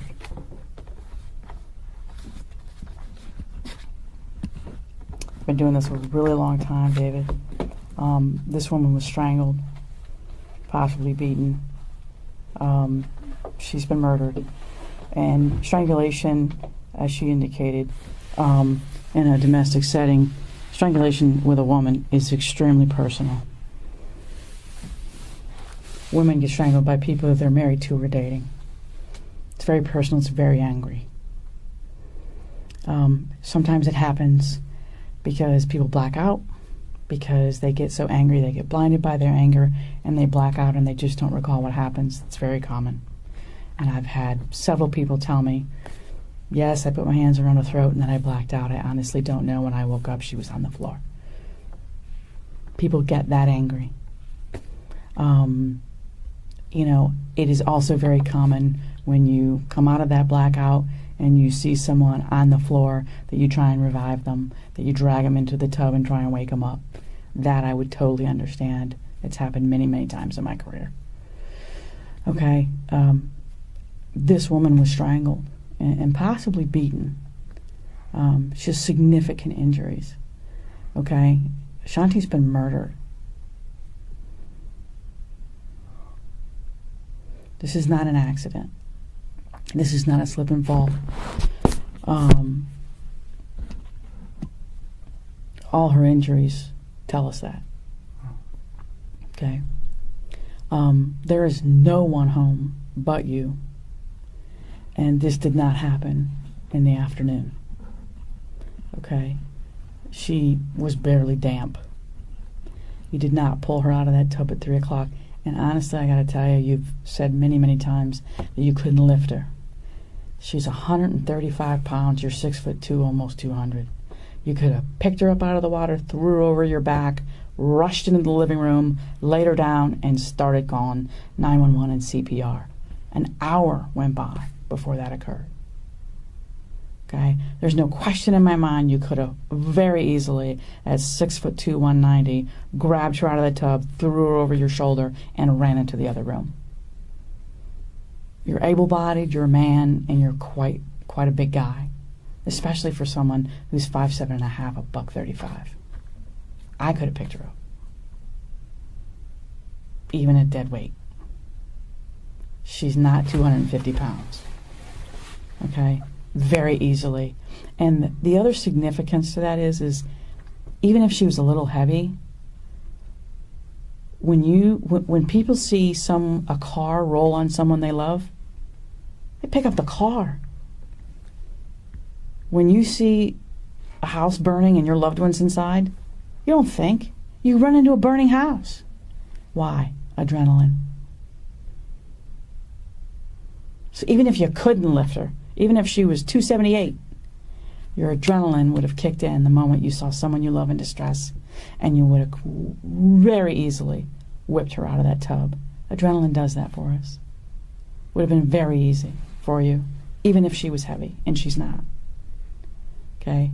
Nothing that you've told us today happened. There's slivers of truth in every lie, and you've told us some significant slivers.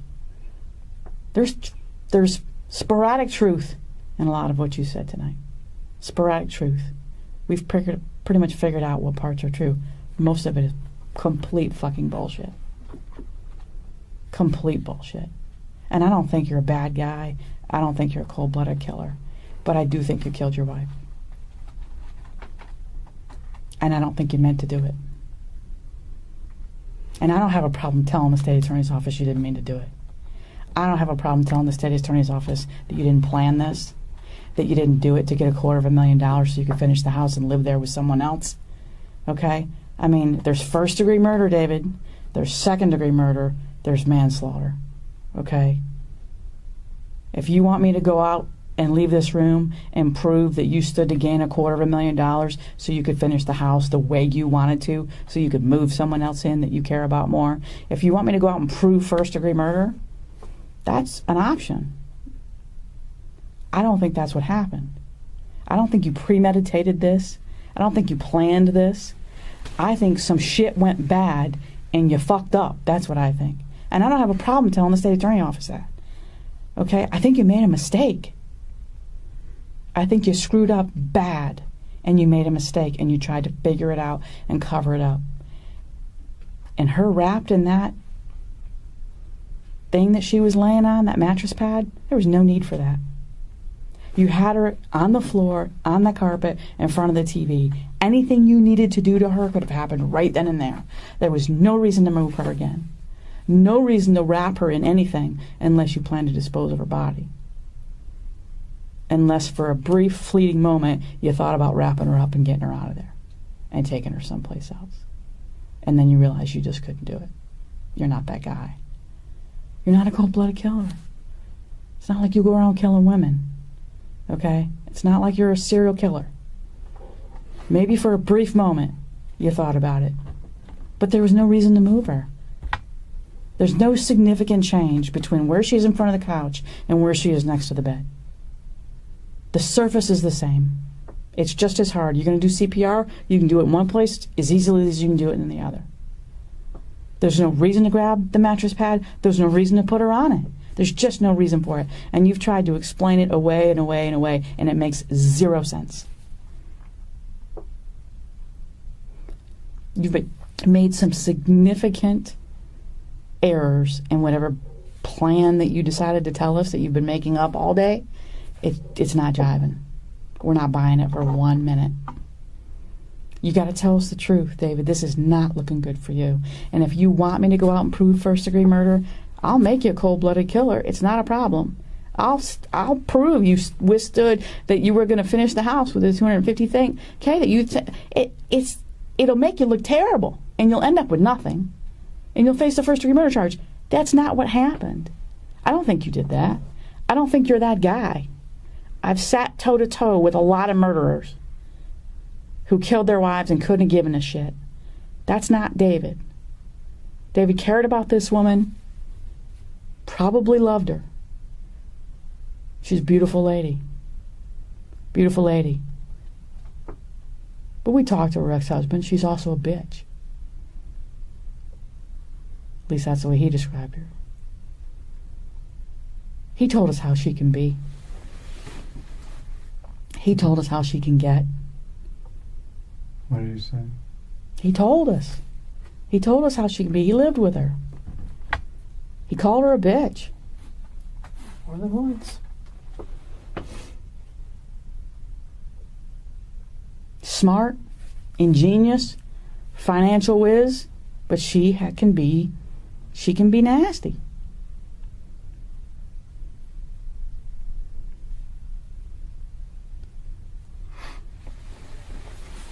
We get it. These things happen. Okay? You wouldn't be the first noble, you'd be the last. But sticking to this line that you've given us today is going to make you look like a fool. The truth is going to be the only thing that minimizes what happens. It's got to match up, Dave. It has to. It has to be consistent with what we know.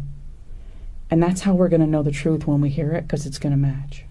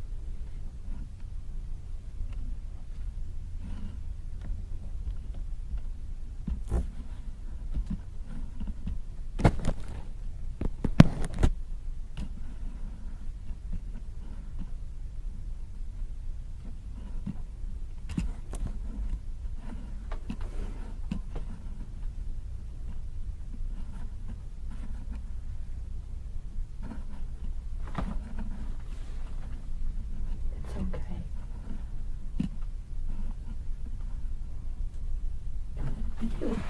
It will be okay.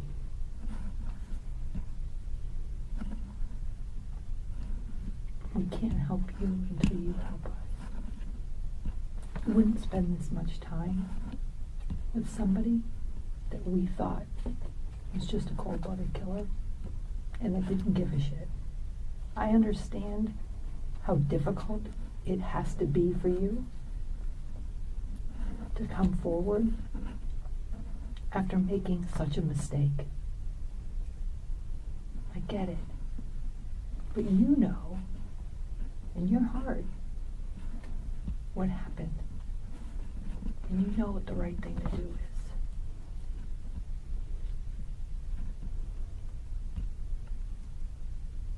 What happened today, David?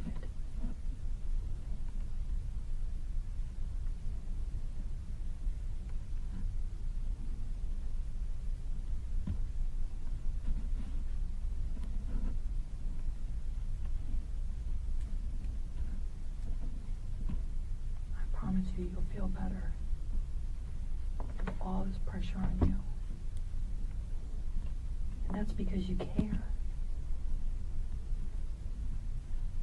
It's because it's not part of who you are. You didn't plan it, you didn't intend this. This was put upon you, and now you have to figure out a way to deal with it.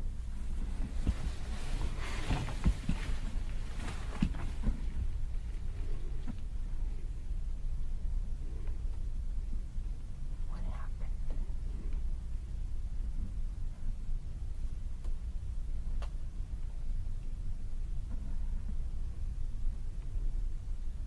What did she say? What did she do today that started the argument? Was it about the house? About her kid?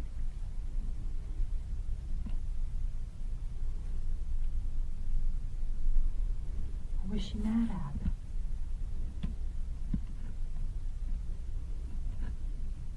What was she bitching at you about?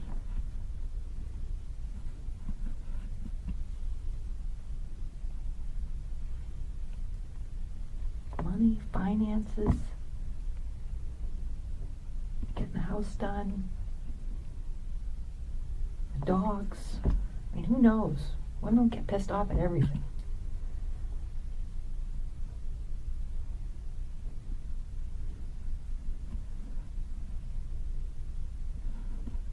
Let it out, David.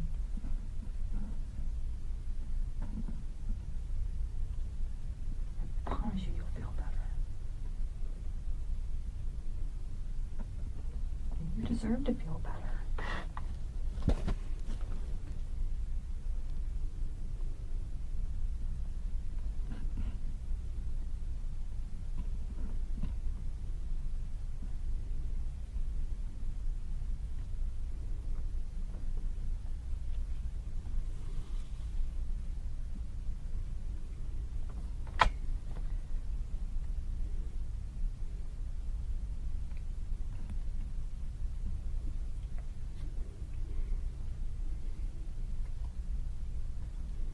Was she cheating on you?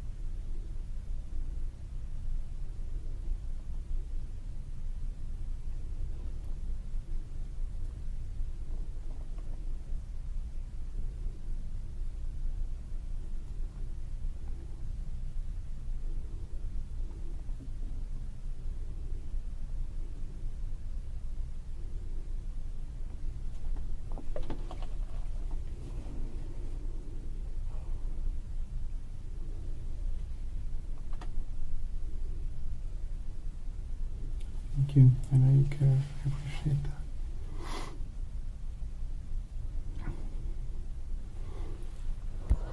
We do, David, because we've been around so long. We just know we can tell how people truly are, and this is not your heart. I mean, this is not who you are, and I know you hate what happened.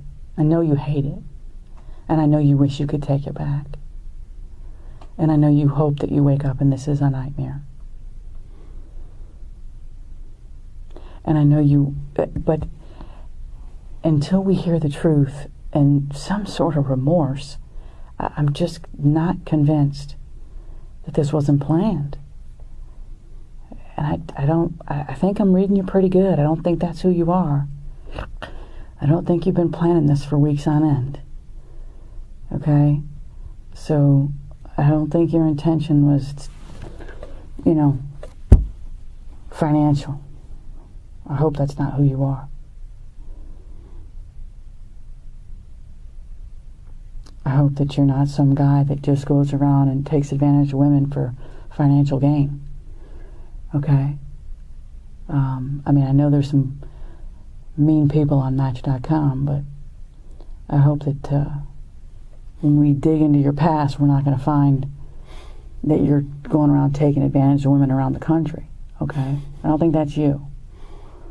Okay? That's not like Scott Peterson, who killed Lacey Peterson, who's got 4 or 5 different girlfriends in 4 different states.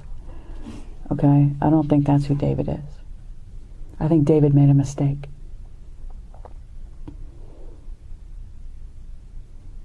And I don't think David needs to pay as severely as someone like Scott Peterson. I think David needs to tell the truth. And David's going to feel better about that, and then we're going to deal with what that truth is. And we're going to be able to figure it out together, okay? We can figure it out together, but I got to know the truth, Dave.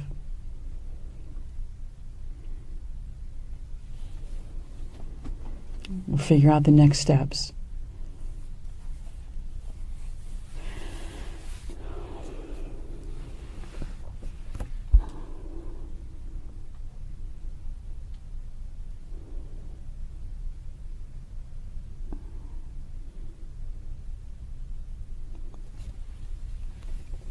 Just get it off your chest.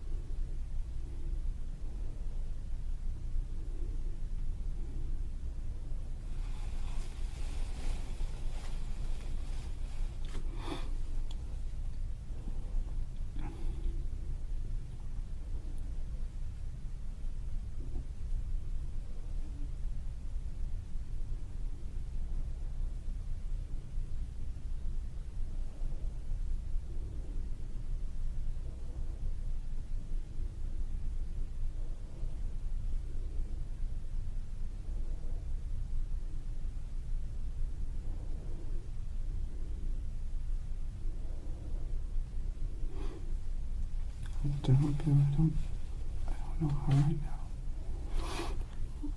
Sure you do. Because every time you close your eyes, you're thinking about telling us the truth. And every time you close your eyes, you're seeing this happen. You're never going to be able to close your eyes and not see this happen.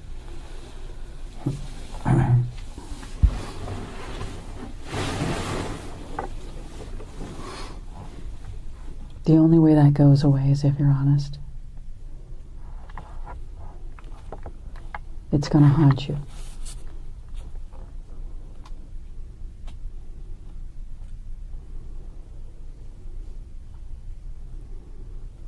But all we have right now is what the evidence tells us, what Shanti tells us, and a whole lot of bullshit from you, and that's not going to work. Okay? Her body doesn't lie. People do. Unfortunately, fortunately for us, decedents do not lie.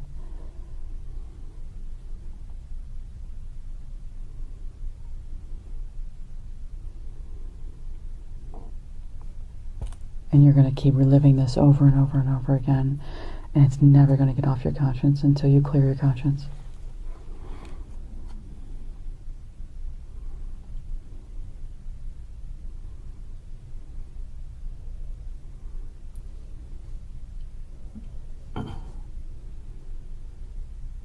David, if it was a mistake and an accident, just explain that for us.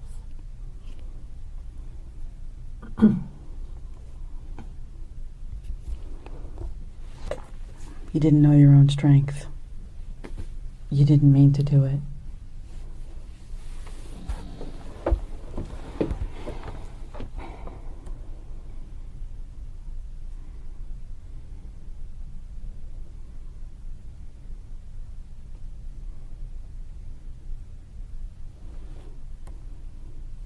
You know we know. And you know we're going to prove it. I just don't want to make you out to be some cold-blooded killer, because I don't think you are. And that's the one thing that we can be in control of here, okay? We can be in control of the narrative. We can be in control of, is this first-degree murder, second-degree murder, manslaughter? What is this? Is this an accident? What is this? We can be in control of that, okay? Her injuries are her injuries. They are what they are, okay? I can write that as first-degree murder, second-degree murder, manslaughter, a mistake, an accident, you blacked out. I can write it however it is, okay? I don't like to make shit up. I like the truth. And that's all anybody wants in a situation like this, is the truth. And that's what her dad deserves. That's what her son deserves. That's what her grandmother deserves, her friends. They just want the truth. And you're close to her family. I'm sure you're close to her friends. I mean, what do we want these people thinking about you? What do you want your mom to think about you? Your mother wouldn't want you to maintain this lie. Because God forbid we paint you out to be some sort of monster. I mean, that's not fair. And she's got to sit through that? And she knows that's not her boy.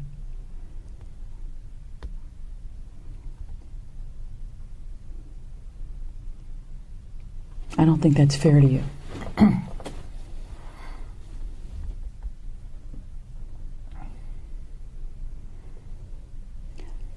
I don't think what happened to Shanti is fair either, but I don't think it's fair to you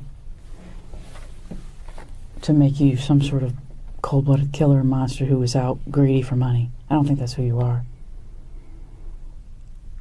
But those are your choices. You either made a mistake or you're a monster who didn't really care for this woman, who didn't love her, who married her because maybe she had potential to make really good money or had some money, or maybe for the life insurance. Who knows? I mean, that's what people are going to think unless we are able to say the truth.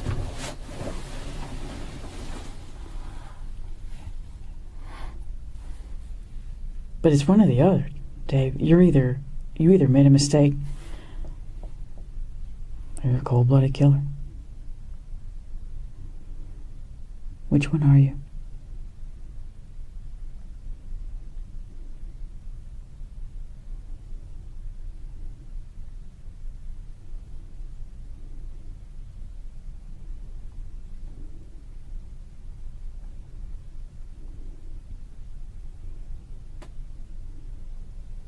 Dave, was it a mistake?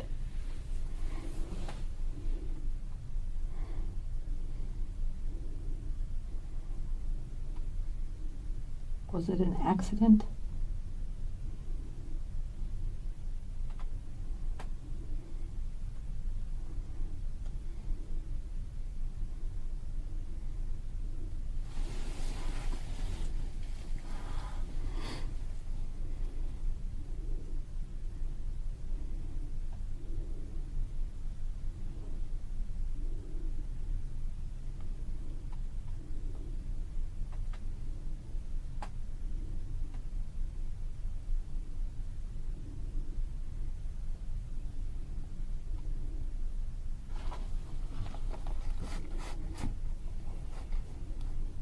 What if we start from the top again? The top of today.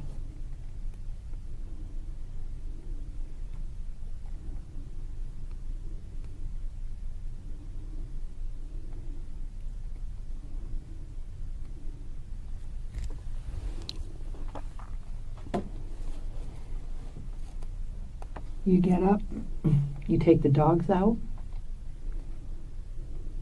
right? Where did you sleep last night? Downstairs. Okay. And you got up, was it light out when you got up? Did you have to pull the trash to the curb? I did that the night before. Okay. And so you're kind of milling around downstairs. She comes down at what time? You think?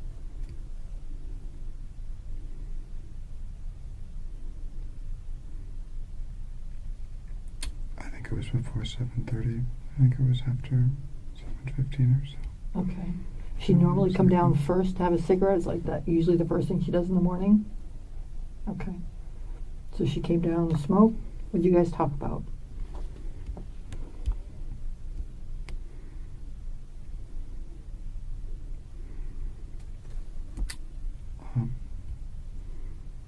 She didn't feel good.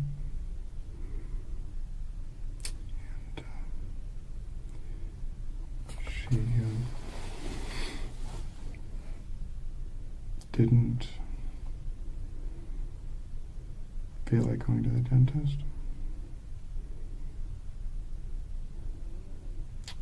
And she was happy that she didn't have to jump on a call or do anything right away. And she just wanted to enjoy either a little more sleep or just doing nothing for a while. And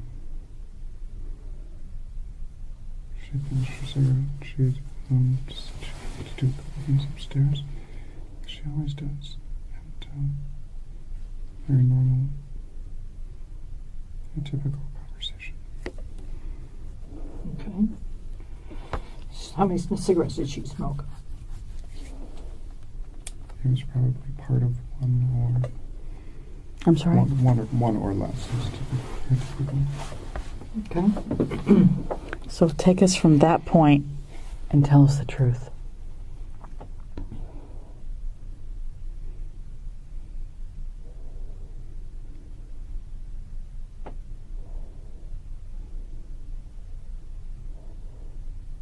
Are you religious? Hmm? Are you religious?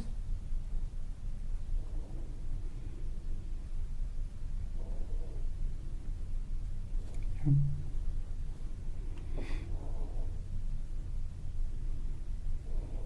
You want to pray? Or have you been?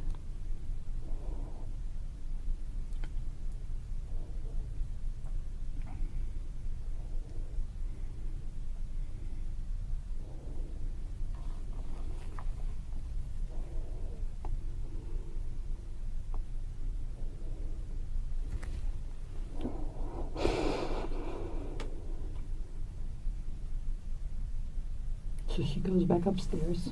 And what are you doing? Any tension at that time? Anything? Okay. So just we'll stop asking. Just start from the beginning. We'll give you a clean slate. We'll give you a clean slate. Just tell us the truth from that point on.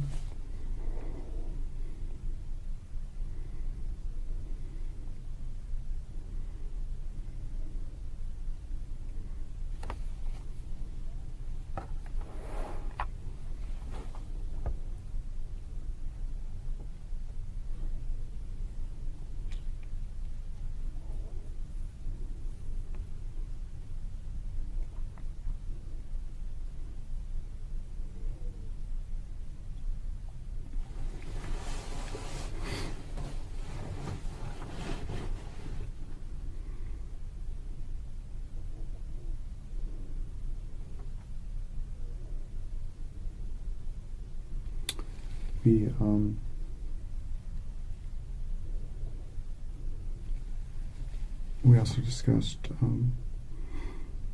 what I would do. We discussed that vendor list that I mentioned to you.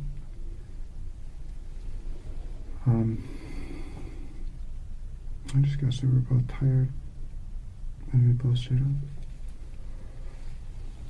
up together late.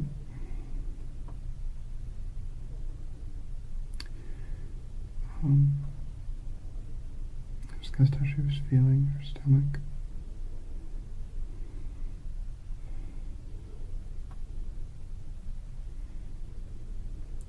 And I did the same morning routine that I always do.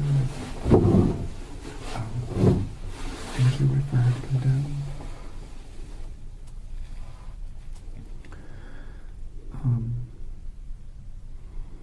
Just to get a feel for what her day is going to be like. I should check with her to see if like I said before, what we can coordinate on. In a busy week, that might be all she had the time to talk about until she's done.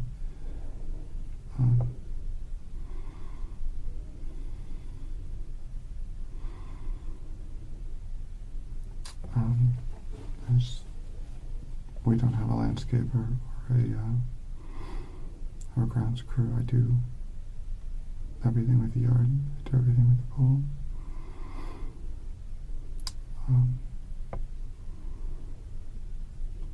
But the main thing was just getting the dogs out, getting to bed.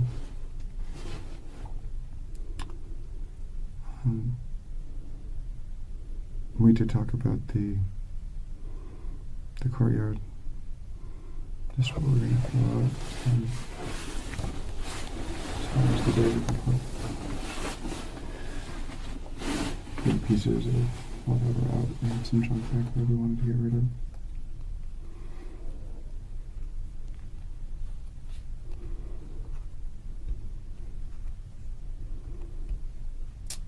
And like I said, we also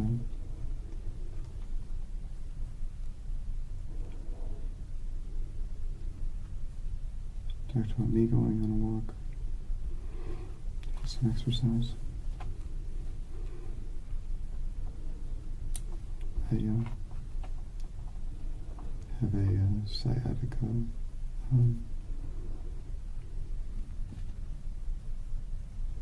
condition. It's not all the time, but when I do overdo it, it does slow me down. So usually walking is good for that.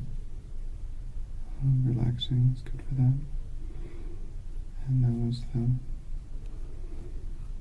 was pretty much the gist of it until I left.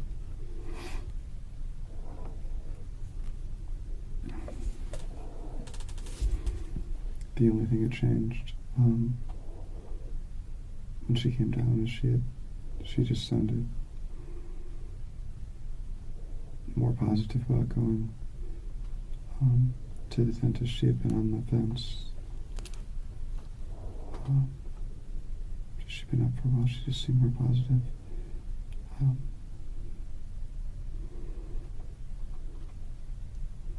She told me to have a good walk. And that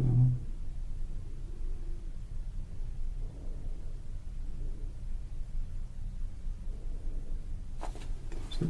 It was the last time I talked to her.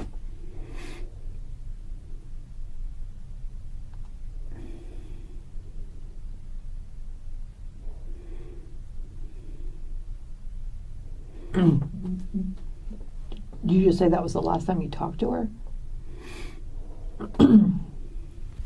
You didn't actually take the walk, though, did you?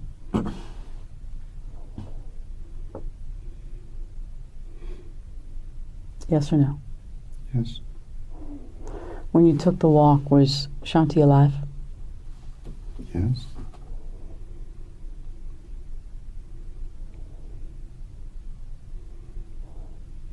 Was she alive when you went to take the dogs to the park? I don't know. From everything that I'm hearing, I don't think so.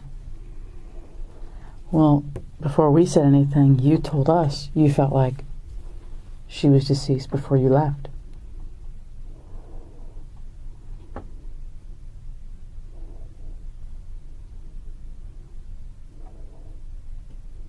I didn't say that I knew. I just felt like I thought she might have been. You felt like she was deceased before you took the dogs to the park.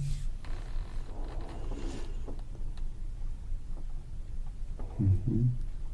What would make you feel that way? Because she didn't go to the dentist. So someone doesn't go to the dentist and you think they're dead? No. She told you she might not go. The normal thinking would be she changed her mind.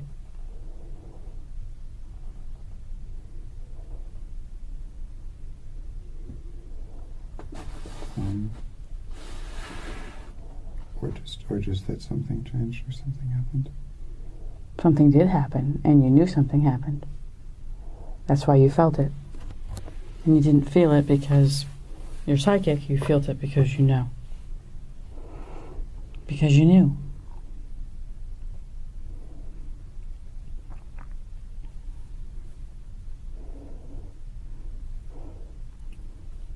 Before you left for the dogs, you knew she was deceased. No, I said that tonight. That looking back on it now, with what we know. You said that before we knew anything. You said that before we told you anything. It's one of the first things you said when we walked in.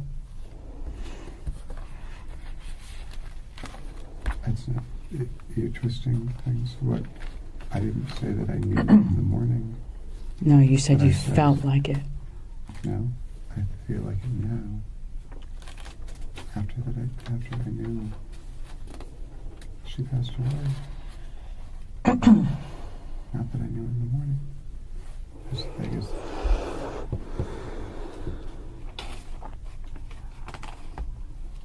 What would make you feel like she was deceased before you left? What would make you say that? I didn't have that feeling before I left. No, what would make you say that to us? I didn't say that to you. I said that looking back on it. I didn't say that I felt like that. I'm not saying you did. I'm saying what would make you feel as though she was deceased? Why did you feel that way? Looking for where I wrote it. Because I thought the shower had something to do with it. And that's what I said before, that that's when she would be getting ready to go. I got the feeling that's what she was going to do. Now I'm concerned she wasn't okay. when I left.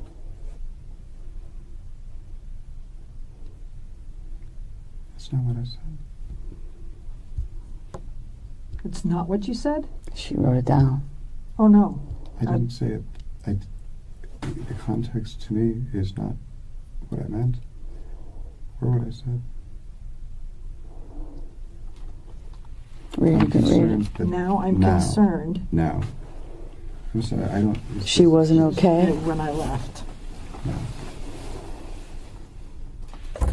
I would have to agree with you. I don't think she was okay when you left. Because when we got there, she should have been soaking wet.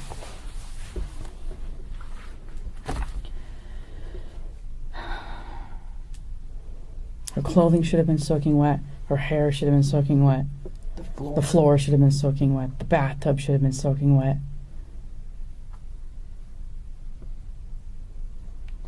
David, you're a smart guy. I mean, this Don't- isn't don't- rocket Don't science. look like you're puzzled. You're a smart guy. That you know now. You panicked. And you panicked. Exactly, I'm sorry. And The floor was wet. no, it wasn't. No, it was not. The bathroom floor is not wet. The tub's not wet. I know that you didn't plan this because none of this makes sense. If you had planned this and this had been intentional, this all would have made much more sense and it would have been a lot more difficult for somebody to figure out. But it's so obvious. And that's why I know that it wasn't intentional on your part. And you're not a good liar. You're terrible at it. Terrible. Because none of this makes sense. Because it's not in your nature to be like that. You weren't raised like that. I'm certain that your mother instilled good values in you and did not raise you to lie and to make stuff up. And that's why you're terrible at it. It's not a bad thing. And because you know you want to do the right thing. For you and for her. It almost sounds to me like she treated you like you were the help. That's what it sounds like to me. I got to do the yard. I got to take care of the pool. I got to do the work on the house. I got to clean the pool twice a day. I got to take care of the dogs. And I'm sleeping in the garage. So it sounds like what the ex said about her being a strong bitch. Where she say goes. Yeah. You're so mild-mannered that you don't want to stir the pot. You stand up to her when it's necessary, but you pick your battles. But I think you just want it to be right and good. You don't like to fight.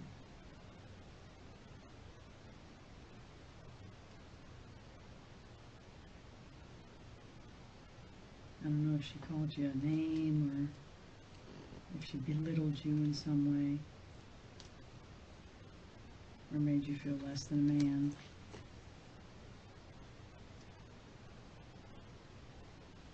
But my guess is she wasn't treating you very well.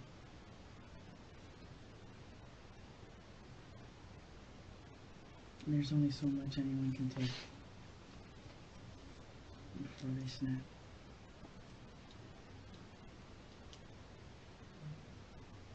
And maybe you felt like she got what was coming to her. You what? Maybe you felt like she got what was coming to her.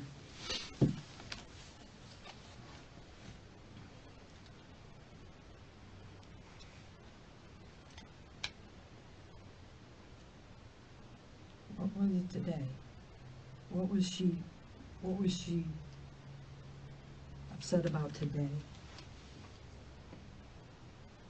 Her tooth and going to the dentist. Or not going to the dentist. And how it was going to make her stomach feel.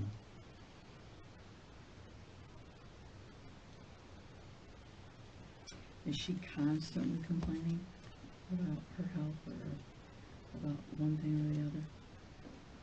Is she kind of always sick, or is it kind of all about her all the time? Woe is me. Everything's about me. Take care of me. Come sit with me. Come smoke with me. Stay in the bathroom with me. Stay in the bathroom with me.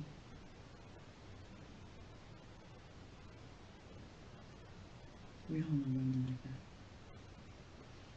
It's all about them and what you can do for them and what have you done for me lately.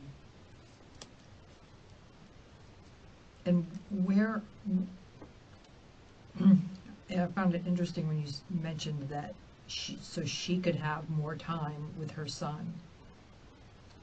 A husband should come first, and then a child.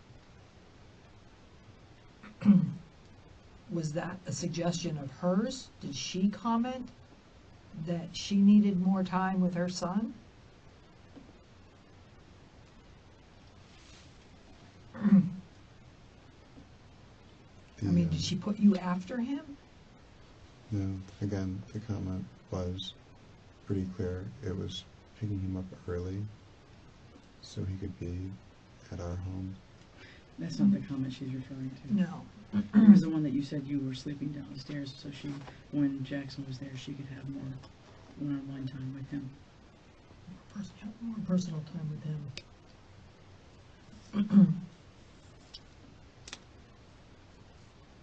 I mean, was there ever a conflict because of her son?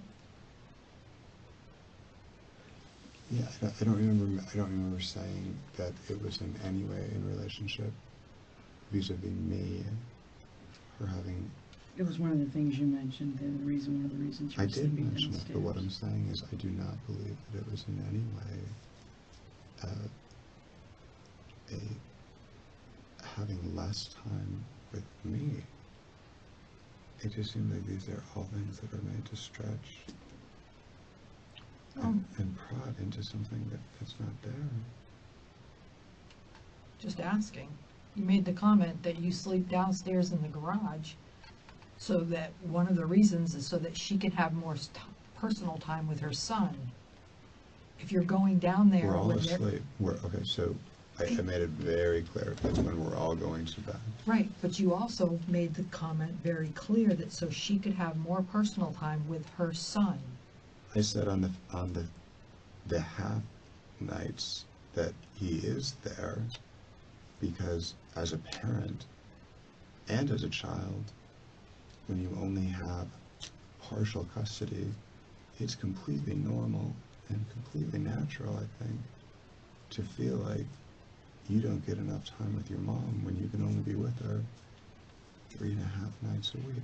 Every child's going to feel that way. Every child is going to feel that way. Nobody said that any different. Well, What does that have to do with you? I don't think it had anything to do with me. That's my point, is I don't think it had one thing to do with me. But I wasn't leaving her up there alone, and I wasn't leaving her, I don't think we were depriving our relationship because they slept in the same room and woke up in the same room. I don't think that changed. I really don't think that changed anything, but they did have a nighttime routine. As far as what time and exactly what he was going to do the next day, and as a step-parent, you're not as involved in every one of those specific decisions as the biological parent is. And you Does his stepmother at his dad's house sleep in the same room with his dad? Or does she sleep somewhere else? Because I think to an 8-year-old kid, that's got to be very bizarre. My mom married this guy, but he doesn't sleep in the same room. I think it's very nice. all the time. You're making a global universal statement on something that isn't. Well, there's more. And I think he understands that we do things sometimes. In fact, sometimes he would want to have a night where we stayed up watching movies, and we would sleep, together. We hadn't done that since the house. We had done that for about 1.5 years since the house had switched, but we were talking about doing it more. I just don't want to. I just don't want to paint those things to be any. You're right. That's not who I am. I would never. I would never look at something that's so understandable and so benign and think something. Then what happened? But you're also not investigating someone's murder, and we are. I granted, Okay. granted, but Okay. And I don't so- think we need to exaggerate any of the points we're- that I made and clearly or listen, say they're discrepancies. And had you walked in and told the truth several hours ago, we'd be done by now. We haven't heard it. Okay? So forgive us for grasping at straws and maybe trying to choose. I do. And not. maybe trying to choose things that mean nothing. And I think we're kind of grasping at straws because we're not hearing it, Dave. I mean, you can walk in and this could take 15 minutes and you just got to say, I screwed up, I made a mistake, and this is what happened.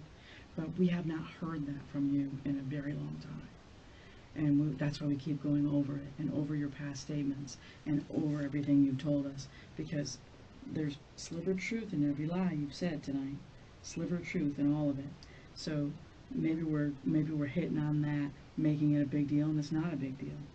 But we're missing something. Maybe it was extremely stressful to walk in and see your wife in that condition, and if I miscalculated marginally the amount of water that was there, she was certainly wet. She was certainly. I don't know why in a you would have tub. been shocked seeing that when you knew she was deceased before you left. I didn't say I knew she was deceased before I left. I didn't say that until tonight, that looking back on it, that I thought it was more likely she had gotten in the shower before I took the dogs than after. That's all I said. Okay, look at. So I was still Dave, surprised when I walked she didn't in. stick her foot in the shower and slip. That didn't happen. If she did, she would have fell backwards. And you didn't find her at 3 o'clock. Didn't It didn't happen. happen. I don't know that. You don't know that? Common sense would tell you if you pull a woman soaking wet out of a tub at 3 o'clock and call the police within 6 minutes, then everything will be soaking wet when the police arrive within 3 minutes of that. Yeah. That's common sense. So how did everything dry up? That's our question. 'Cause it She happened wasn't on- pulled out at 3 o'clock. It didn't happen.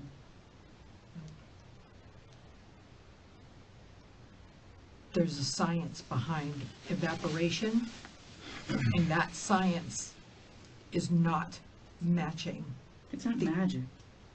3 Okay. o'clock. I can take a Science. shower at 6:30 in the morning, and at 10 o'clock at night, my towel's still wet. Your shower even stays wet. I mean, it's just common sense.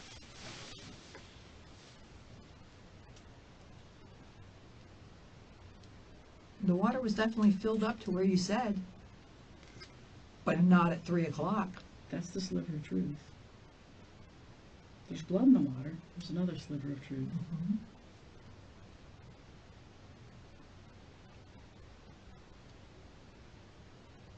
I know you think you thought of everything, but you didn't. I don't think I thought of everything, and I've told you over and over, I don't know. You do know. You have to stop saying you don't know, because you do know. You do, David. You do know.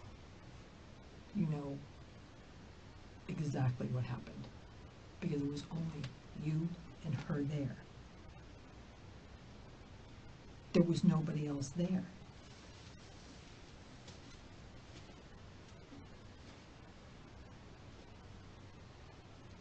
Nobody. I don't know what happened when I wasn't there. No, There I'm sure. had to have been close to well over an hour in the morning that I wasn't there, and well over 2 hours in the afternoon that I Right, wasn't that's there. very possible that you left the residence. However, when you were there, whatever happened to her happened when you were there. It didn't happen when you were gone. It happened when you were there. And I wouldn't expect you to know what happened when you were gone. Nothing happened when you were gone. She was already deceased. Talk around in circles. Trust me. The evidence and her body speak for itself. And your story is BS. So you better figure it out before it goes too far.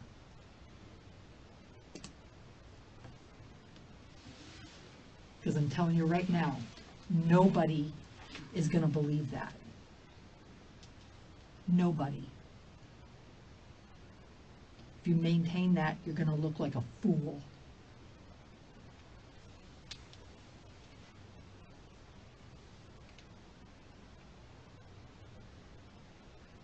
Picture telling that story with your mother sitting there listening to that. And try it. Like, As it's picked apart by as everything you told us is picked apart by everyone who testifies. and we haven't even hit on everything. We're holding some of it back, waiting to hear the truth.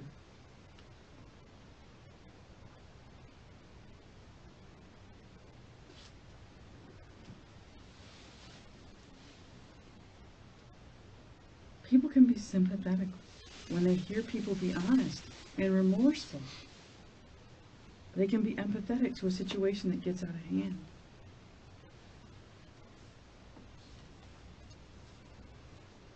But when people lie for hours on end and say, I know nothing about nothing, I don't know how she got that way, I thought she tripped and fell, I wasn't home, I was here, I was there, conveniently you're not there. It's complete hogwash.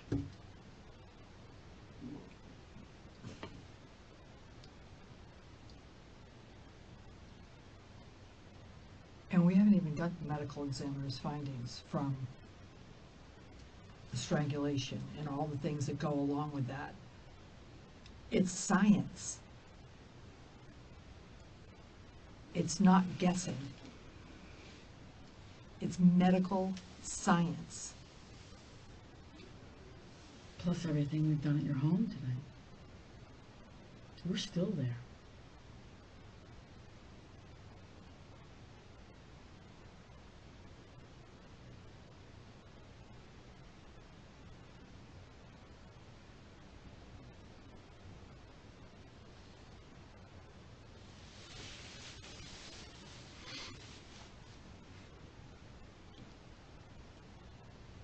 So what time did it happen?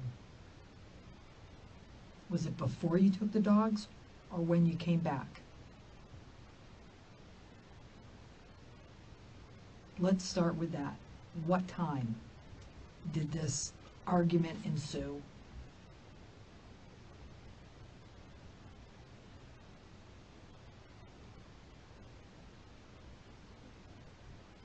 I'm gonna go with, from the story that you told us, I'm going somewhere around 11:30. 11:30, 12:30-ish.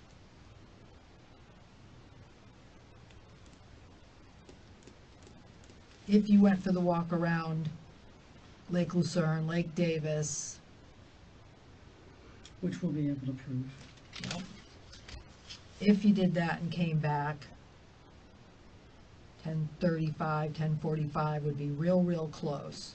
Both cars were there, so I figured she decided not to go to the dentist. I told her I was going to take the dogs to the park earlier to play frisbee. I took dogs for a short walk, measured something to do with the stairs, looking to see how much room was left, and then took the dogs And to you the may park have done for a that, but I haircut don't think you did it at that moment. at 11:45. There's a sliver of truth. Maybe you measured the stairs, but not in that moment.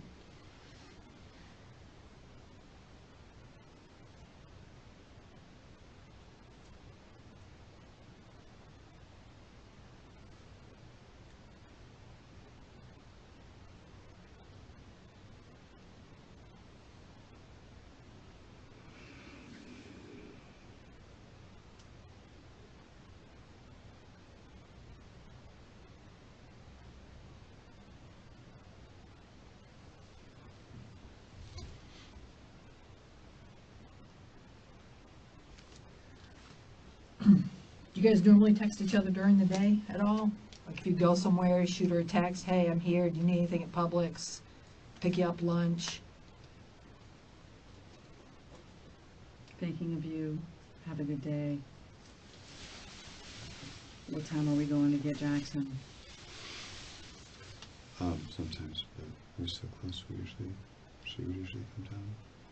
She could usually do that at Mo when she was free. I find it very odd, we've all been in relationships in this room, that your last communication with her beyond the phone was the day before. The evening of the day before when she tells you that Jim's on his way. I find it very odd that at no time at all on Tuesday that you all communicate via phone.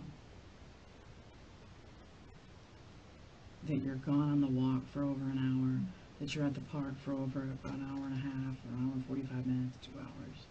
And there's zero communication between the two of you the entire day until you say you found her just after 3. Not a phone call, not a text. Nothing. My assumption is you don't call or text someone you know isn't going to read it. Can't read it.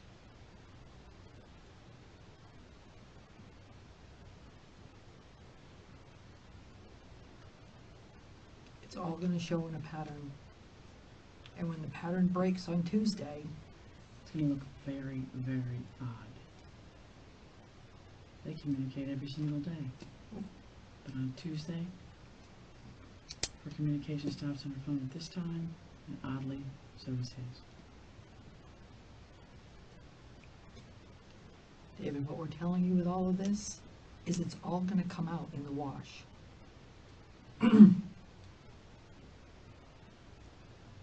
It's all going to come out. We're trying to afford you the opportunity to say what happened. And Because don't, we know everything but that right now. We know that something happened between you and her. She's dead. She's murdered. Intentionally or otherwise. She's dead. The evidence on her is it is. The evidence in the apartment is what it is. We can't rewind. I know you wish that you could rewind today. Believe me, I've had those days. Probably not to this degree, but I've had those days. But you can't. You have to move forward. And the best course of action for you is to tell the truth. What happened?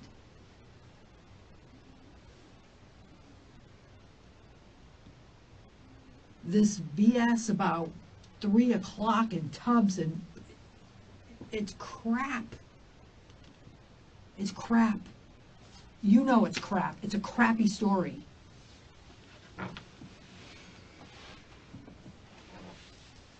Yeah, you don't know what happened when you were gone. I get it. But you know what happened when you were there, and that's what counts.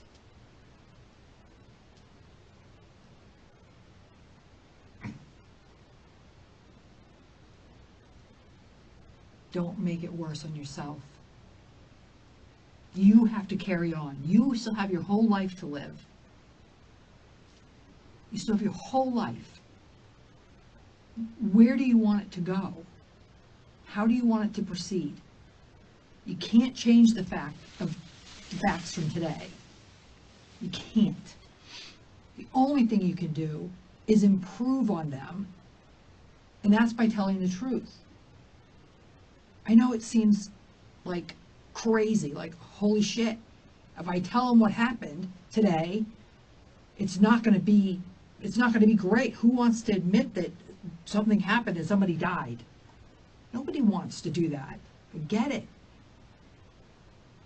But maintaining this crappy story is going to make it look like you don't give a crap about your dead wife.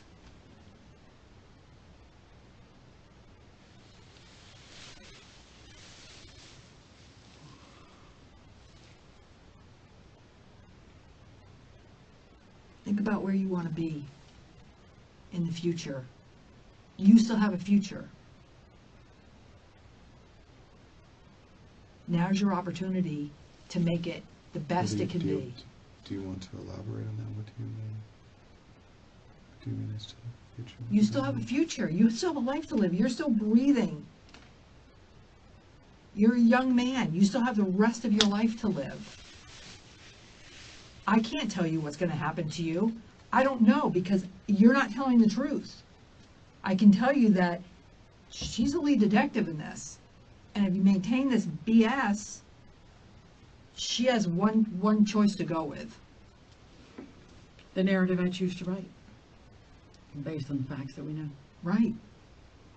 whether it's true or not. But it's what we have. You don't want me to surmise what happened, do you? Just based on evidence, testimony? You want me to tell your truth, or do you want to tell your truth? Because if I tell your truth, it's probably going to be first degree, premeditated, and I'll make you probably look like I am. I don't think that's fair, but you're not leaving me a lot of choice. Okay? And then what happens? You face the music. Which is? You face the music. You face a jury of your peers.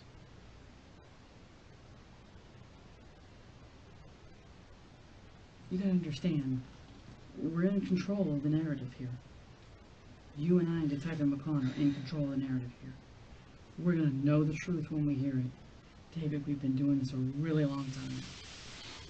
Okay? We're gonna know the truth when we hear it. It's gonna match what we already know.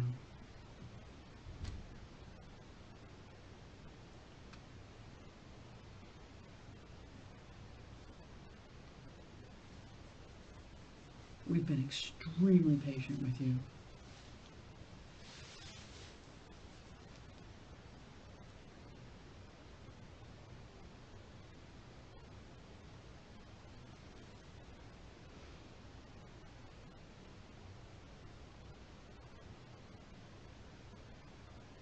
You're not going to be able to just BS your way out of this. You're not going to be able to maintain this and think it's going to go away. It is not going to go away. The hardest point for you to deal with is right here and now. Right here and now. This is the pinnacle.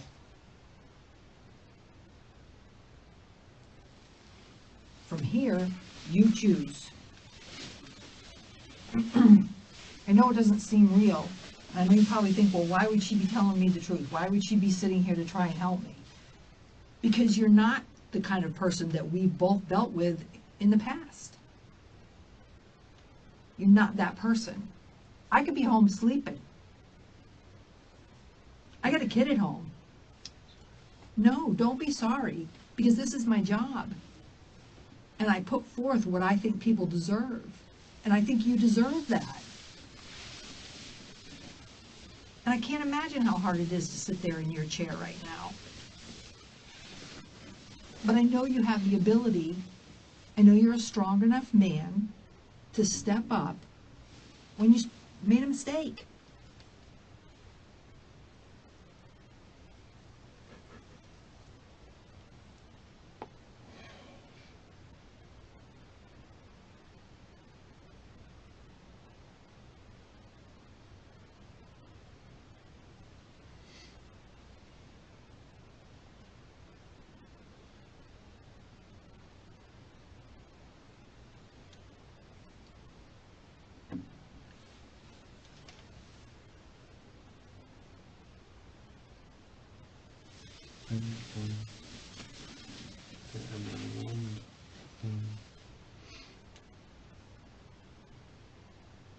Appreciate the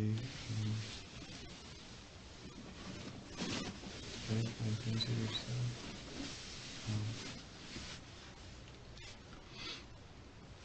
I'm missing what you're saying because of your suit that you're moving, but I'm kind of missing it. It's really loud, but I missed what you said because you're talking so loud. I'm sorry, it's bothering you. I appreciate the things that you've said and the genuine consideration and total thoughtfulness behind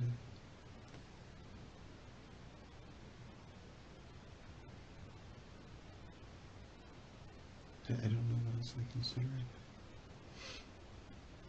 The truth.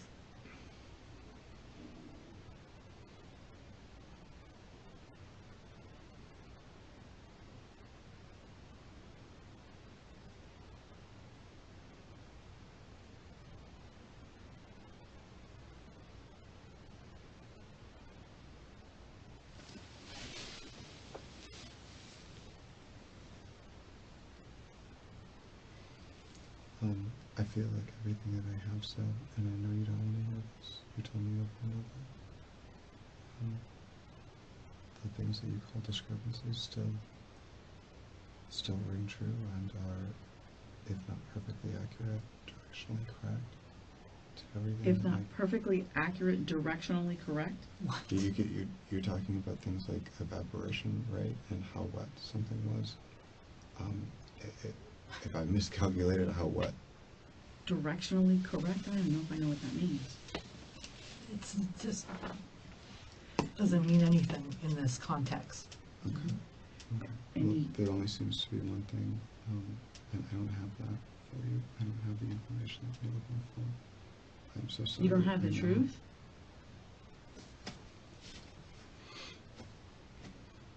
David, you killed this woman.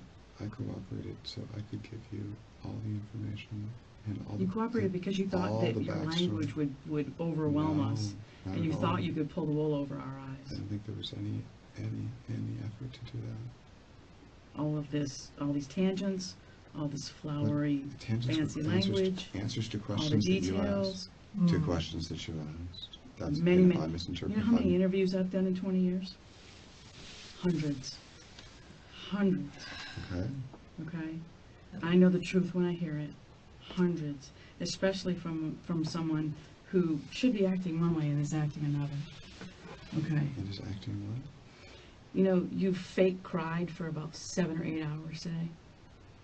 Not one tear came out of your eyes. Not one. Not one. Not on scene with the officers. Not in this room. You have fake cried over this woman's death since we made contact with you. For hours. And every single time you fake cried, we wrote it down. Not one tear came out of your eyes. Not one. Nope. Okay?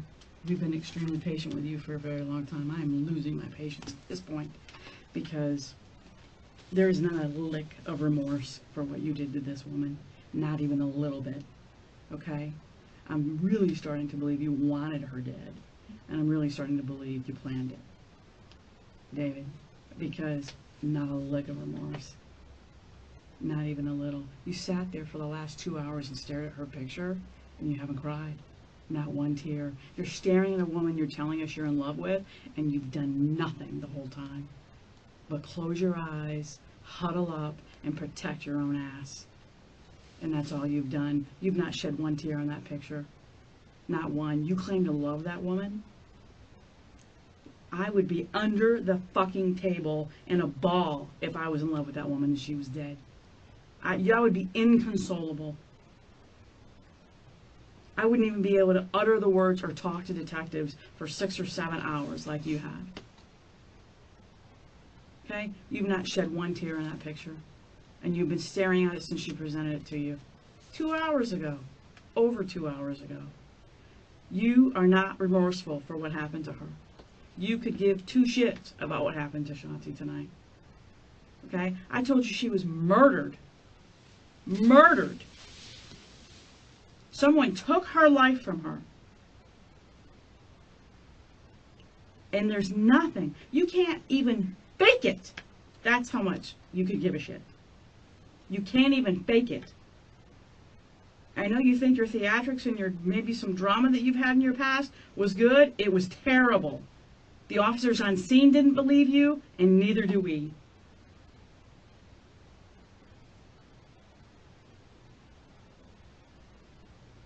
You fucked up. That's the end of it. You screwed up.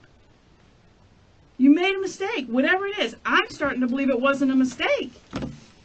I'm starting to believe that David wanted this chick dead.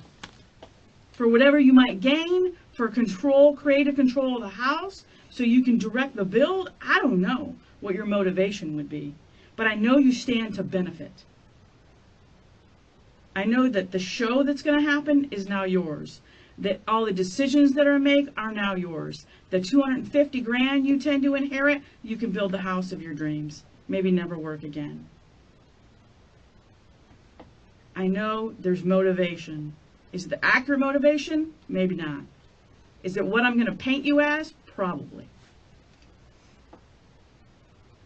Because there's no more arguments over the house. You have complete creative control. You get the TV show. You get the $250,000.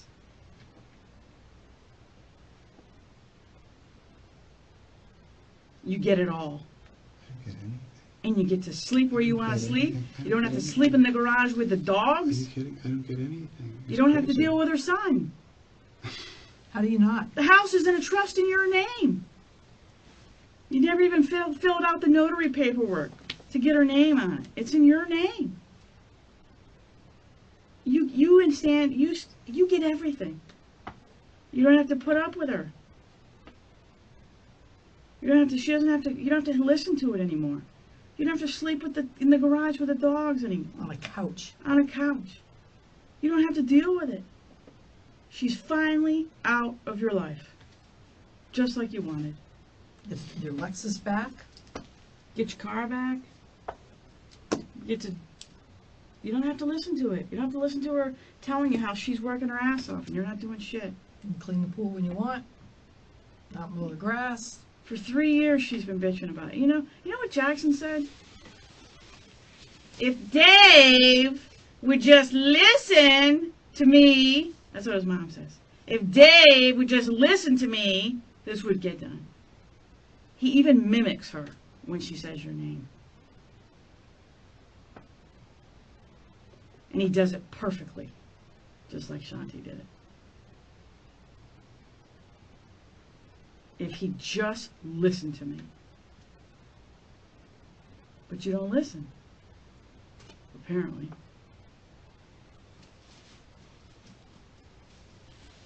She rules the roost. She's a pain in the ass. She wants it done her way. She wants flat ceilings and flat floors. Okay? She probably set the build back by God knows how many months. Because she didn't listen to you. And bitched about having to live in one room for 18 months. She bitched about it. Her son told us she bitched about it. His father told us she bitched about it. And she blames you. She has blamed you the entire time.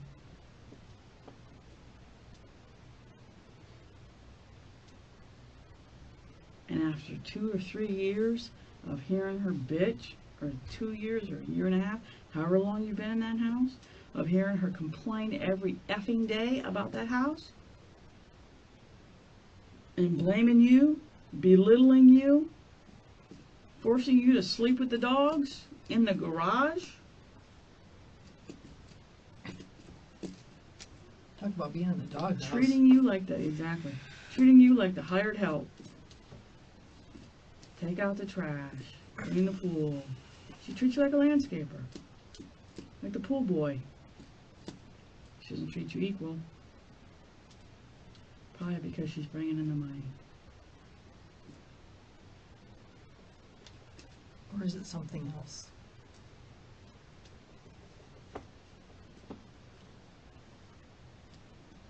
And when we're done talking to her friends, and going through her phone, and talking to her family, and they tell us all about your relationship. And video. And we prove your story is full of holes. And we prove when she died. And we prove where you were.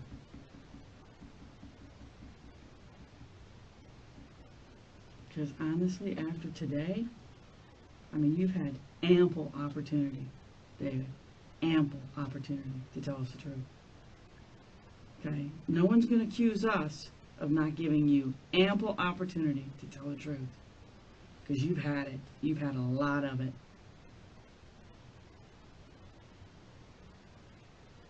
So we're just going to prove you're full of shit and solve this case. And I'm glad you think that's funny. I'm glad you think that's funny. I'm glad you think that's funny. Okay? Because every time you smirk and smile, Smirking and smiling. okay, that's going to be seen as well. And what do you think? What happened?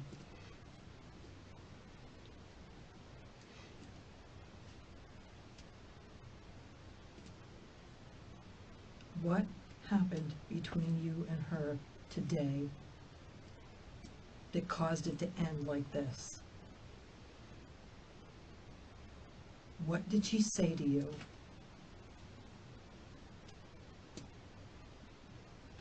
David, this is your life you're talking about, that you're closing your eyes through.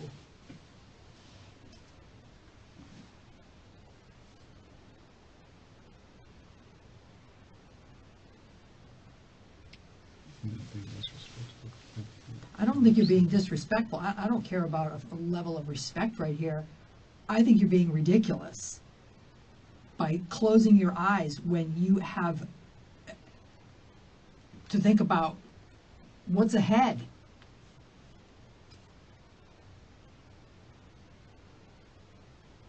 It will prove where you were when she died.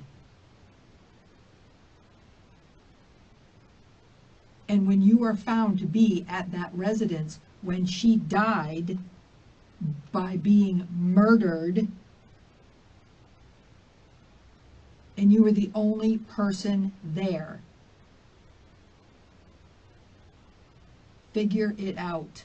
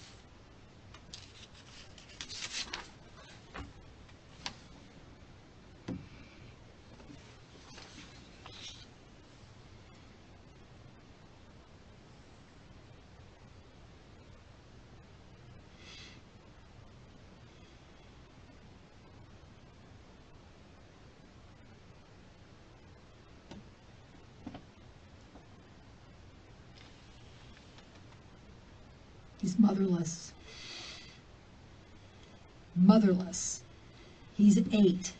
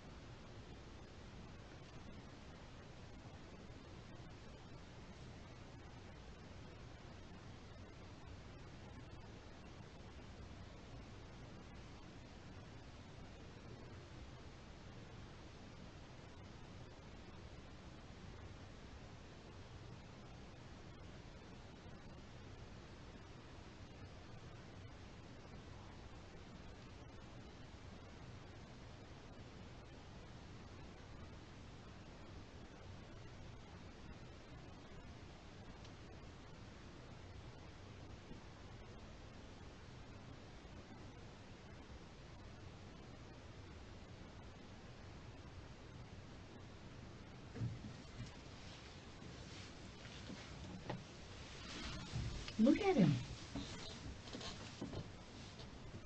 Look at Jackson, how happy he was. Now think about what you took away from her and from him. You're kind enough to let them spend time together, quality time together. Now what do I tell Jackson? David's a monster.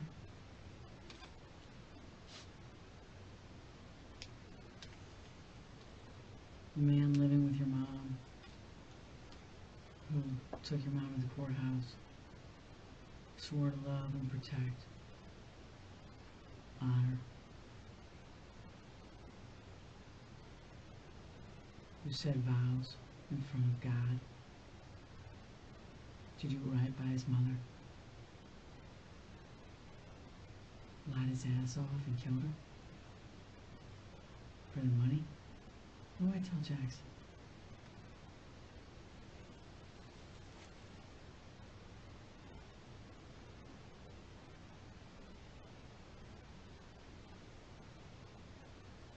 Jackson knows you guys fight. He knows you argue. He's young, but he's bright.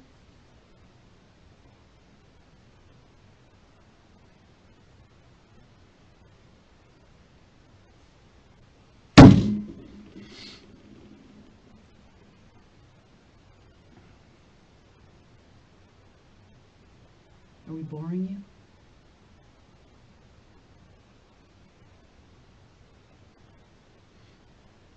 Look at his picture, David.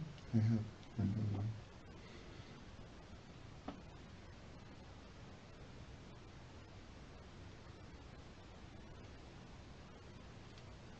How do you explain this? What are you going to tell Jackson?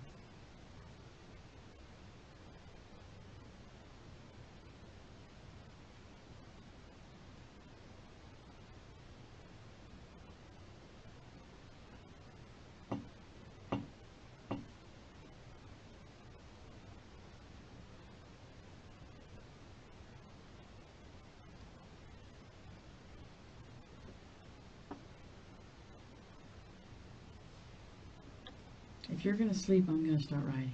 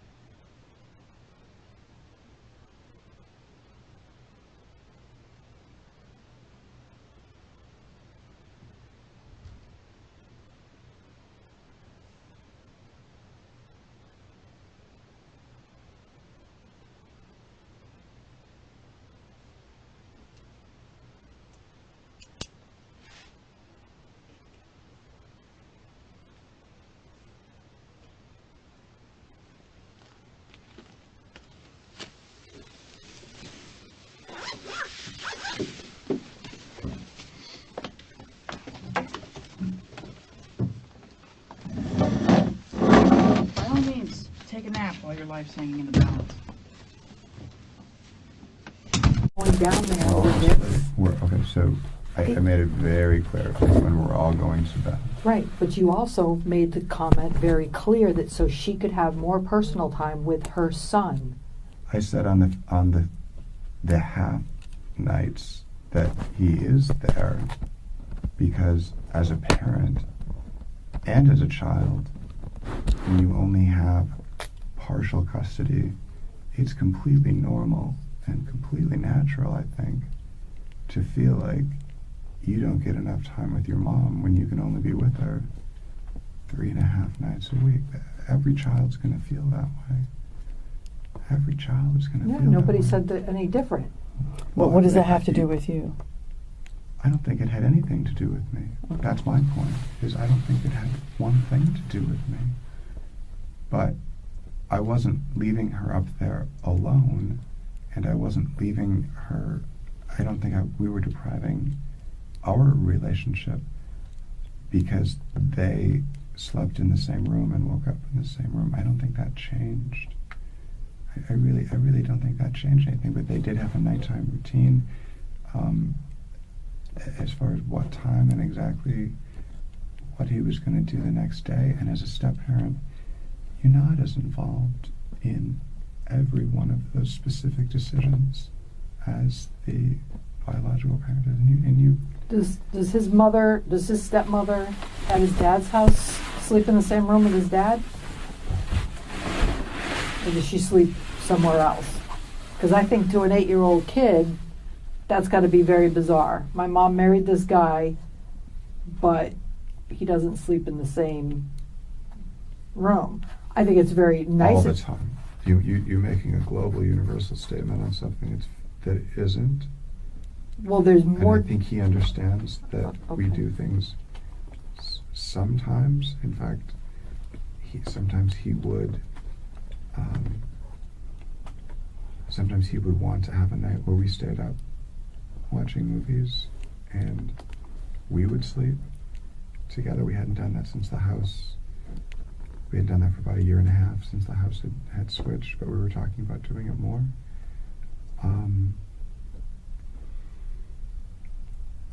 I just don't want to paint those things to be any. You're right. That's not who I am. I would never look at something that's so understandable and so benign and think something. Then what happened? But you're also not investigating someone's murder, and we are. I granted. Okay. Granted. Okay, But and I so. don't think we need to exaggerate any of the And points we're- that I make and clearly or listen, say they're discrepancies. And had you walked in and told the truth several hours ago, we'd be done by now. But we haven't heard it. Okay? So forgive us for grasping at straws and maybe trying to choose. I do. And No. maybe trying to choose things that mean nothing. And I think we're kind of grasping at straws because we're not hearing it, Dave. I mean, you can walk in and this can take 15 minutes and you just got to say, I screwed up, I made a mistake, and this is what happened. But we have not heard that from you in a very long time. And that's why we keep going over it and over your past statements and over everything you've told us, because there's sliver of truth in every lie you've said tonight. Sliver of truth in all of it. So maybe we're hitting on that, making it a big deal, and it's not a big deal. But we're missing something. Maybe it was extremely stressful to walk in and see your wife in that condition, and if I miscalculated marginally the amount of water that was there, she was certainly wet. She was certainly. I don't know why you would have been shocked seeing that when you knew she was deceased before you left. I didn't say I knew she was deceased before I left. I didn't say that until tonight, that looking back on it, that I thought it was more likely she had gotten in the shower before I took the dogs than after. That's all I said. Okay, look at. So I was still. Dave, she didn't stick her foot in the shower and slip. That didn't happen. If she did, she would have fell backwards. And you didn't find her at 3 o'clock. That didn't happen. I don't know that. You don't know that? Common sense would tell you if you pull a woman soaking wet out of a tub at 3 o'clock and call the police within 6 minutes, that everything will be soaking wet when the police arrive within 3 minutes of that. Yeah. That's common sense. So how did everything dry up? That's our question. Because It she happened. wasn't pulled out at 3 o'clock. It didn't happen. Nope. There's a science behind evaporation, and that science is not matching It's not magic. 3 Okay. o'clock. I can take a Science. shower at 6:30 in the morning, and at 10 o'clock at night, my towel's still wet. The shower even stays wet. I mean, it's just common sense.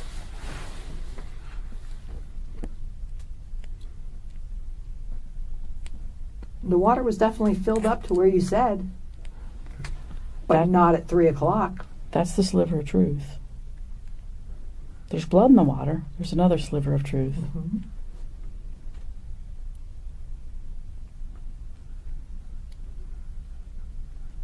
I know you think you thought of everything, but you didn't. I don't think I thought of everything, and I've told you over and over, I don't know. You do know. You have to stop saying you don't know, because you do know. You do, David. You do know. You know exactly what happened, because it was only you and her there. There was nobody else there.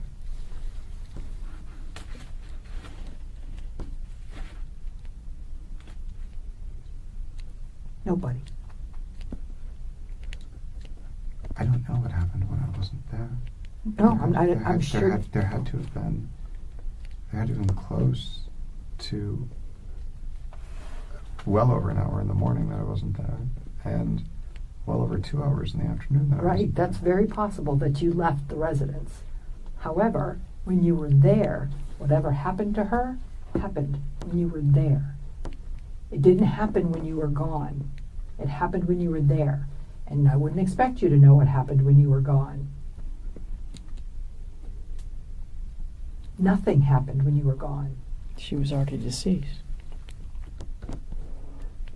Talk around in circles. Trust me.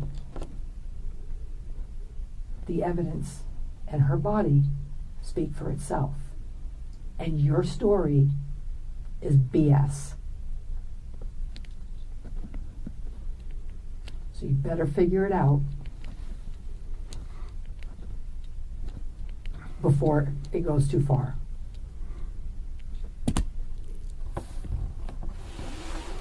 Because I'm telling you right now, nobody is going to believe that. Nobody. If you maintain that, you're going to look like a fool.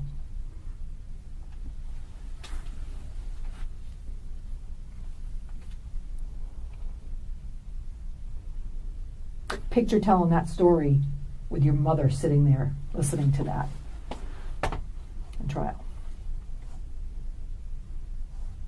And you're like, As it's picked apart by as everything you told us is picked apart by everyone who testifies. and we haven't even hit on everything.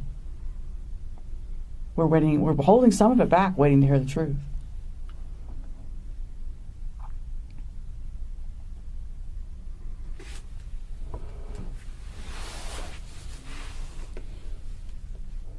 People can be sympathetic when they hear people be honest and remorseful.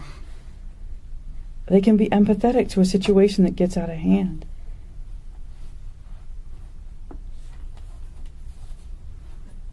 But when people lie for hours on end and say, I know nothing about nothing, I don't know how she got that way, I thought she tripped and fell, I wasn't home, I was here, I was there, conveniently, you're not there. It's complete hogwash.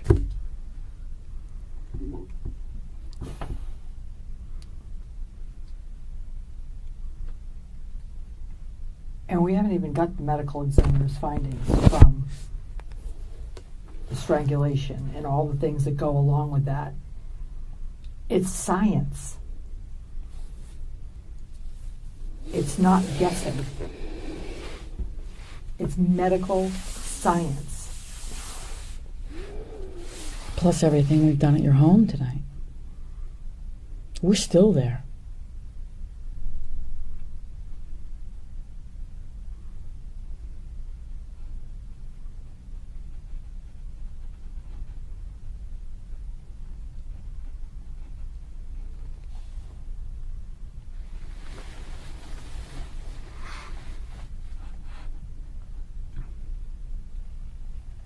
So what time did it happen?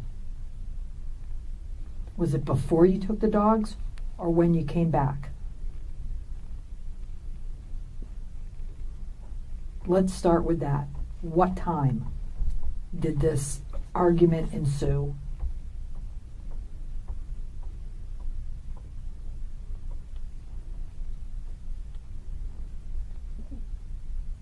I'm gonna go with, from the story that you told us, I'm going somewhere around 11:30. 11:30, 12:30-ish.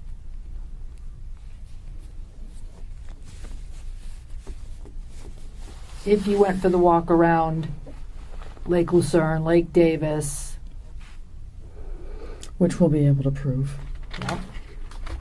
If you did that and came back, 10:35, 10:45 would be real close.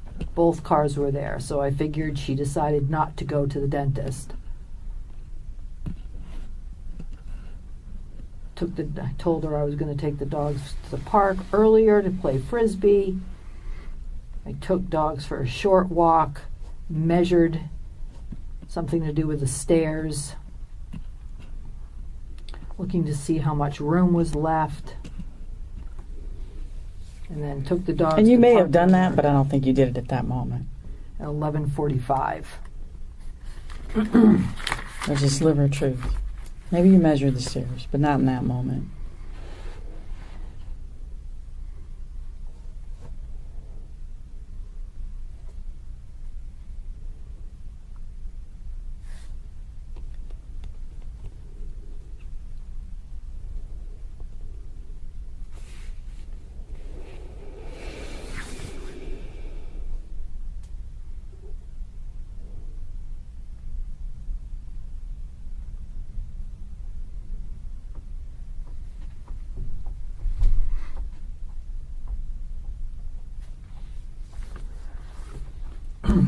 Do you guys normally text each other during the day at all? Like if you go somewhere, you shoot her a text, hey, I'm here, do you need anything at Publix? Pick you up lunch? Thinking of you. Have a good day. What time are we going to get Jackson? Sometimes, but we're so close. She would usually come down. She would usually do that at Mama when she was free. I find it very odd. We've all been in relationships in this room. That your last communication with her via the phone was the day before. The evening of the day before when she tells you that Jim's on his way. I find it very odd that at no time at all on Tuesday that you all communicate via phone. That you're gone on the walk for over an hour, that you're at the park for over an hour and a half, or an hour and 45 minutes, 2 hours, and there's zero communication between the two of you the entire day until you say you found her just after 3. Not a phone call, not a text. Nothing. My assumption is you don't call or text someone you know isn't going to read it. Can't read it.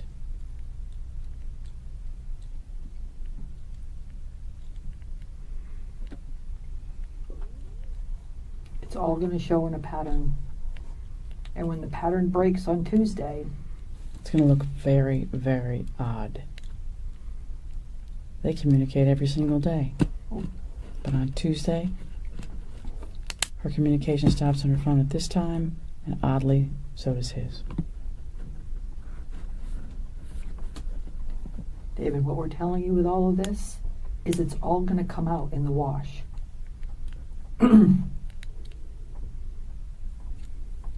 It's all going to come out.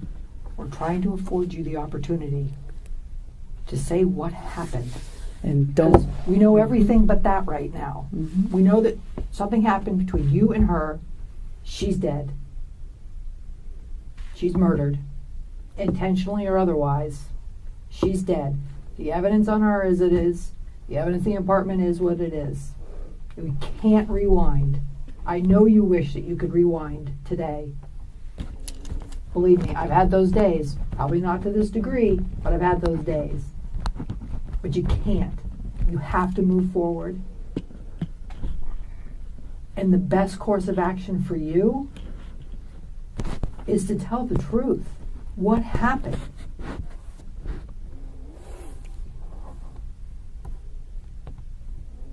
This BS about 3 o'clock and tubs, and it's crap. It's crap. You know it's crap. It's a crappy story.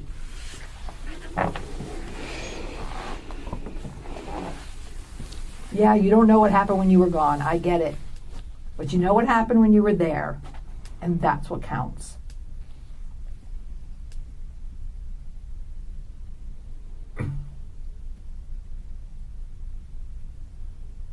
Don't make it worse on yourself.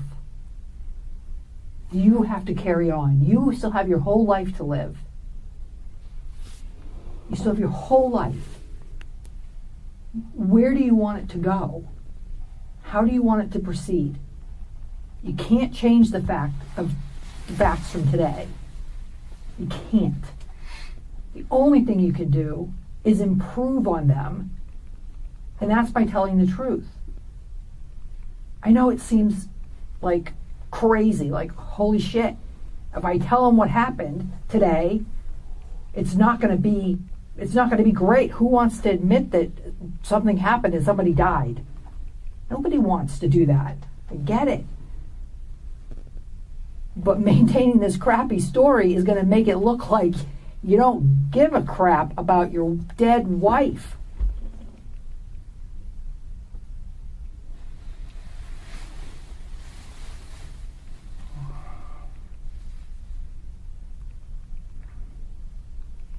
Think about where you want to be in the future. Do you still have a future? Now's your opportunity to make it the best it can be. Do you want to elaborate on that? What do you mean? What do you mean I still have a future? You still have a future. You still have a life to live. You're still breathing. You're a young man. You still have the rest of your life to live. I can't tell you what's going to happen to you. I don't know because you're not telling the truth. I can tell you that she's the lead detective in this. And if you maintain this BS, she has one choice to go with. The narrative I choose to write, based on the facts that we know. Right. Whether it's true or not. But it's what we have. You don't want me to surmise what happened, do you? Just based on evidence, testimony? You want me to tell your truth, or do you want to tell your truth? Because if I tell your truth, it's probably going to be first degree, premeditated, and I'll make you probably look like an animal. I don't think that's fair, but you're not leaving me a lot of choice. Okay? And then what happens? You face the music. Which is? You face the music. You face a jury of your peers.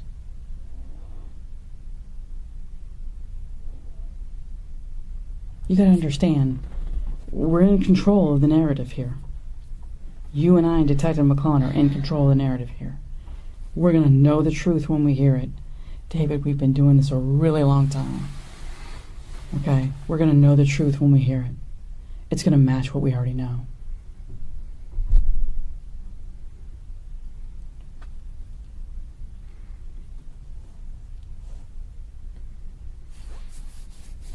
We've been extremely patient with you.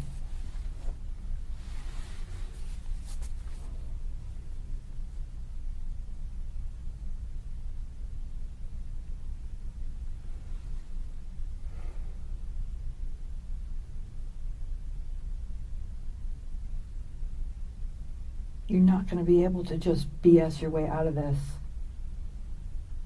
You're not going to be able to maintain this and think it's going to go away. It is not going to go away. The hardest point for you to deal with is right here and now. Right here and now. This is the pinnacle.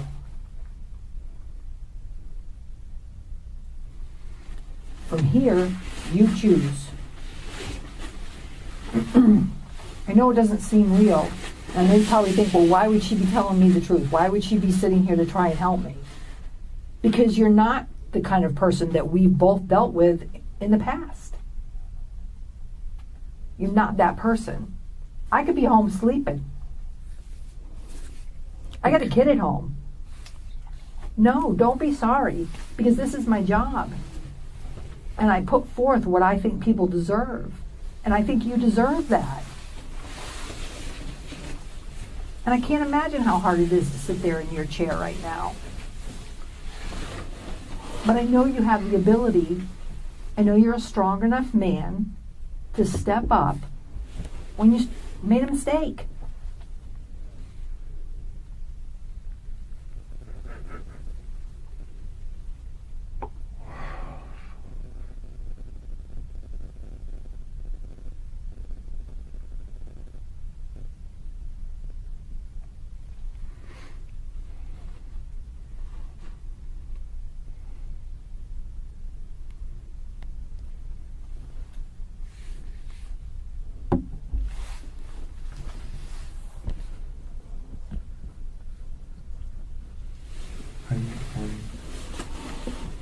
I'm overwhelmed.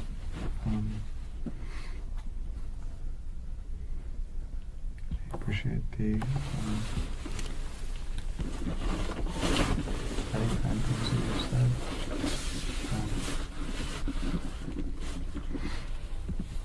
I'm missing what you're saying because of your suit that you're moving, but I'm kind of missing it.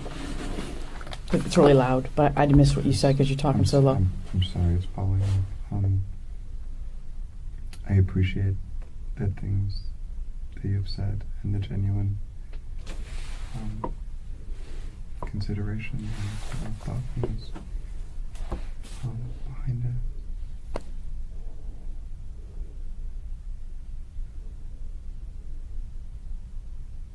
I don't know what else I can say right now. The truth.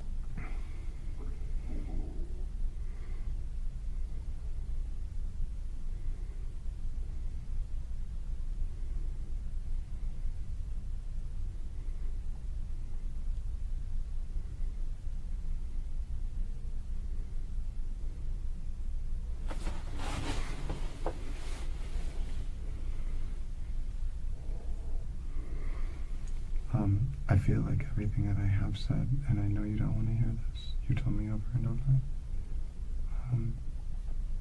the things that you call discrepancies still ring true and are, if not perfectly accurate, directionally correct. to everything. If not like, perfectly accurate, directionally correct? do you get you're talking about things like evaporation rate and how wet something was. If I miscalculated how wet. Directionally correct? I don't even know if I know what that means. It's just doesn't mean anything in this context. Okay. Okay. And Well, you, there only seems to be one thing, and I don't have that for you. I don't have the information that you're looking for. I'm so sorry. you don't have the I know. truth?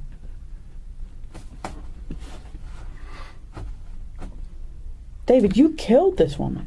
I cooperated so I could give you all the information and all. You cooperated because you thought all that the your backstory. language would overwhelm No, us, not and you at all. thought you could pull the wool over our I eyes. don't think there was any effort to do that.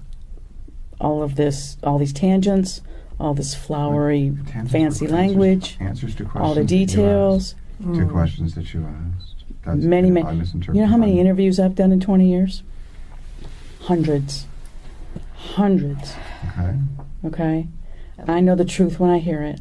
Hundreds. Especially from someone who should be acting one way and is acting another.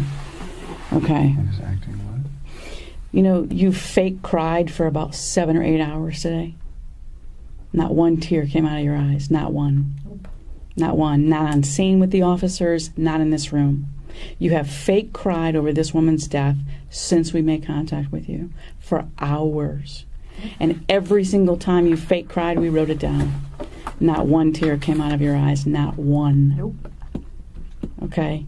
We've been extremely patient with you for a very long time. I am losing my patience at this point because there is not a lick of remorse for what you did to this woman. Not even a little bit. Okay? I'm really starting to believe you wanted her dead. And I'm really starting to believe you planned it. David, because not a lick of remorse. Not even a little. You sat there for the last 2 hours and stared at her picture, and you haven't cried.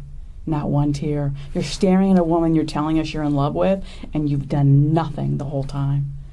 But close your eyes, huddle up, and protect your own ass. And that's all you've done. You've not shed one tear on that picture. Not one. You claim to love that woman. I would be under the fucking table in a ball if I was in love with that woman and she was dead. I would be inconsolable. I wouldn't even be able to utter the words or talk to detectives for 6 or 7 hours like you have. Okay? You've not shed one tear in that picture. And you've been staring at it since she presented it to you. 2 hours ago. Over 2 hours ago. You are not remorseful for what happened to her. You could give two shits about what happened to Shanti tonight. Okay? I told you she was murdered. Murdered. Someone took her life from her. And there's nothing. You can't even fake it. That's how much you could give a shit. You can't even fake it. I know you think your theatrics and your maybe some drama that you've had in your past was good. It was terrible. The officers on scene didn't believe you, and neither do we.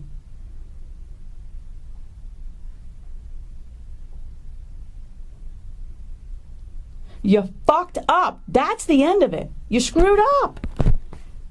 You made a mistake, whatever it is. I'm starting to believe it wasn't a mistake.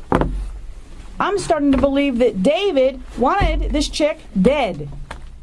For whatever you might gain, for control, creative control of the house, so you can direct the build. I don't know what your motivation would be. But I know you stand to benefit. I know that the show that's going to happen is now yours. That all the decisions that are made are now yours. The $250,000 you tend to inherit, you can build the house of your dreams. Maybe never work again. I know there's motivation. Is it the accurate motivation? Maybe not. Is it what I'm going to paint you as? Probably.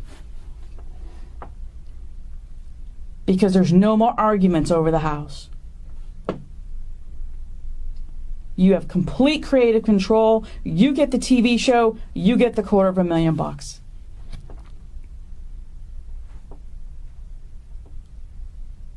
You get it all. I don't get anything. And you get to sleep where you want to sleep. You don't have to sleep in the garage with the dogs. Are you kidding? I don't get anything. You don't have to deal with her son. How do you not? The house is in a trust in your name. You never even filled out the notary paperwork to get her name on it. It's in your name. You understand? You get everything. You don't have to put up with her. You don't have to. She doesn't have to. You don't have to listen to it anymore. You don't have to sleep in the garage with the dogs anymore. On a couch. On a couch. You don't have to deal with it. She's finally out of your life. Just like you wanted. Your Lexus back. Get your car back. You don't have to listen to it. You don't have to listen to her telling you how she's working her ass off and you're not doing shit. You can clean the pool when you want. Not mow the grass. For 3 years she's been bitching about it. You know what Jackson said? If Dave would just listen to me, that's what his mom says. If Dave would just listen to me, this would get done. He even mimics her when she says your name. And he does it perfectly, just like Shanti did it. If he just listened to me. But you don't listen, apparently.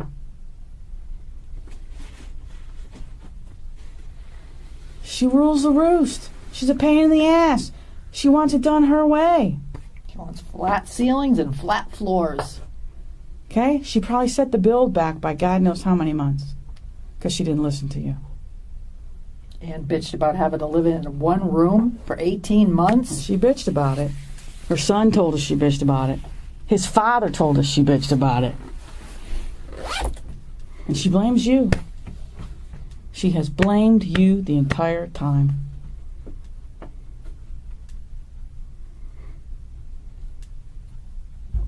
And after 2 or 3 years of hearing her bitch, or 2 years or a year and a half, however long you've been in that house, of hearing her complain every effing day about that house, and blaming you, belittling you, forcing you to sleep with the dogs in the garage. Talk about being in the doghouse. Treating you like the hired help. Take out the trash, clean the pool. She treats you like a landscaper, like the pool boy. She doesn't treat you equal. Probably because she's bringing in the money. Or is it something else?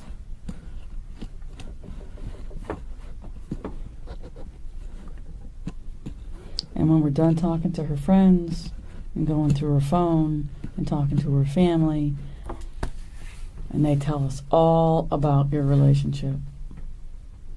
And video. And we prove your story is full of holes. And we prove when she died. And we prove where you were.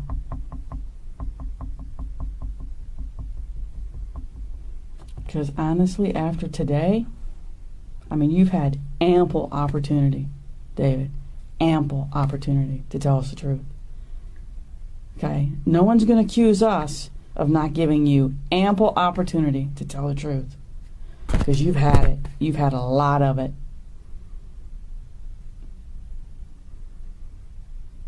So we're just going to prove you're full of shit and solve this case. And I'm glad you think that's funny. I'm glad you think that's funny. I'm glad you think that's funny. Okay? Because every time you smirk and smile, Smirking and smiling. okay, that's going to be seen as well. Then what do you think? What happened?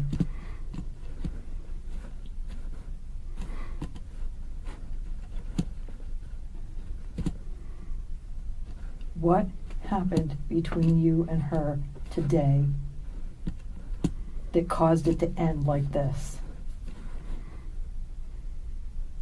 What did she say to you?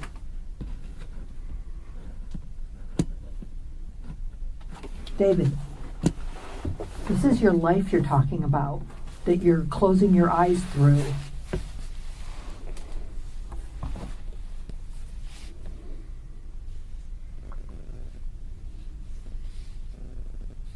I'm not being disrespectful.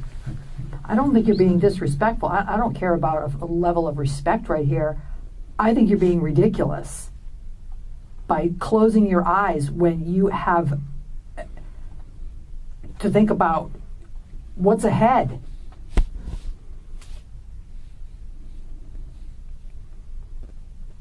It will prove where you were when she died. And when you are found to be at that residence when she died by being murdered, and you were the only person there, figure it out.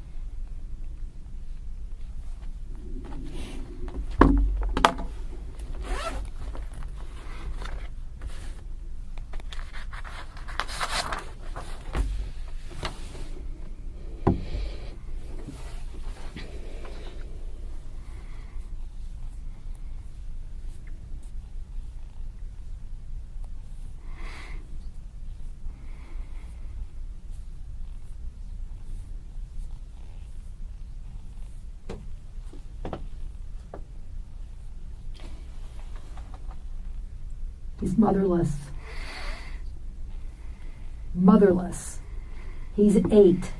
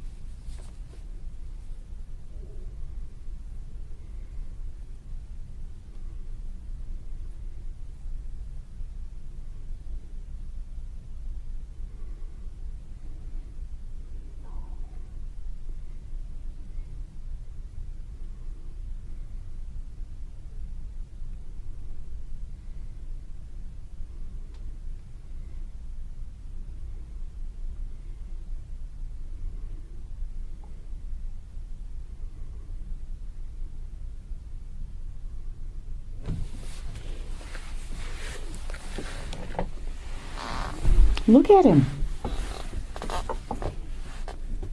Look at Jackson, how happy he was.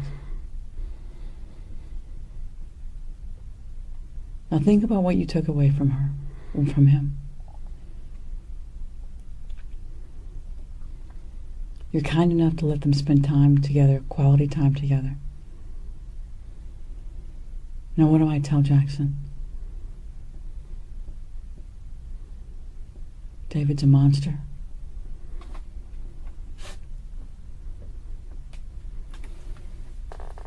The man living with your mom who took your mom to the courthouse, swore to love and protect, honor, who said vows in front of God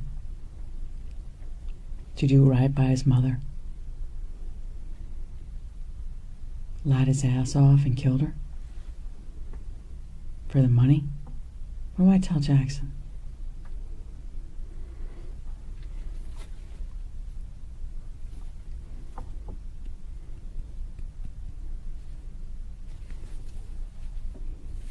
Jackson knows you guys fight. He knows you argue. He's young, but he's bright.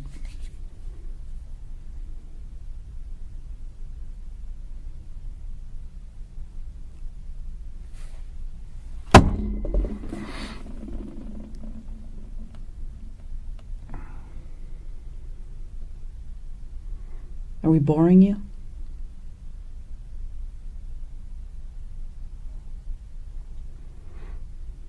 Look at his picture, David. I have over and over.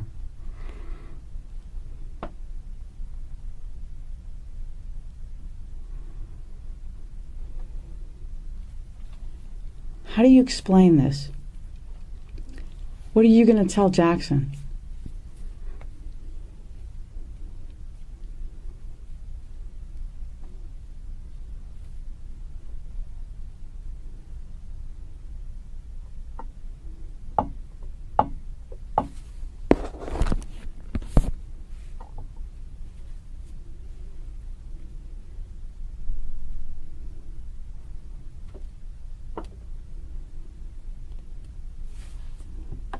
If you're going to sleep, I'm going to start writing.